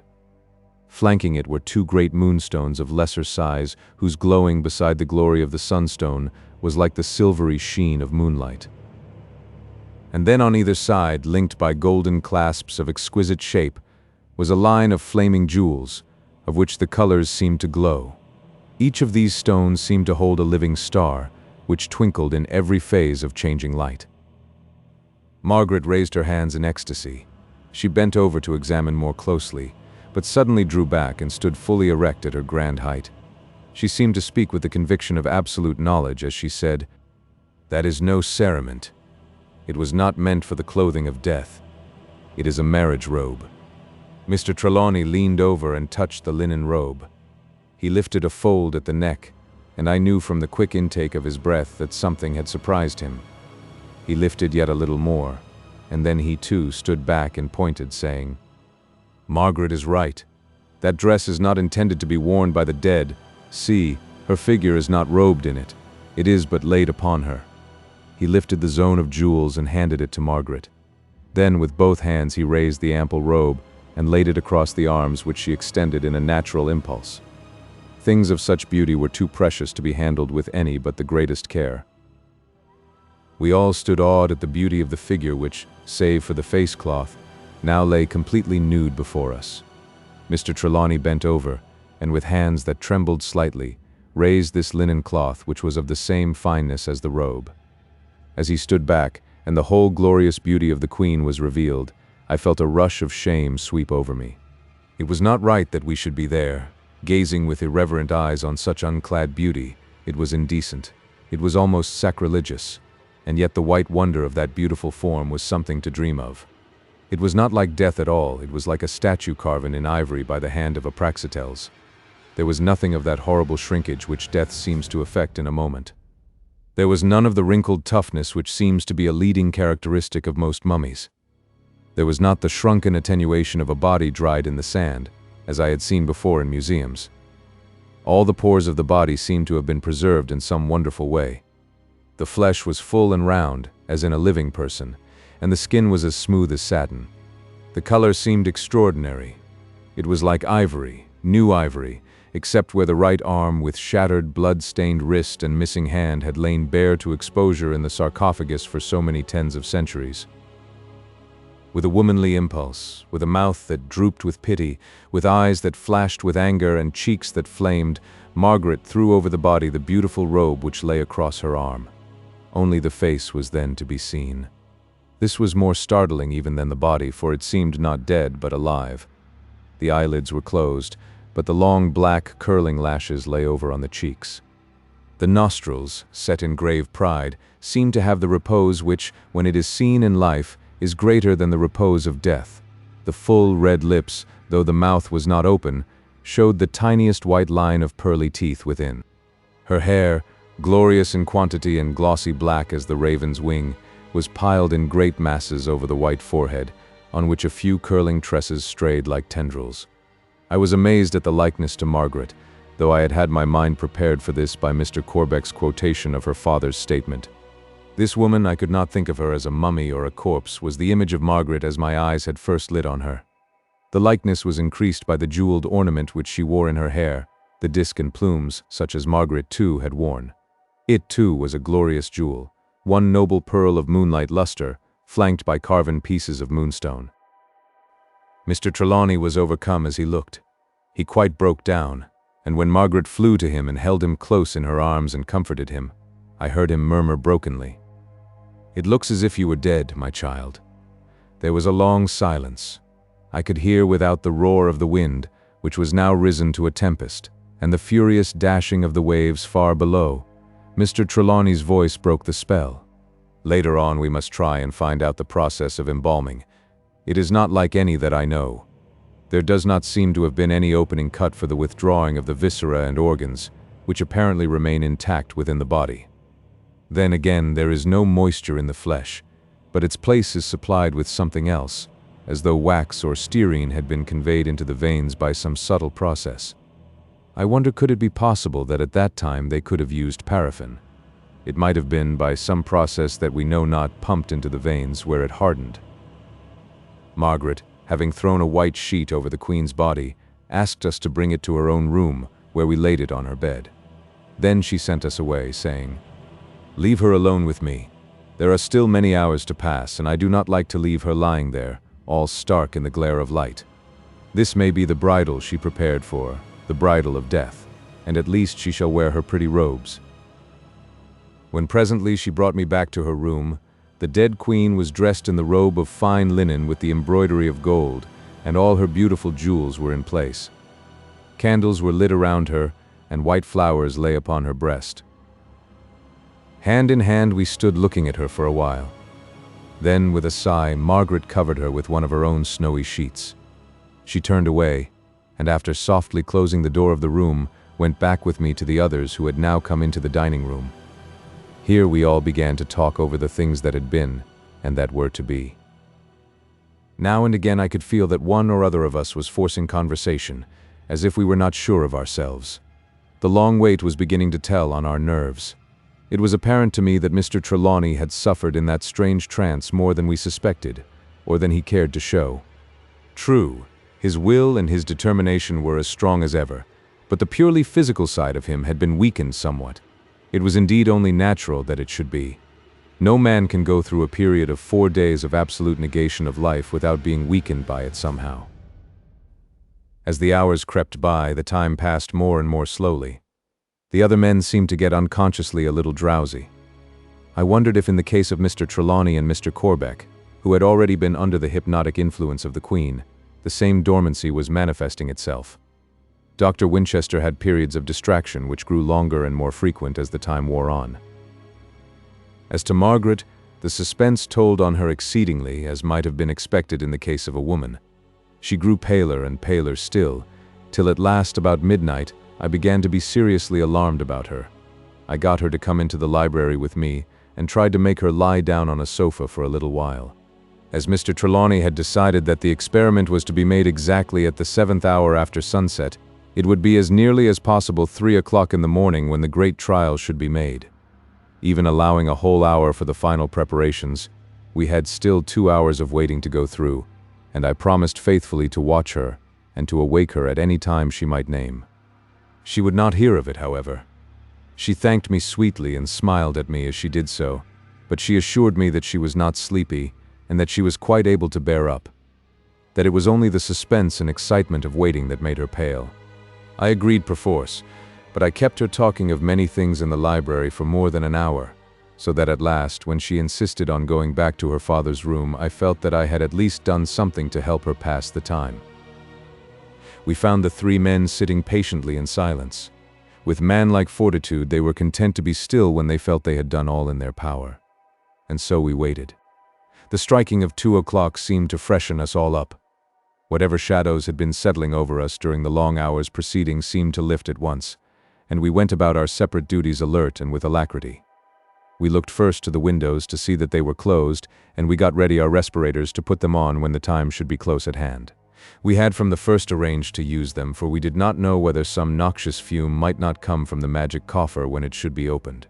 Somehow, it never seemed to occur to any of us that there was any doubt as to its opening.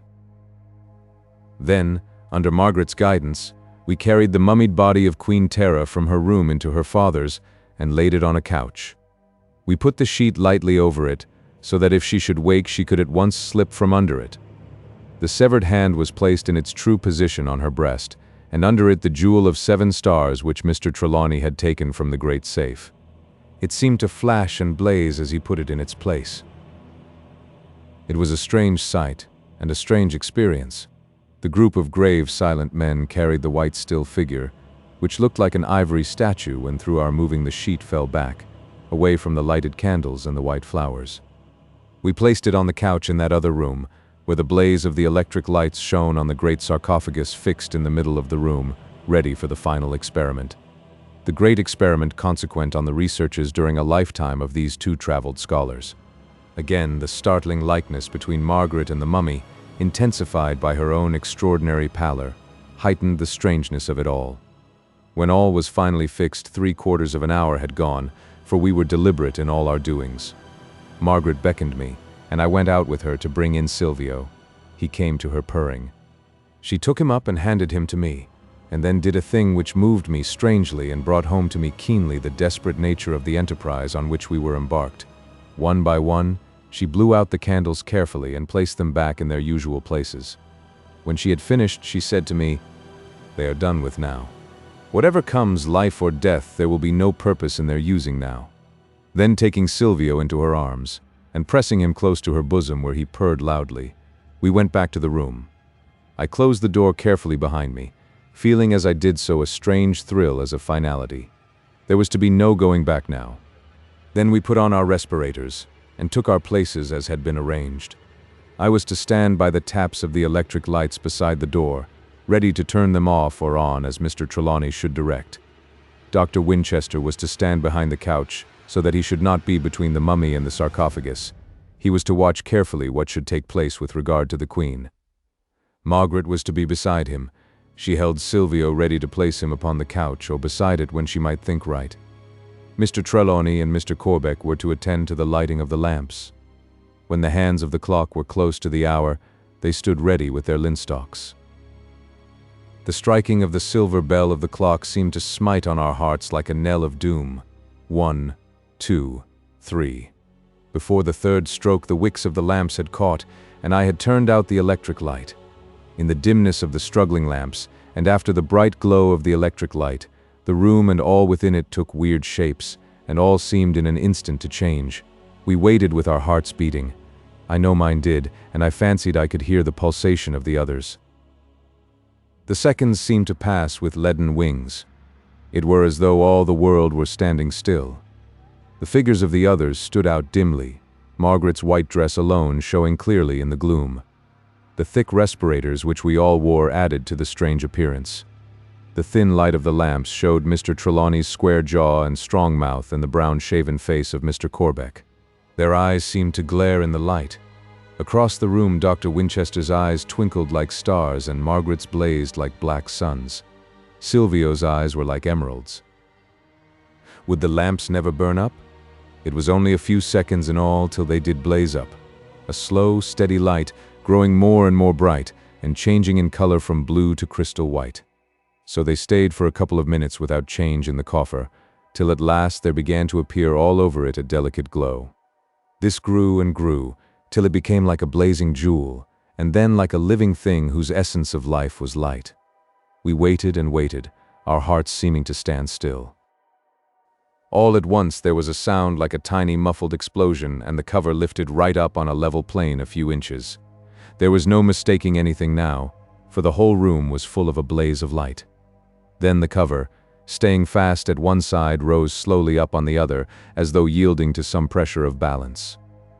The coffer still continued to glow, from it began to steal a faint greenish smoke.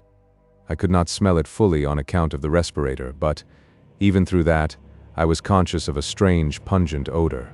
Then this smoke began to grow thicker, and to roll out in volumes of ever-increasing density till the whole room began to get obscure. I had a terrible desire to rush over to Margaret, whom I saw through the smoke still standing erect behind the couch. Then, as I looked, I saw Dr. Winchester sink down. He was not unconscious, for he waved his hand back and forward, as though to forbid anyone to come to him. At this time, the figures of Mr. Trelawney and Mr. Corbeck were becoming indistinct in the smoke which rolled round them in thick, billowy clouds. Finally, I lost sight of them altogether. The coffer still continued to glow, but the lamps began to grow dim. At first, I thought that their light was being overpowered by the thick black smoke, but presently I saw that they were, one by one, burning out. They must have burned quickly to produce such fierce and vivid flames. I waited and waited, expecting every instant to hear the command to turn up the light, but none came.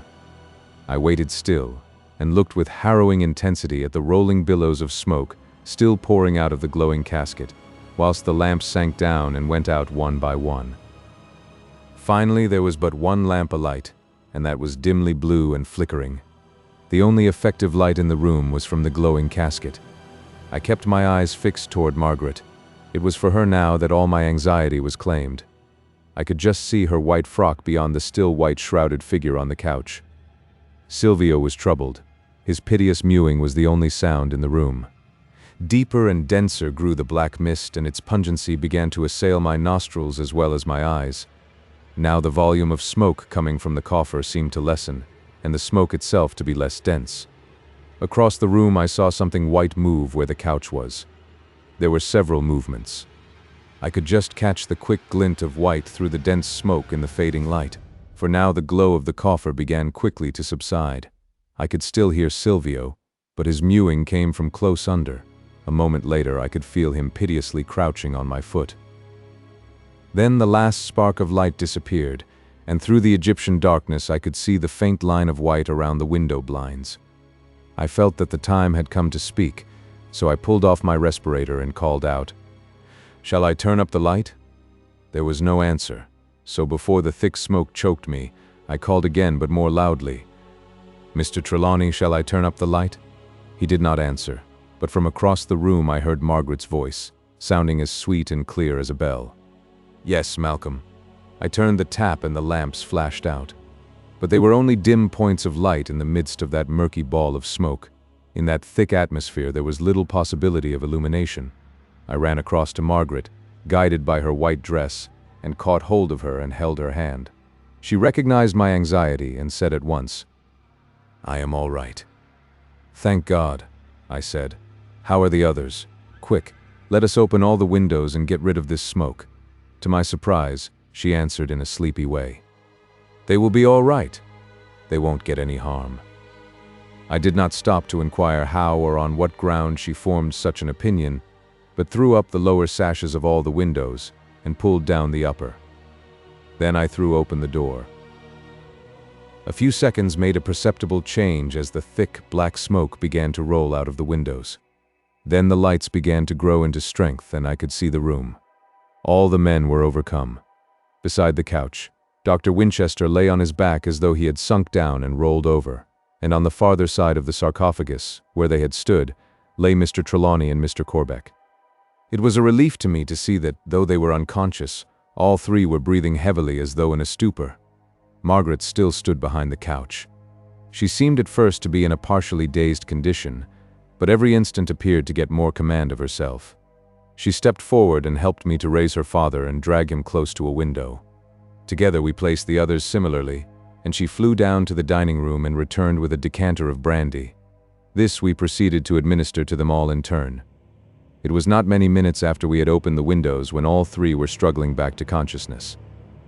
During this time my entire thoughts and efforts had been concentrated on their restoration, but now that this strain was off, I looked round the room to see what had been the effect of the experiment. The thick smoke had nearly cleared away, but the room was still misty and was full of a strange, pungent, acrid odor. The great sarcophagus was just as it had been. The coffer was open, and in it, scattered through certain divisions or partitions wrought in its own substance, was a scattering of black ashes. Over all sarcophagus, Coffer, and indeed all in the room, was a sort of black film of greasy soot. I went over to the couch. The white sheet still lay over part of it, but it had been thrown back, as might be when one is stepping out of bed. But there was no sign of Queen Tera. I took Margaret by the hand and led her over. She reluctantly left her father to whom she was administering, but she came docilely enough. I whispered to her as I held her hand, "What has become of the Queen? Tell me. You were close at hand, and must have seen if anything happened." She answered me very softly, "There was nothing that I could see. Until the smoke grew too dense I kept my eyes on the couch, but there was no change. Then, when all grew so dark that I could not see, I thought I heard a movement close to me. It might have been Dr. Winchester who had sunk down overcome, but I could not be sure.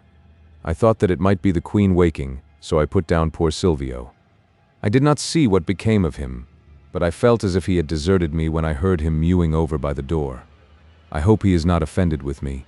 As if in answer, Silvio came running into the room and reared himself against her dress, pulling it as though clamoring to be taken up. She stooped down and took him up and began to pet and comfort him. I went over and examined the couch and all around it most carefully. When Mr. Trelawney and Mr. Corbeck recovered sufficiently, which they did quickly, though Dr. Winchester took longer to come round, we went over it afresh. But all we could find was a sort of ridge of impalpable dust, which gave out a strange dead odor. On the couch lay the jewel of the disc and plumes which the Queen had worn in her hair, and the star jewel which had words to command the gods. Other than this, we never got clue to what had happened. There was just one thing which confirmed our idea of the physical annihilation of the mummy. In the sarcophagus in the hall, where we had placed the mummy of the cat, was a small patch of similar dust. In the autumn, Margaret and I were married.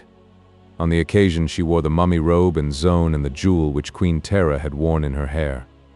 On her breast, set in a ring of gold make like a twisted lotus stalk, she wore the strange jewel of 7 stars which held words to command the god of all the worlds.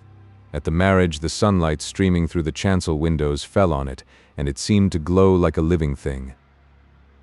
The graven words may have been of efficacy, for Margaret holds to them, and there is no other life in all the world so happy as my own. We often think of the great Queen, and we talk of her freely. Once, when I said with a sigh that I was sorry she could not have waked into a new life in a new world, my wife, putting both her hands in mine and looking into my eyes with that faraway, eloquent, dreamy look, which sometimes comes into her own, said lovingly, "Do not grieve for her. Who knows, but she may have found the joy she sought. Love and patience are all that make for happiness in this world, or in the world of the past or of the future, of the living or the dead. She dreamed her dream, and that is all that any of us can ask." The end.